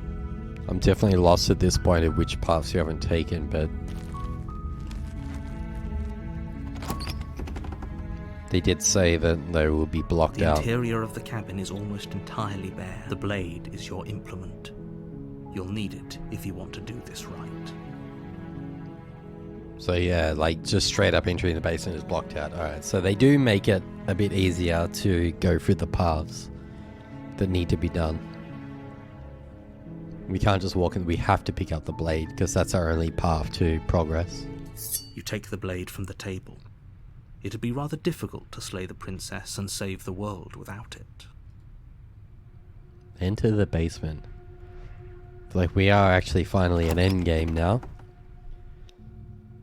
The door to the basement creaks open, revealing a staircase faintly illuminated by an unseen light in the room below. This is an oppressive place.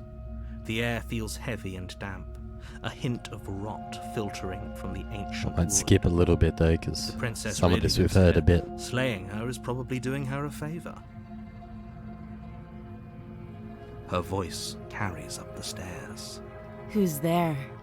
She's already cranky because we picked up the She blade. sounds dangerous. Don't let it fool you. It's all part of the manipulation. Hey, I think I'm here to... I've never pressed this one, yeah? Hey, I think I'm here to kill you. Oh, are you now? Why don't you come down and let me take a look at you? Great job. You gave away the element of surprise. Good luck, hero. That's us, Walk the down hero. stairs and lock eyes with the princess. There's a heavy chain around her wrist, binding her to the far wall of the basement. She's so coldly beautiful. Is she really a threat to the world? Focus on the task at hand. You weren't kidding when you said you were here to kill me. What? No way. Why would you even think that? That giant knife you're holding kind of gives it away, doesn't it? The blade. Of course she doesn't want to talk. Who'd want to have a conversation at knife point? We should drop it. Don't you dare. It's fine. We can decide what we want to do after we talk to her. Maybe she really is a monster. Killing someone in cold blood isn't very becoming of us.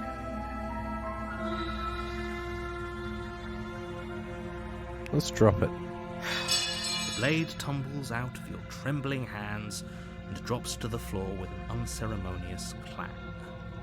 Thank you. Maybe now we can just talk.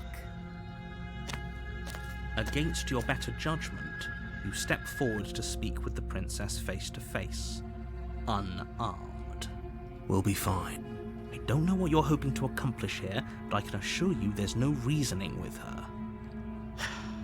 Just make sure you don't forget about the blade on the floor. You're going to need it. So here we are. What an awkward start to a relationship. Well, we did do this earlier. I was like, oh, relationship.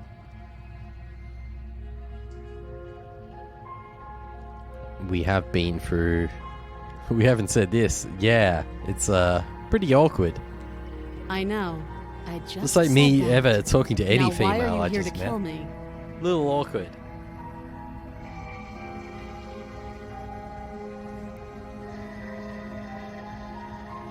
I have my reasons. You think I'd just come here to kill someone without even knowing why? That'd be ridiculous. And yet you hesitated the moment you saw me. And you dropped your knife. If killing me was really that important, you'd have a little more gumption, don't you think? I'm lacking in gumption. So, someone put you up to this, right? And whoever it is, it's probably the same someone who shoved me into this dark pit and chained me to a wall. That's a fair question. Who chained her in this basement, and if she's so dangerous, how did they manage to trap her? And why have we been left to do their dirty work? Don't give away the game, and Don't let her distract you. That's exactly what she wants. I'm right, aren't I? So who put you up to this?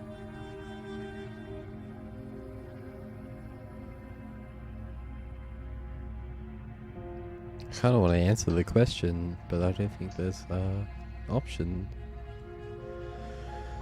How would I get you out of here? You can't. Don't bother. I'm guessing you don't have the key then. I'm sure there's a key somewhere around here, and if there isn't... well, we can always put that knife to good use. Her sharp eyes settle on the edge of the blade. She isn't suggesting what I think she's suggesting, right? She is. I'm sure of it. What's your nerve? We've done a bunch of this. Do you know why I'm here to kill you? Do you? I know what I've been told. Whether or not I believe it is an entirely different matter. So, you're not going to share? How pointless. If you want to talk, I'll talk. But this isn't talking.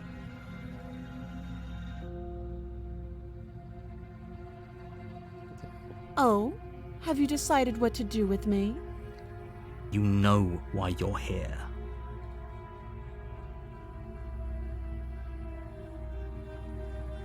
So anything that's an option we've done before should have been grayed out. So I think these are all still kind of leading to the same path. So I'm a little tempted to just let's slay the princess. Doubt, unfortunately, clouds your thoughts as you attempt to run her through. A moment of distraction and hesitation is all she needed to sidestep your thrust and deliver a catastrophic blow to your jaw. I think this was like one of the very first options we did. It feels like you've been hit with a sledgehammer. You can feel bone grinding on bone where your jaw has been fractured. Holy shit, that hurts! Though she's unarmed, the shock of that first strike is enough to stagger you, putting you and the princess on somewhat equal footing. Somewhat equal footing, he says. Your blade slashes through the air again and again, and her fists connect with your body as many times or more, each impact as heavy as that first bone-crushing hit. I don't think we haven't seen this before though, have we? We can still turn this around. Yeah, you can see now options are getting grayed out. Finish the job. You and the princess stare at each other, both gasping for breath, equally exhausted. You probably won't make it out of here alive, but you can at least make sure that she won't make it out of here either. Excuse me? Do you think this is what I wanted to happen? I have a duty to state the facts of the situation, and honestly, it's a miracle anyone is still standing right now. Can you not feel all those ruptured organs bouncing around in there? If the princess doesn't do our friend in herself, internal bleeding is certain to finish the job. The two of you clash for the final time. You feel your ribs break as she delivers a heavy blow, but you push through the pain, falling forward and sinking your blade deep into the princess's heart. That's pretty close. It's kind of more in the middle of the ribs. Oh. She's not happy either way. The two of you fall to the floor. This was fun. The princess gasps, her voice an unhealthy rasp as her lungs start to fill with blood. You put up more of a fight than I thought you would. But I have to wonder, do you really think this is the end? But you don't have time to worry over such things. Everything goes dark, and you die. That was quick. No, we didn't have the extra struggle. You're on a path in the woods. You're here to...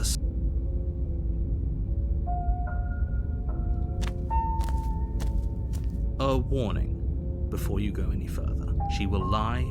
She will... Lying and cheating doesn't sound like her at all. Not that it matters. It's not like she can lie or cheat in the middle of a fight. Yeah, we haven't gone into the second chapter that quickly with Voice of the Stubborn. Are you sure about that? The point of my warning wasn't to start an argument over what circumstances the princess is capable of lying in. It was to give you some broadly applicable advice. The princess will do and say whatever she thinks it will take to get her out of there. So don't trust her. Ever. Are we clear? Crystal, let's just get on with it already. We already know the narrator is Cap. It's just a bunch of nonsense. We already know so much. There's so many layers of this right now where all of this is just so The cabin is tighter meaningless. than its exterior would This suggest. is new though. It's crystal cold looking, but we've got the stone mirror. walls The pressing on mirror. you, as if trying to forcefully The direct dagger's you on a towards your nice destination. table. The only furniture of note is a black iron altar with a pristine blade perched on its edge. It's a nice looking table with the dagger The placed blade is your implement. quite You'll need it if preciously. you want to do this right. We can take the blade or enter. Doesn't seem to matter. Let's take the blade. Just Take for the blade funsies. from the altar. It would be difficult to slay the princess and save the world without a weapon. The mirror will be the same as always. won't Walk it? up to the wall next to the basement I door. would hope that It's a wall. eventually, There out of isn't much pure to see. stubbornness, we'll go and rub the mirror.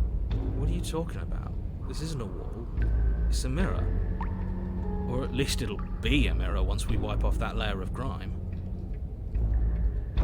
You reach forward and rub your hand against the cabin. I hope really you know hope how this time it would ridiculous work. you look right now. Yeah. But there was a mirror a second ago, And now it's gone, so all of us can stop arguing about it and get to fighting. Yeah. Enter the basement. The door to the basement creaks open, revealing a rough stone staircase, its walls pressing at your sides and tightening as you descend. The air seeping from below is heavy and oppressive, with an almost sulphuric odor to it. If the princess lives here, slaying her will would probably be doing her a favor. We've heard that. Her fierce voice carries up the stairs. Is that another challenger? Finally. It's been ages since I've had a good fight. This isn't what she sounded like last time. Her voice is a little deeper, almost threatening. She knows what's up. Good. Sounds like my kind of princess. Yeah, we're ready to go. Voice of the stubborn. As much as I appreciate the enthusiasm, just Yeah. make sure you don't let your bloodlust get to your head. We're ready to You go. need to stay focused and keep your wits about you. Remember, you're here to slay the princess, not to have a good fight. As you descend the final step, the form of the princess comes into view. A large shackle leading from her wrist to the basement wall. That's a girl right there. Look at her. Woof. Looks like she could rip those chains out of the wall without a second thought. Oh, it's you again. I'd been hoping you'd find your way back here. Good to see that death doesn't stick for either of us. And you brought your little knife, too. Little knife. Yes. Look, to my perspective, it seems big, but when you're that big, maybe it looks small to you. Look, I'm going to have fun breaking you into little pieces. you look different. You look exactly the same. Alright, fine. If you're not going to address it, I will. What? You've already met the princess has already met you. The two of you killed each other. Did you think you'd be able to just openly talk about all that without me noticing? We've done it like 6 times or so far, so yes, I did think that. Maybe. You did seem to just gloss over the whole thing for a while. Of course I glossed over it. When a colleague says something insane, glossing over it is one of the best ways to stay focused and keep moving forward. Enough is enough. I believe you. That's all the more reason to take this seriously. I mean, look at her. This is... You don't know. I'll Whatever try and brought stop two being of you back horny, to life 'cause- isn't a fluke. And beyond that, do you know who doesn't remember anything that happened last time? Me. I don't remember. We clearly all remember. Are you okay? Narrator's having a bit of a problem here. Of course I'm not okay. As far as we're all concerned, the fate of my world is still very much on the line. Not all of us have the luxury of jumping over to a parallel universe the second we die.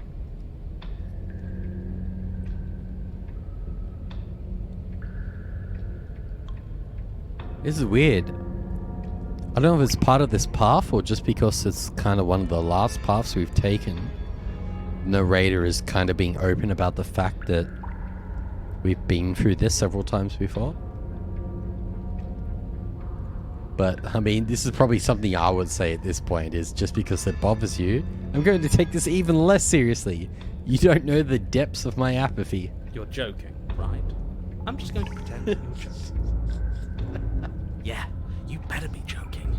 We can't win unless you take this seriously. Voice of the stubborn. Yeah, this is my voice. This is me right here. So you do remember me. Oh, I remember you all right. Best 3 minutes of my life. So, why don't we do it again? See? She wants to fight us again. There's no reason for us to stand around talking.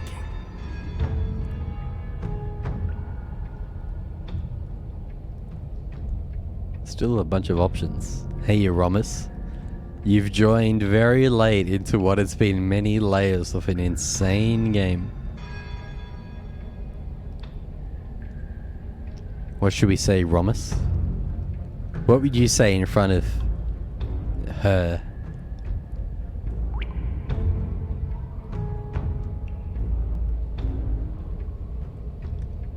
I'm not saying I'm not here to fight, but I think the two of us have a few things to unpack first. Like how we're both still alive. What is there to unpack? I was dead and now I'm not, and the same goes for you. There. Unpacking done. Don't you get it? We've been given free reign. I love to her. wail on I each love other this version of the forever. princess. Couldn't have said it better myself. I'm actually here to free you. Free her? You aren't. I don't know why I'm even bothering, to be honest. You know the stakes of the situation. Who says I want to be free? If you don't want to be free, then what do you want? I want the two of us to fight to the death. I want to feel your knife split my flesh. And I want to hear your bones snap beneath my fists. Is that really too much to ask? Yeah, especially that last part. Don't be such a coward. I'm just being cautious. If it comes to violence, we can find a way to deal with her that doesn't involve throwing our life away. I'd rather not die again, and I find it deeply disturbing that you seem to relish the thought of it. Because it doesn't matter if we die again. It'll just be another opportunity to have the fight of our life. We don't know that for sure, and I'd rather not bet on it.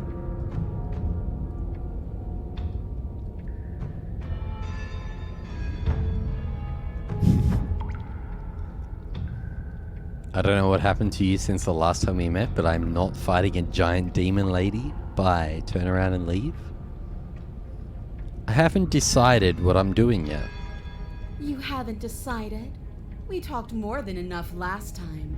Do you really have anything else to say? Or are you just stalling because you're scared I'm going to kill you? She caught me. She... If you want to talk, I guess I can talk. But you should come a little closer first.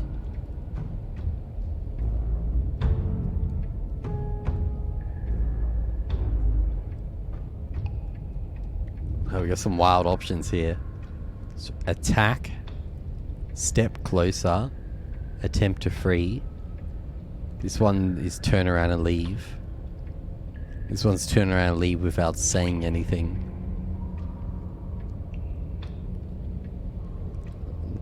Let's just step closer. Blade held tight in your hand, you take a cautious step towards the princess. You stop a few feet short of her reach, her chains taut as she stares down at you. She's a lot bigger than I thought she was. Why do you sound so scared? We can take her. Well, what do you want? Because every second we waste talking is a second we could spend killing each other instead.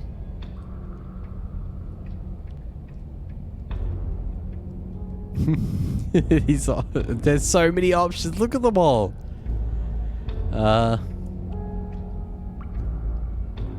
Why do you want us to kill each other? Can't we just, I don't know, spar a little? Maybe there's a compromise where we all get what we want, nobody has to die, and the world doesn't have to end. Sparring? That's just play fighting. It isn't real. What's real is when my flesh splits open. What's real is when you keep getting up until your legs can't hold you. What's real are the things we do to each other when the only options left are winning and dying. That is the only thing I'm interested in.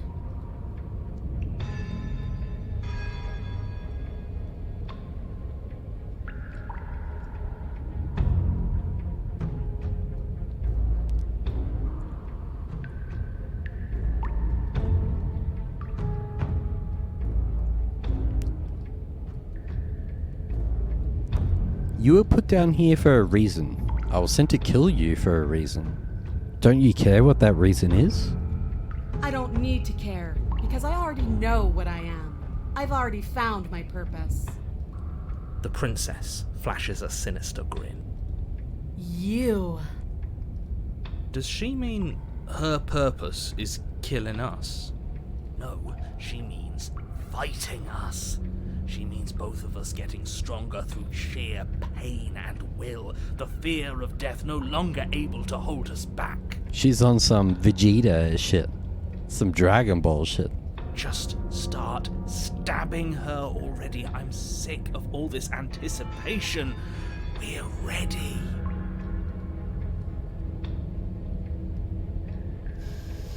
If all you want to do is fight me, does that mean you won't end the world? The world?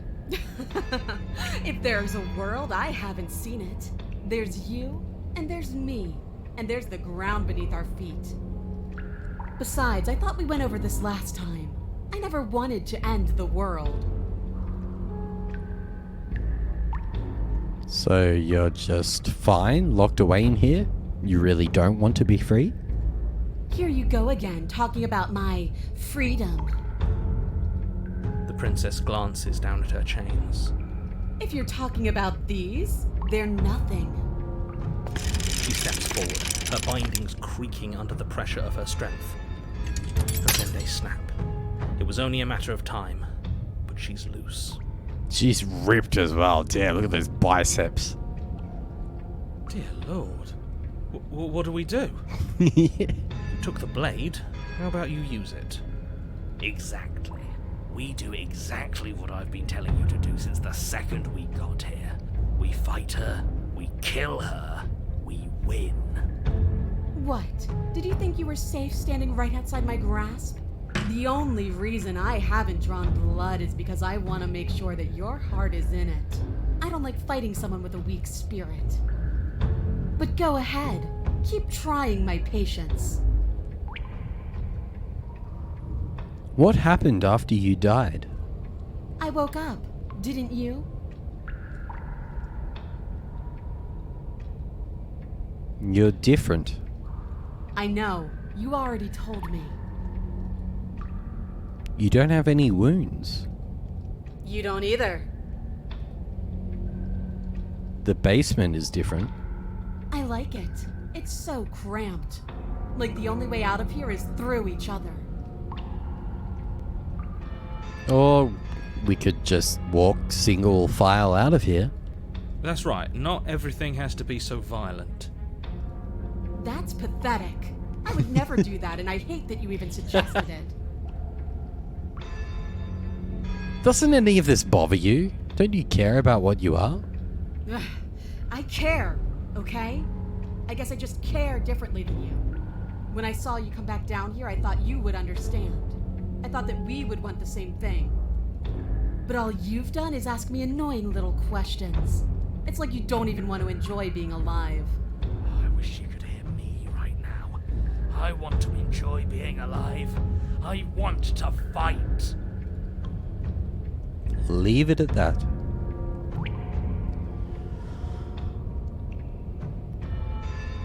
So we got attack, a voice line about fighting that leads to attack.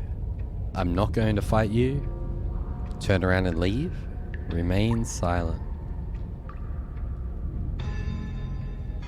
I feel like they're all going to lead to the same thing. I'm curious about turn around and leave. I'm going to go with turn around and leave. Oh, you've got another thing coming if you think you can just turn around and leave. As you step towards the stairs, you hear the thundering footfalls of the princess rushing you down. Let's get out of here, quick. Turn around and fight her. It's the only way out of this. The option is just die. Run like hell. Let's turn and fight. I mean, we've got the voice of the stubborn. I feel like it's big fight time. Let's turn and fight. All of these are going to lead to us dying. But you don't get a chance to turn around and fight before the princess barrels into you and smashes your body into the rough stone wall. You shouldn't have let her break out of her bindings. Why didn't you listen to me? It doesn't matter, because everything goes dark and you die. Great job. Great job. Thanks. I thought we did do a great job. No, come on. We can't be dead. We didn't even get a chance to fight her. I thought I was. I thought I did hit on her. I was just trying to play along and talk to her, and then I turned around and walked away. Is hitting on her like a fight to the death? What was the hitting on her option? Dead is dead, but maybe you'll have better luck next time.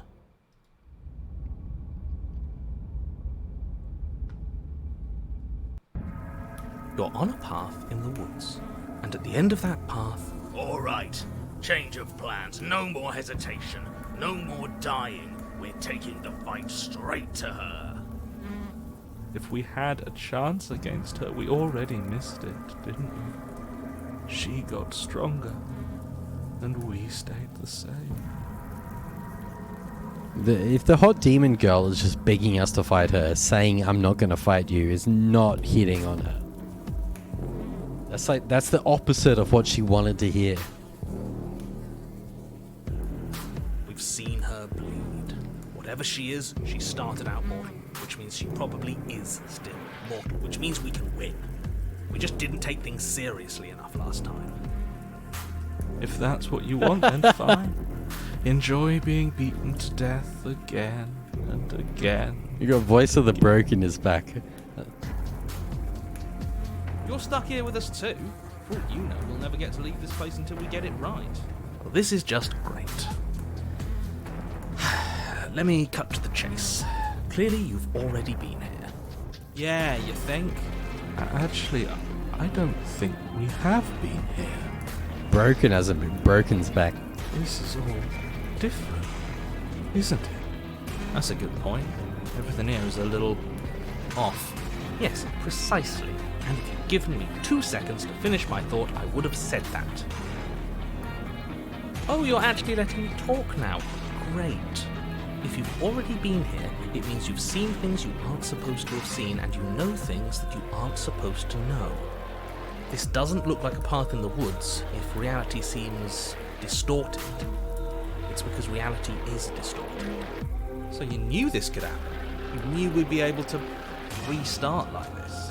I know all sorts of things, which is why you should listen to me. That's not really an answer. Look, if the world around you is changing, especially all the way out here, then that means you're nearing the point of no return. Whatever happens next, that's it. There won't be any more do-overs. So you'd better take things seriously. Does that mean I should save? Whenever a game says that? Don't worry. We only need this one last go at things. You'd better hope that's true, and don't let that inflated ego get in the way of doing your job. What's the point? We might as well just give up. The stakes keep getting higher and we keep getting smaller. Oh, cut it out, will you? We need to be tough right now. You're making it so much harder than it has to be, so stop whining.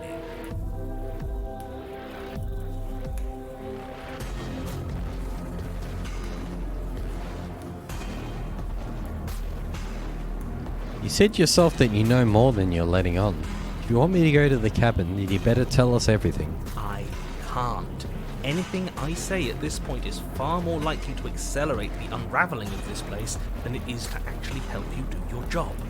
In fact, I probably shouldn't have even said that.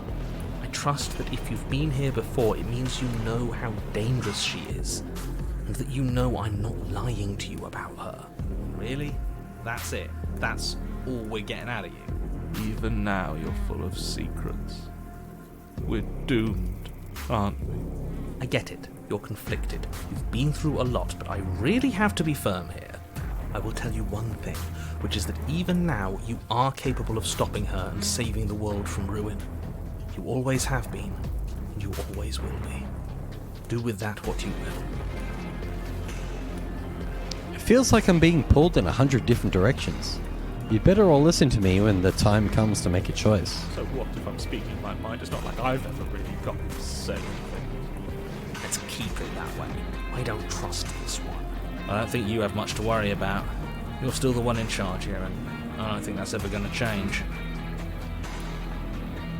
If I don't slay her, if I just stay here or don't do anything else and we hit this point of no return, then what happens? Then what happens? Have you even been listening? It's the end is what happens. Yeah, but is there something after the end? How am I supposed to know? The end means finality. It's not like I can just peek on over to the other side and tell you what it's like there. If there even is a there. It doesn't matter because we're going to win. Now that's exactly the sort of mindset I like to see.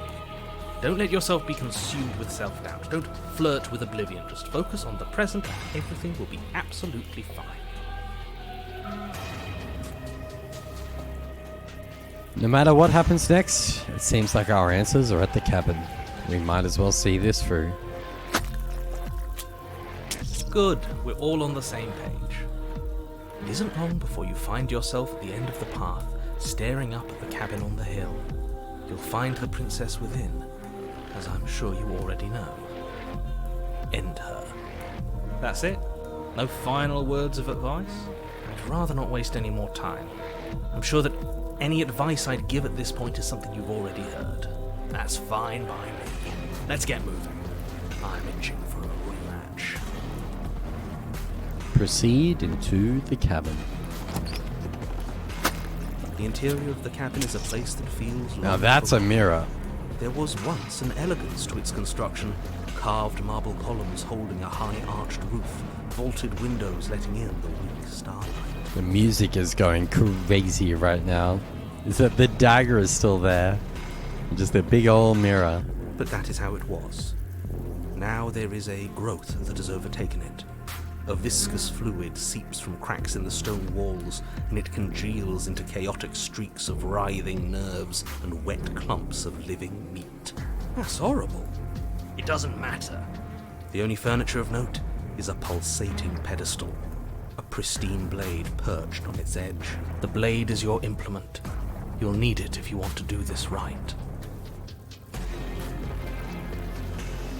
It's that mirror again, and this time it's blocking the door. Mirror? There is no mirror. There's the pedestal, the blade sitting on the pedestal, and the door to the basement. Just to tell us where the door is. I'd like to get back to fighting, but if you want us to kill her so bad, I'm sure you feel the same. No more messing around. I don't know what to tell you. There isn't a mirror because I would know if there was a mirror. You're either seeing things or you're confused on the definitions of door and mirror. Or you're seeing things. That seems far more likely. What are you trying to say exactly? He thinks we've lost them, that we're succumbing to madness, that something in us has broken. That's an unnecessarily melodramatic way to describe a hallucination, but sure. I'm not going to waste time arguing with any of you. It went away after we touched it last time. Let's just do it again. Let's take the blade. Take the blade from the pedestal. It would be difficult to slay the princess and save the world without a weapon. True. Good. Nothing feels better than gripping cold steel. Approach the mirror. You step forward and approach the door to the basement, hesitating before you open it. As if you don't see it. You really don't, do you? How strange. It really is just like last time. Are we really hallucinating? Why here? Why now? Let's just smash it and get it over with. I'm ready to get violent. We won't be able to see what's in there if we smash it. Do whatever you want with it. The mirror isn't real, so how you handle it doesn't matter, aside from wasting dangerous amounts of time. Let's wipe it clean. You reach forward and drag your hand across the door leading to the basement. As if on command, it slowly slides open, scraping against the stone floor, its ancient hinges moaning as it reveals the dim path ahead. Why am I not surprised? You step forward into the darkness. The stairs leading down to the basement are at once both narrow and grandiose. A high-vaulted ceiling stretches up into a gloom beyond your sight, while walls wet with tumorous growths press in uncomfortably at your sides. You feel both unprotected and trapped, at once exposed and claustrophobic. The air is thick, its odour an oppressive violence, the metallic scent of fresh blood twisting with the nauseating embers of charred remains.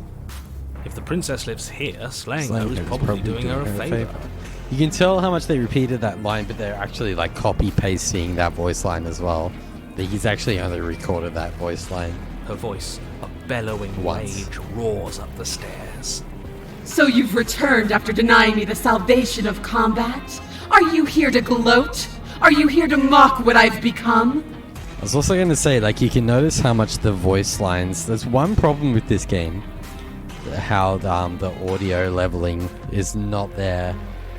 Some of the lines, you can tell, like, when they're clearly intentionally being softly spoken, or when they're trying to talk loudly. But holy shit, some of the voice lines are loud as fuck, and some of them are as quiet as hell, where the music is just completely bodying it. Do you think that if you let me kill you enough times, I'll suddenly soften and repent for sins that live solely in your head? Say it louder, sister. Well, we've tried that, haven't we? Now come down and see what your refusal has done to me. See how much you can bear to witness the consequences of your actions. But I don't want to see what we made. Can't we just give up? Blade, no blade, it's all the same. We can't beat her. Not anymore. Like, the voice of the broken is clearly meant to be like a softer spoken voice. But even like some of the same voices now and then are just like super quiet and some are loud. We can. You're just a quitter. I want to see. Continue down the stairs. You make your way to the bottom of the stairs. The chamber's walls are painted in blood. That's a deep, waifu right sickening there. red that drips down in clotted streams onto the charred corpses that make up its floor. This place reeks of torment, of ripped skin and burning bone. The princess stands in its centre, muscles flayed and bare and weeping, draped in a tattered dress of her own skin. Her heart beats from its place in her open chest. Good lord. Do you know what I'm going to do to you? I can take a guess. I could guess.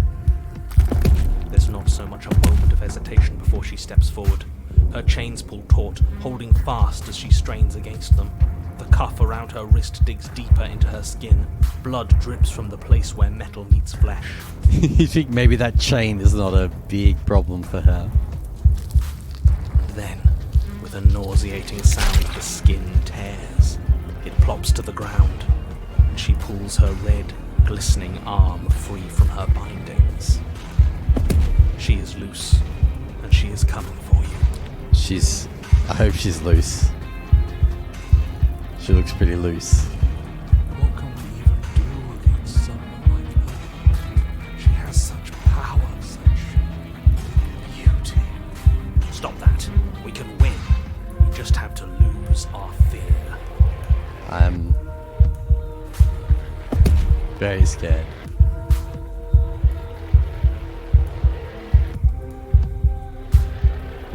Let her end you.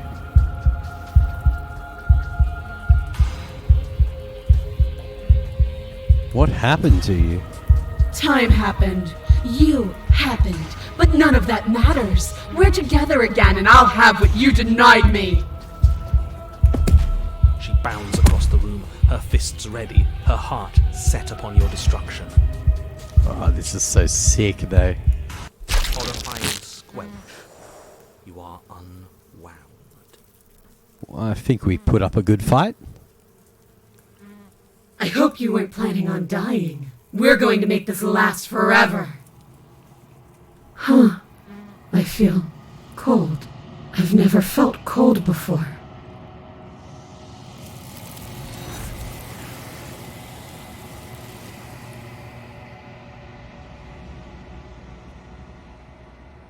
True to her word, you do not die by her hand.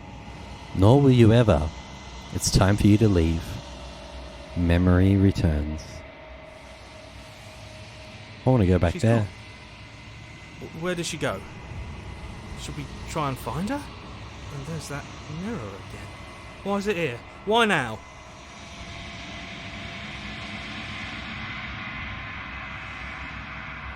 It's going to be okay, just trust me.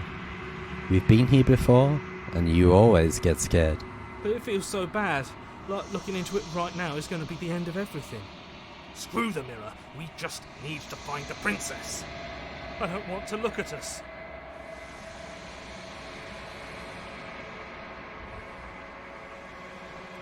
I'll see you on the other side. It's going to be okay. Okay. If you say so.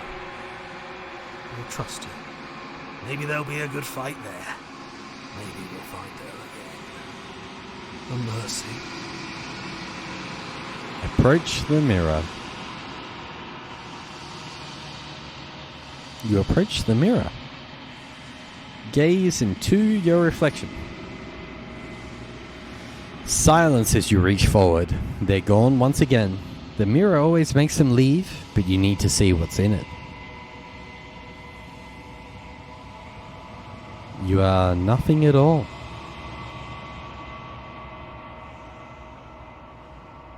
But that isn't right. You can't be nothing. You refocus your gaze and then you see it. A figure, faint and veiled in shadow, just beyond the reflection. Looks like a crow. Looks like a birdie. Are you me? I think you know what I am. A crack slides down the center of the mirror, splitting the image and the glass in two. And then another crack forms, and another, turning the mirror into jagged shards of broken glass.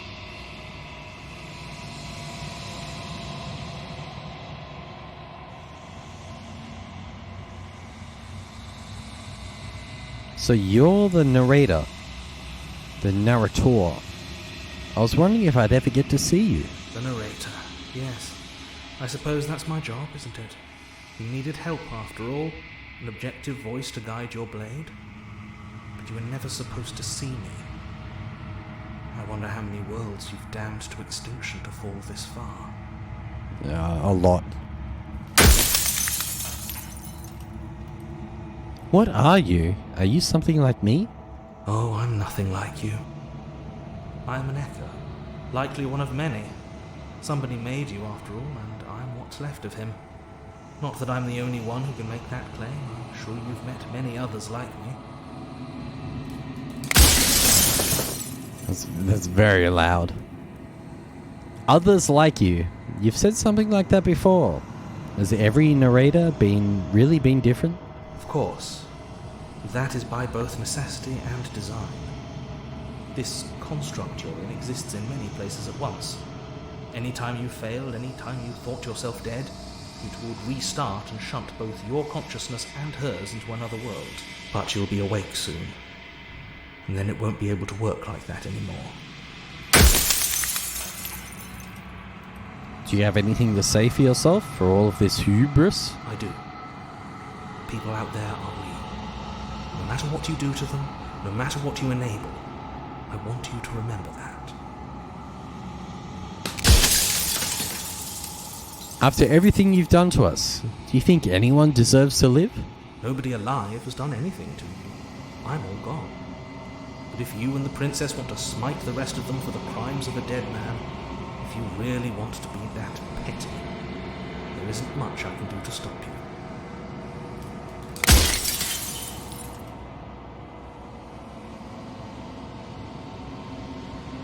I'm sorry, I don't want to destroy you. Will it help if I look away or stop asking questions?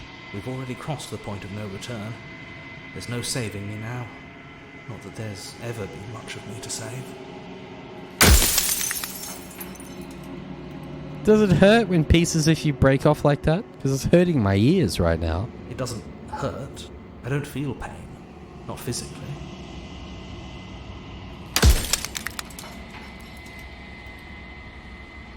Every time I ask you something, it's like a piece of you breaks.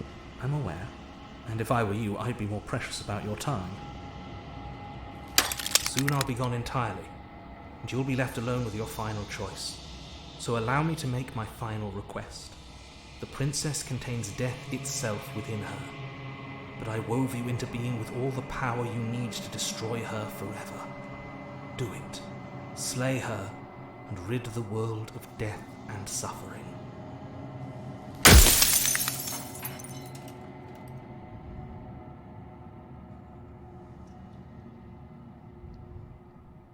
It's actually quite a few questions. So you do know about the looping. So many of the times I met you, you denied it even being a possibility. Why did you lie to me? Any other version of me you talked to was just that, a version of me. It wasn't me. As to why they lied, perhaps they thought that admitting to it would have pushed you to certain realizations that would have made finishing your task impossible. Maybe they were just in denial. I'm sure many of them were convinced that they had to be the first version of them you'd encountered. Anything else would have been too existentially unpleasant. For all I know, each of those other versions of me could have had entirely different understandings of how this construct works. Who's to say which of them are right and which of them are wrong, really? Except for me. I can tell you for a fact that I'm right. Yep. Run out of questions.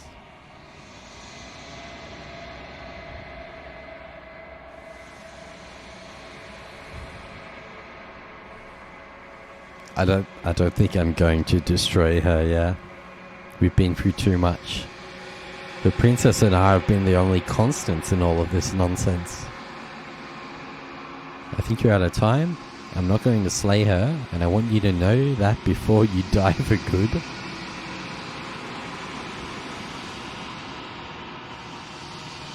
Lie. Rest easy. I'm going to destroy her. Are you lying? I can't tell. But I've said my piece, and my time's up. It's like I said, I'm just an echo. And echoes always fade away. You know what you have to do. Bye-bye, eyeball. Oh, he closed his eyes. He got shattered away. As the final fragment of glass shatters, you see yourself with newfound clarity. You are the long quiet, a vast and nascent god, and it is finally time for you to wake up. All of this is you. Proceed to the cabin one last time.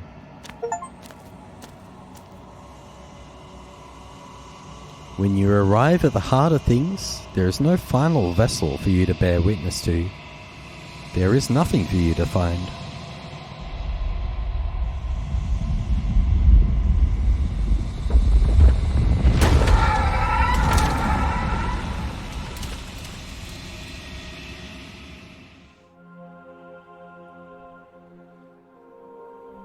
I can finally see you, and you can finally see me.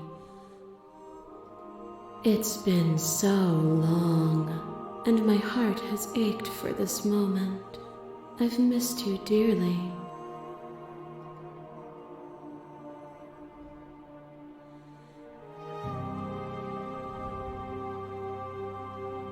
Do you know about the echo? Did you hear our conversation? Every word you spoke found its way to me. I know him, and I know his construct. He was deluded by his fear of death. Pay him no mind.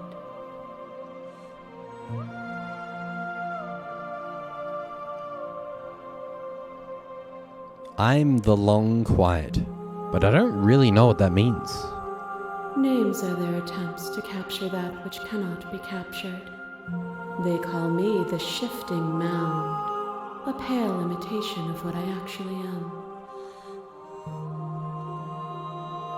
What happens now? Ever the passive player, always reacting and never acting. But it's woven into your nature, isn't it? When the echoes spun us from one into two, he gave you a choice and me a role to play. I am not death, but I contain it in my multitudes.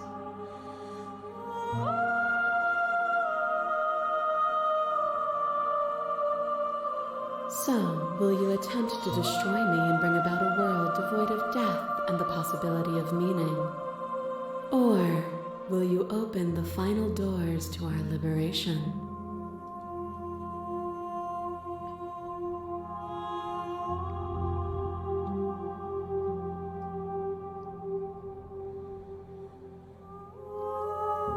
Don't you have a say in all of this? Why is this all falling on me? Of course I have a say in all of this. You and I share reflections of each other's burdens, just as you and I share reflections of each other's gifts. If we didn't, the winding paths that brought us here wouldn't have been full of strife and conflict. There's so many stories we've left unfinished. Can we really just leave? Even as your eyes begin to open, you still hold on to the notions of is and is not, of beginning and end, pitch black islands in the blinding light of the infinite. There is nothing to resolve, nothing restraining us but us.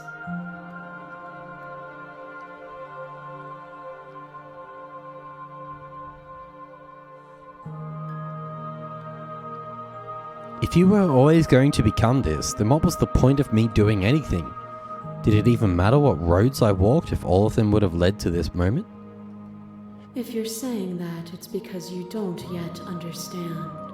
But we cannot use words alone to grasp at things that words cannot express. And you cannot rationalize with logic that which defies it. Violence and passion are dances that both of us know well. If this is what it takes to enlighten you, then so be it. I think I asked too many questions.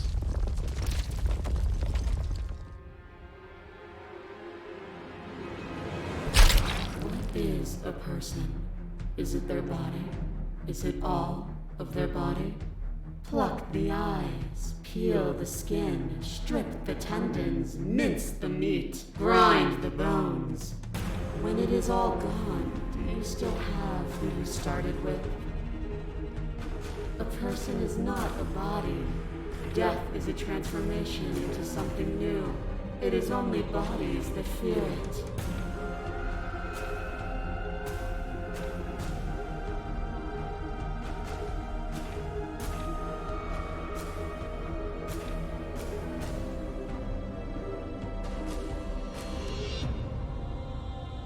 But what am I if I'm not a body? You are you.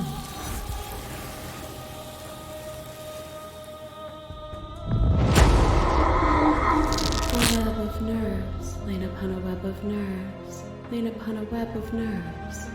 The shade of a beautiful beginning we can never return to. You knew me, and I knew you, even more than either of us know each other now.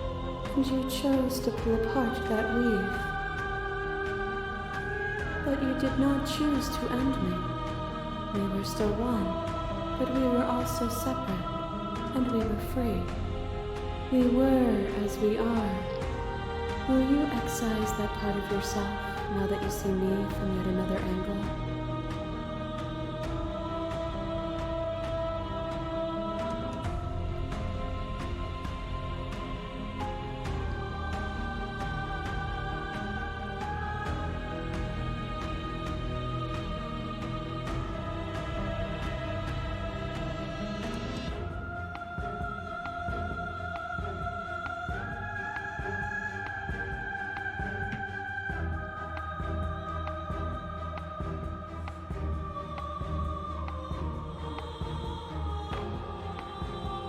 This is getting very existential for me right now.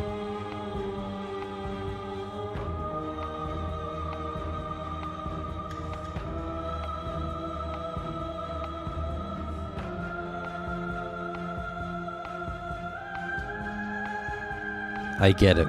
There's no need for us to keep fighting. I'll leave with you. I just don't know how. I mean, that's probably something I would say. Stop the fight early and surrender. Sounds bad.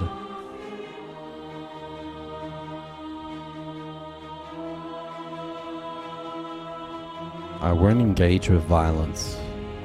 But violence has defined the flow of everything between us. Do not deny what we are, and do not color our conflict with fear. A boundless torrent of blades cut you from boundless angles. You are a body. You are gory ribbons. You are a body again. And you feel all of it. On it goes until your bodies are not your thoughts, are not you. Alive, dead, alive, dead, alive, dead, then alive and dead, and alive and dead, all at once. You learn to put yourself away and to follow the flow of reality, and you used it to rise above me. You died countless steely deaths, and you lived countless short lives, and yet it is all so far behind you. Unjust impossibilities pushed you to become something you would never have been without them.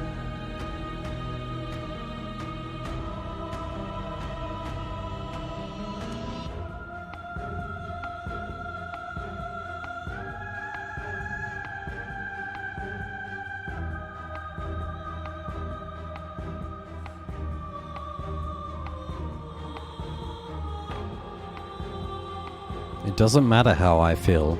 Death, suffering, and oblivion shouldn't fall on others. If we are able to transcend death, then we are responsible for those it holds captive. The echo saw horrors because his eyes were closed. The majesty of being extends beyond any single perspective.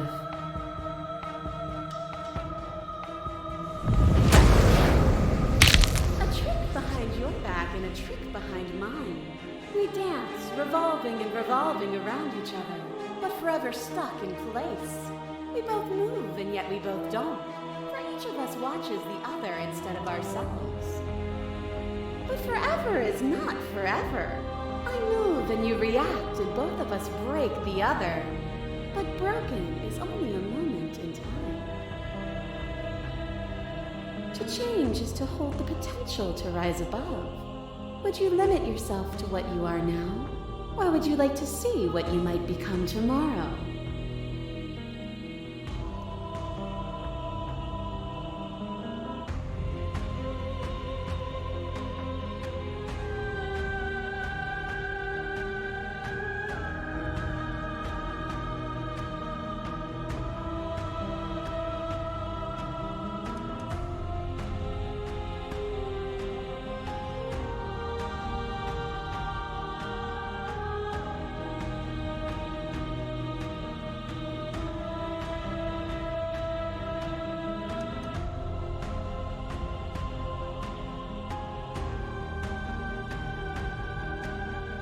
With time, we could have been better.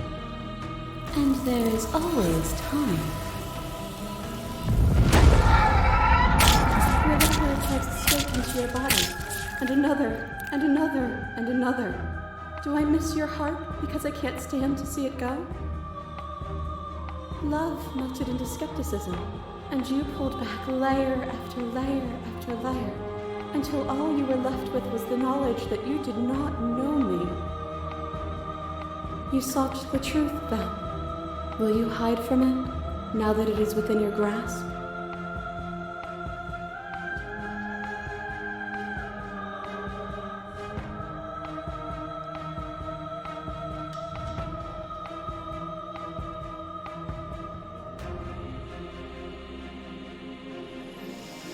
I have no desire to hide, but the truth can be made better. If destroying you is what that takes, so be it. I am so deeply woven into the threads of this reality that I cannot imagine it without me. Perhaps there is a better world to build. But you cannot know until you see it. Are you so sure in your blind optimism that you would shatter all of creation? As the clash between you abates, the princess relaxes, smiling from a distance. The respite is welcome. Nothing is immutable. Everything that is exists only in relation to everything it isn't. There is no constant.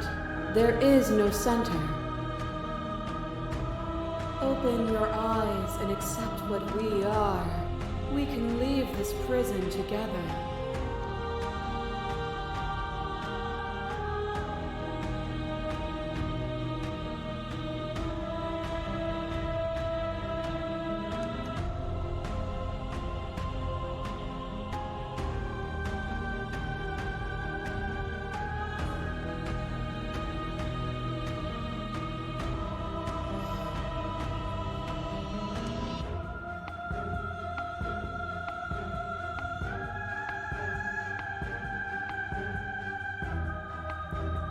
What do you think happens if we leave here? This universe dies, and a new one is born.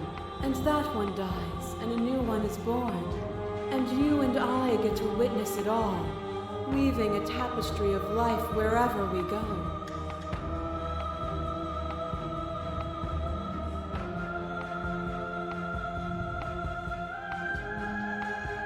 It's easy to believe in the things you believe in when you get to sit above it all.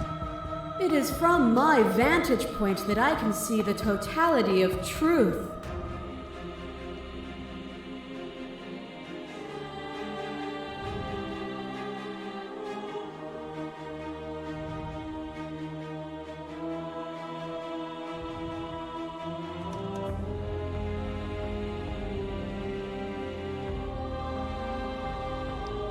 You've done everything you can to make me understand your perspective, but you keep dismissing mine. If you think you can change me, then I must be able to change you. What I offer you is not perspective. It is truth. Whatever you're trying to do right now, you don't have to do it alone. Which hero are you? I'm all of them, I assume, in the same way that you're all of you.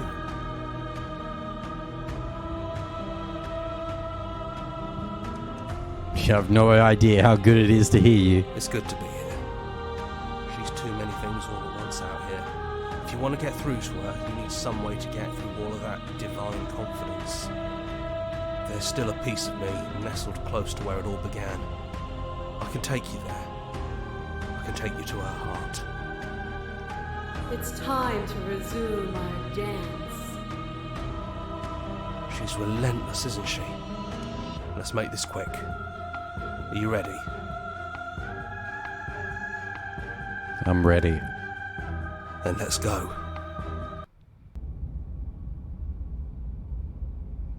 Back to the start.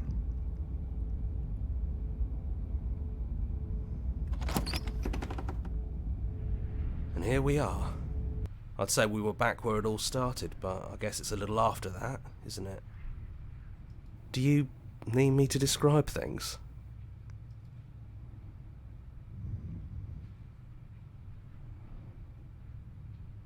I'd like that for old time's sake. Yeah, of course. The interior of the cabin is, well, it's a cabin, yeah? There isn't much here, just a table and a knife and a door. And some windows. You know, come to think of it, I don't think he ever really mentioned the windows, did he? There's no mirror, either. I think you broke it.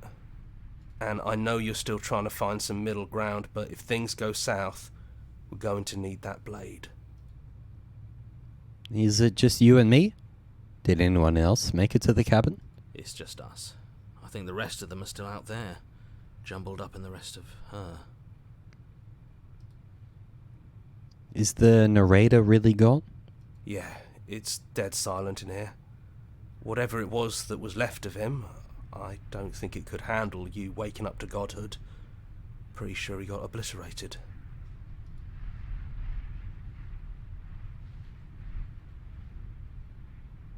It's funny. After everything he put us through, I'm kinda sad to see him go. Yeah, it's complicated. He put us through hell, but he's been part of us since the very beginning, hasn't he? I will take the blade. That's probably for the best. It's always seemed to give us more options than not. Correct, yes. Enter the basement. The stairs. Do you remember the first time we were here? The first time we heard her voice? Have you figured out what you want to do yet, or are you going to keep trying to find a center that doesn't exist? It sounded just like that. A little sharp, a little menacing. Only she didn't know us. And down we go. We shouldn't keep her waiting. And there you are, knife in hand. It really brings me back. Have you given up on talking? Have you finally decided to kill me? You'll have all of eternity to yourself after this. Why don't we chat a little before I go? We've chatted a lot.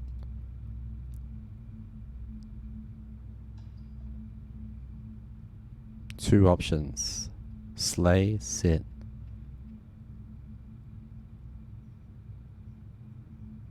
So this is it then. Let's see this through. So, that's how it is. Whatever world you want to build without me, I hope it works out. Despite our differences, I've always loved you, and I wish you nothing but the best. You blink, and the princess is gone. All you have left of her is a small, melancholic weight that sits at the borders of your heart. Whatever action brought you and the princess into being was rough and jagged and left each of you with a piece of the other.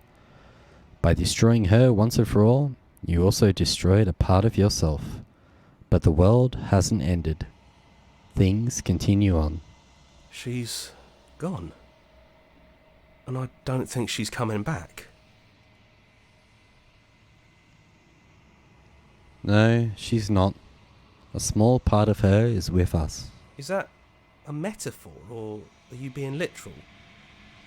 Doesn't matter, we don't need to linger down here anymore. Let's get going.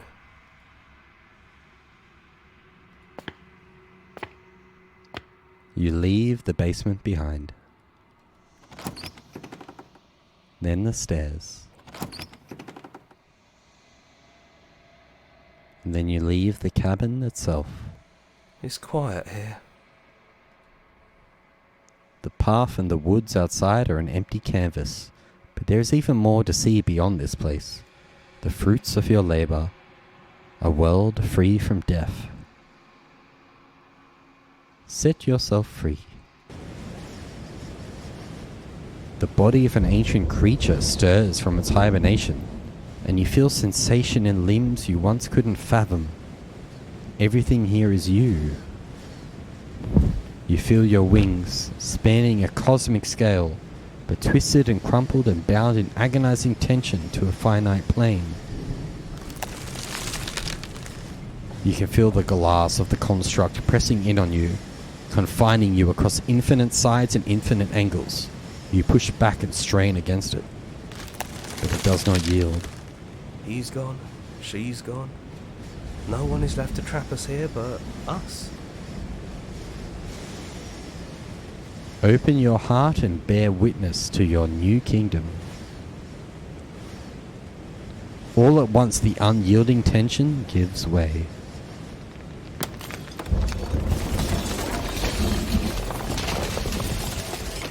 And then the shattering. You are free, and before you lies the endless expanse of absolute reality. A new absolute reality. One forged by your will and by a long and arduous cycle of bloodshed that has stained your hands countless times over. But there will be no more bloodshed in this new world. It's finally over, isn't it? And all of us are still here. I knew we'd finally see it through. All it takes to be a winner is grit and determination. The whole fam's rocking back up. We really did win, didn't we? We're the house now. We get to make the rules. This is nice. No more hunting. No more running. Just us. And whatever's out there. Absolute reality. Who would have thought there was really a world outside of us? And who would have thought we'd actually wind up siding with him? The whispering, and the coercion, and the bickering. Everything horrible about being alive has stopped. I could get used to this. That wasn't very hard at all. Speak for yourself. Well, boys, how does it feel? We're not just on top of the pecking order, we are the pecking order now. I hope this was all worth it, because I'm personally inconsolable. Lucky for us, you have forever to get over it. Time mends a lot of things. You'll get better. Hear, hear, to our vanquished foe. It's good to be back. Now we just have to figure out what to do with ourselves. Forever. No problem. We can do that, yeah? Yeah. We can do that. GG's. GG's. Wow, that was something. That was crazy. That got real fucking existential at the end then. Holy shit.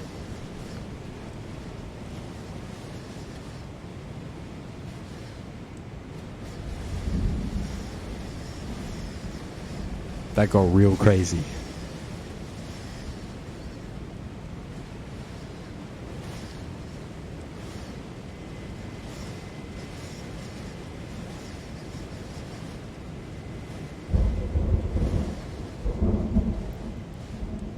Didn't we kind of choose a world of new life? Achievement, finish the game. The good ending doesn't count. It's at the end, wasn't it like the sun? Implying like a birth of a new universe or something?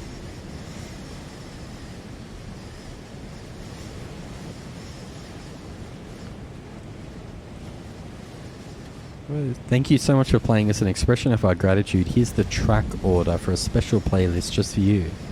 If you'd like to take a screenshot, you can hide the UI by hitting H. Fuck it. Explore, join the Discord, join our mailing list, join the subreddit. Follow us somewhere else. Make your playlist. Play our other game. Yo, chill. Chill on this shit a little.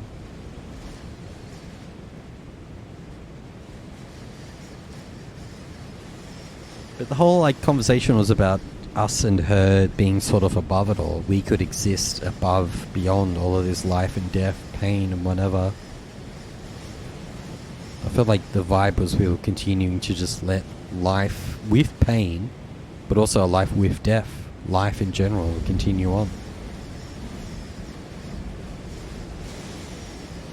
Hitting H. It's too late, it's already popped up.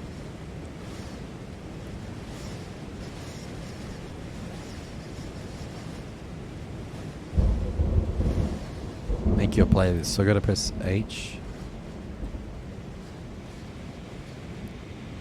I don't understand what that really means. Became this shit too quickly while I'm trying to fucking still interpret everything that just happened then.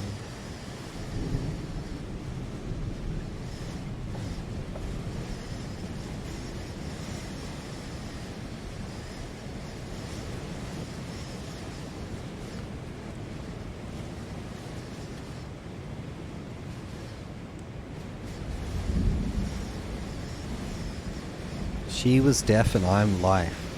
Used to be one being split in two by the Birdman. Now you've killed death.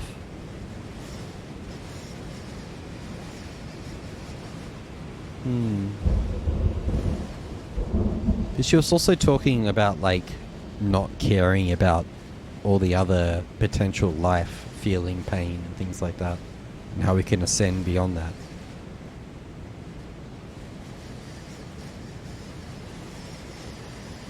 She was deaf. Your life. Now you killed death. But what she was talking about was kind of like fine with all the other beings in life experiencing pain, and like don't worry about them. I was sort of reading out like she was fine with all of life ending and we could exist. Yeah, Don, you really tuned in right at the end of just this fucking crazy ass fucking thing. I thought it was more about like the beginning and ending and the existence of life in general, sort of eradicating all life and us just existing as these transient beings and eradicating all life, which would make pain. Like if you're going to make pain stop, that would imply all life stopping, because you can't have life without pain. You can't have death or life without pain. And while it'd be great to eradicate pain, it's just a necessary part of life to... This shit got real existential at the end, didn't it? Holy shit. I wasn't ready for all of this right now. The credits didn't go for very long. I was waiting for like a credit screen to talk about everything that just happened.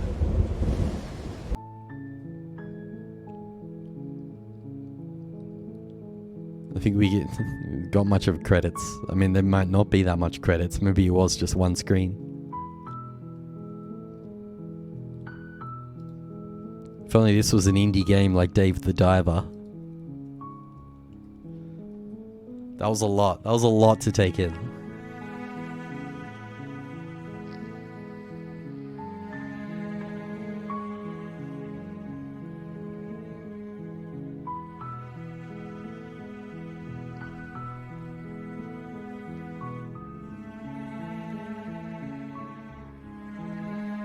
I thought she was mainly talking about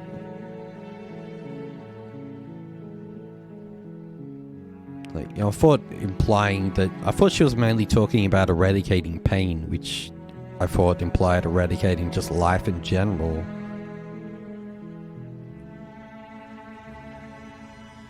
Because you can't have living beings without pain. There's a jump scare for you. Sort of just eradicating the life. Because there was definitely one line somewhere in there that was kind of talking about just like forgetting other life. Other life doesn't need to exist. It can just be us. We can just exist.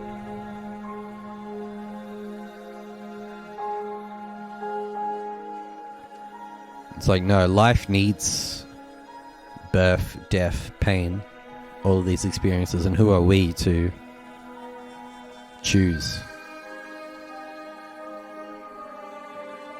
Don, we're having a moment right now. That was really intense. You just put all these memes. You're memeing too hard. Yeah, we're trying to interpret this really existential, deep fucking... We're having a deep conversation right now after all that. This guy rocked up right at the end. He was like,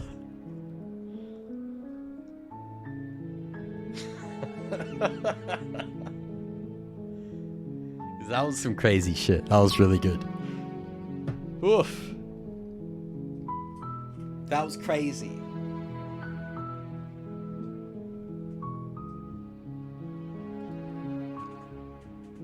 That was crazy.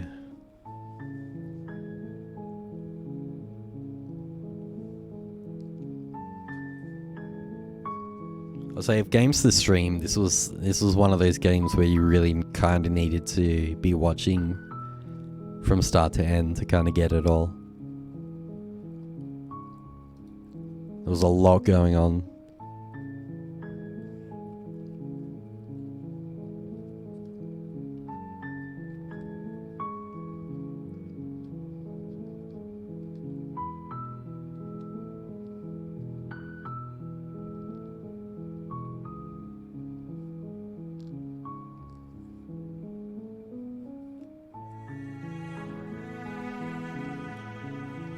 There's also another game I would like to reference, but I've been resisting from because you're not allowed to talk about it at all without it being spoilers.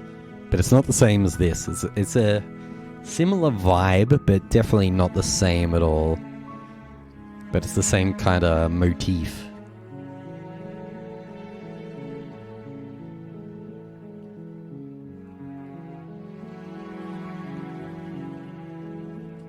There's a lot to unpack in that. A lot. I've only ever watched the original Evangelion series. I can at least turn this fucking game down a bit though. I'll say, I mean, that was something. I have to unpack that game before I really throw down my opinions. All I'll say is the audio leveling is absolutely terrible.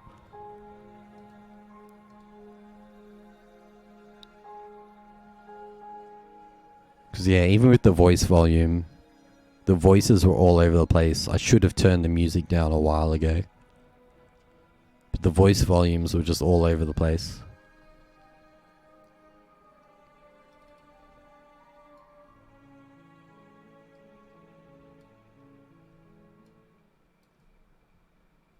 Yeah, it was not balanced well at all. You can tell they were trying to intentionally make certain things quiet or loud. I would recommend the game, but after you just watch all of the ending and knowing where it goes is gonna ruin it a little bit. I mean, that's part of where I'd go if I were to talk about this game a bunch. It's the idea that it starts off a little low key, and when you see the trailer and the Steam page, you get the impression, obviously, like it's going somewhere. It's called Slay the Princess, and you can already see from the Steam page, obviously the princess is sus. She's a bit demonic. She stabs you, kills you as well.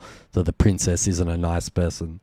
But then going into that all fucking godlyhood, existential, life and death bullshit at the end is very full on. But that, I've kind of summed up a lot of the game in that, especially with all the voices in your head and stuff. Definitely recommend. Definitely recommended. Recommended if you've watched me play the ending in half the game. Maybe not so much. This is what happens when you watch streamers play a single player game. I don't know, man. It's a lot to unpack. It's one of these things that I'd have to think about for a couple of days.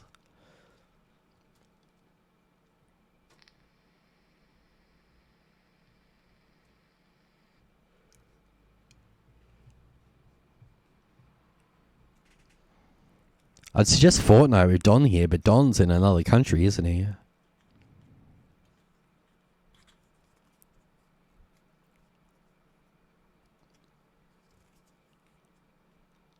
All of that ending stuff, I like that kind of stuff. I love that deep, existential kind of thing.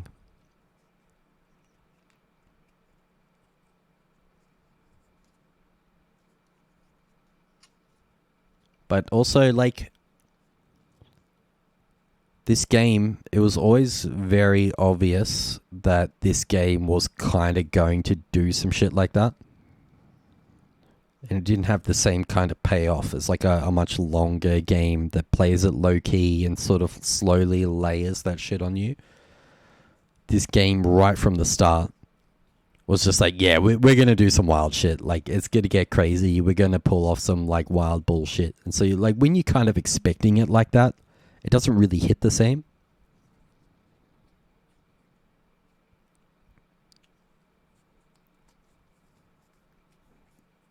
I haven't played Somnium Files 2. I finished the first one. So I played the first one. It has one of the funniest credit scenes I've ever seen in my life. That first one where they all do the dancing music video. Oh my god.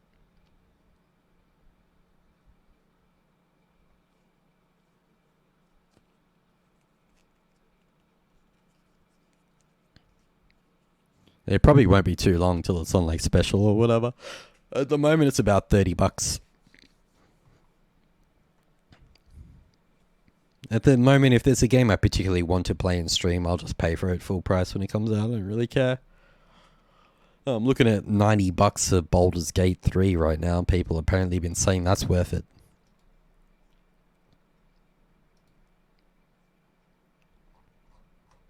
I can't go to JB Hi-Fi and get a cheapie on it.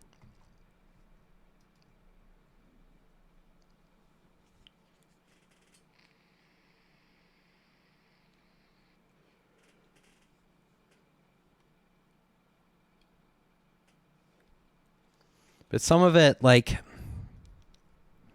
I really like the vibe it was putting down. It didn't hit too well because the game was a bit too obvious of a gamey choice at the end. It's like, oh, do you want to just continue on existing as a god in Euphoria, or do you want to let life persist? It's like you kind of know the right or wrong answer. The grey moral area at the end, there wasn't really one. It was a pretty, like, do you want to be a good guy or a bad guy? It's like, I know what the right option I am meant to choose here. I was about to go all in, just simp for our new god waifu at the end. But then she started getting real sussy. I was like, maybe you're a bit cap. When she started whiling about too hard, and I started thinking about it. It's like, nah, maybe this isn't the right option.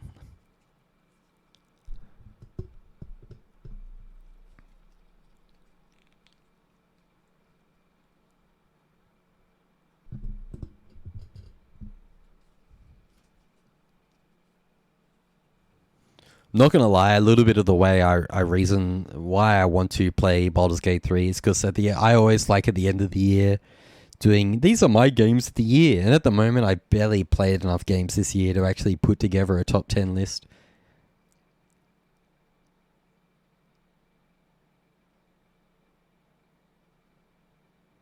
Yeah, Shane, that's why I thought at the end, but I thought my option was more of a god that let life continue on. Like, at the end, how all the voices came back. It's like, oh, we're all back now. We all get to exist. And that final shot of seeing the sun, as if there's a universe being born, like a supernova or a new creation of a solar system that will eventually create planets. I don't think we could have changed her. There was one, you saw that one option, I did go to change her. I did try to change her. I did try at one point. I was simping for a bit to try to change her. But then she started wilding out too hard. I was like, Yeah, but what about the existence of life? And I'm pretty sure that final scene, how you see what clearly is a sun, surely that implies and means it's the creation of a solar system, a new universe, planets being born, life coming back into existence.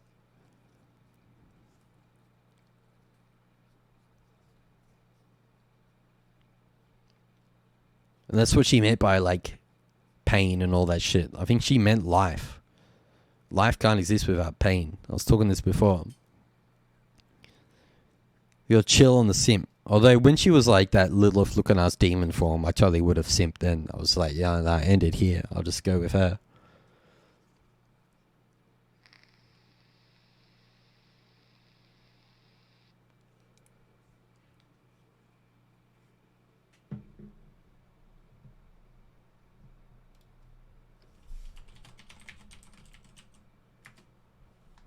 Wasn't she talking about, like, ending pain? It was a lot. It was a lot of words.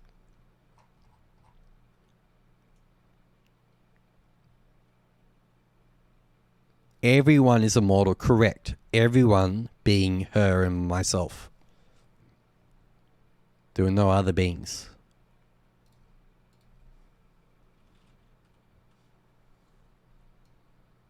It was totally selfish. And she was trying to get me. I was the only one that could stop her from this shit.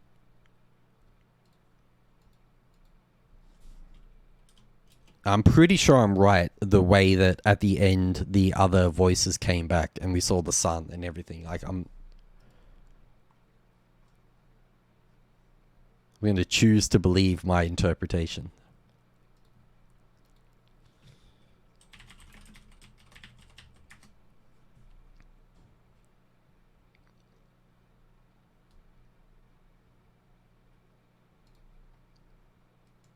No way. There's no way when you get that final screenshot of a sun that it doesn't imply a whole new solar system, a new universe, life being reborn.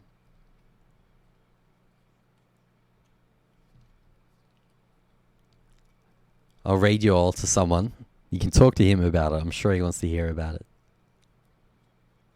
Because this... Are you that cap, Shane? Please, Shane. Do you know how supernova and the creation of a solar system works? A solar system? It's called a solar system for a reason.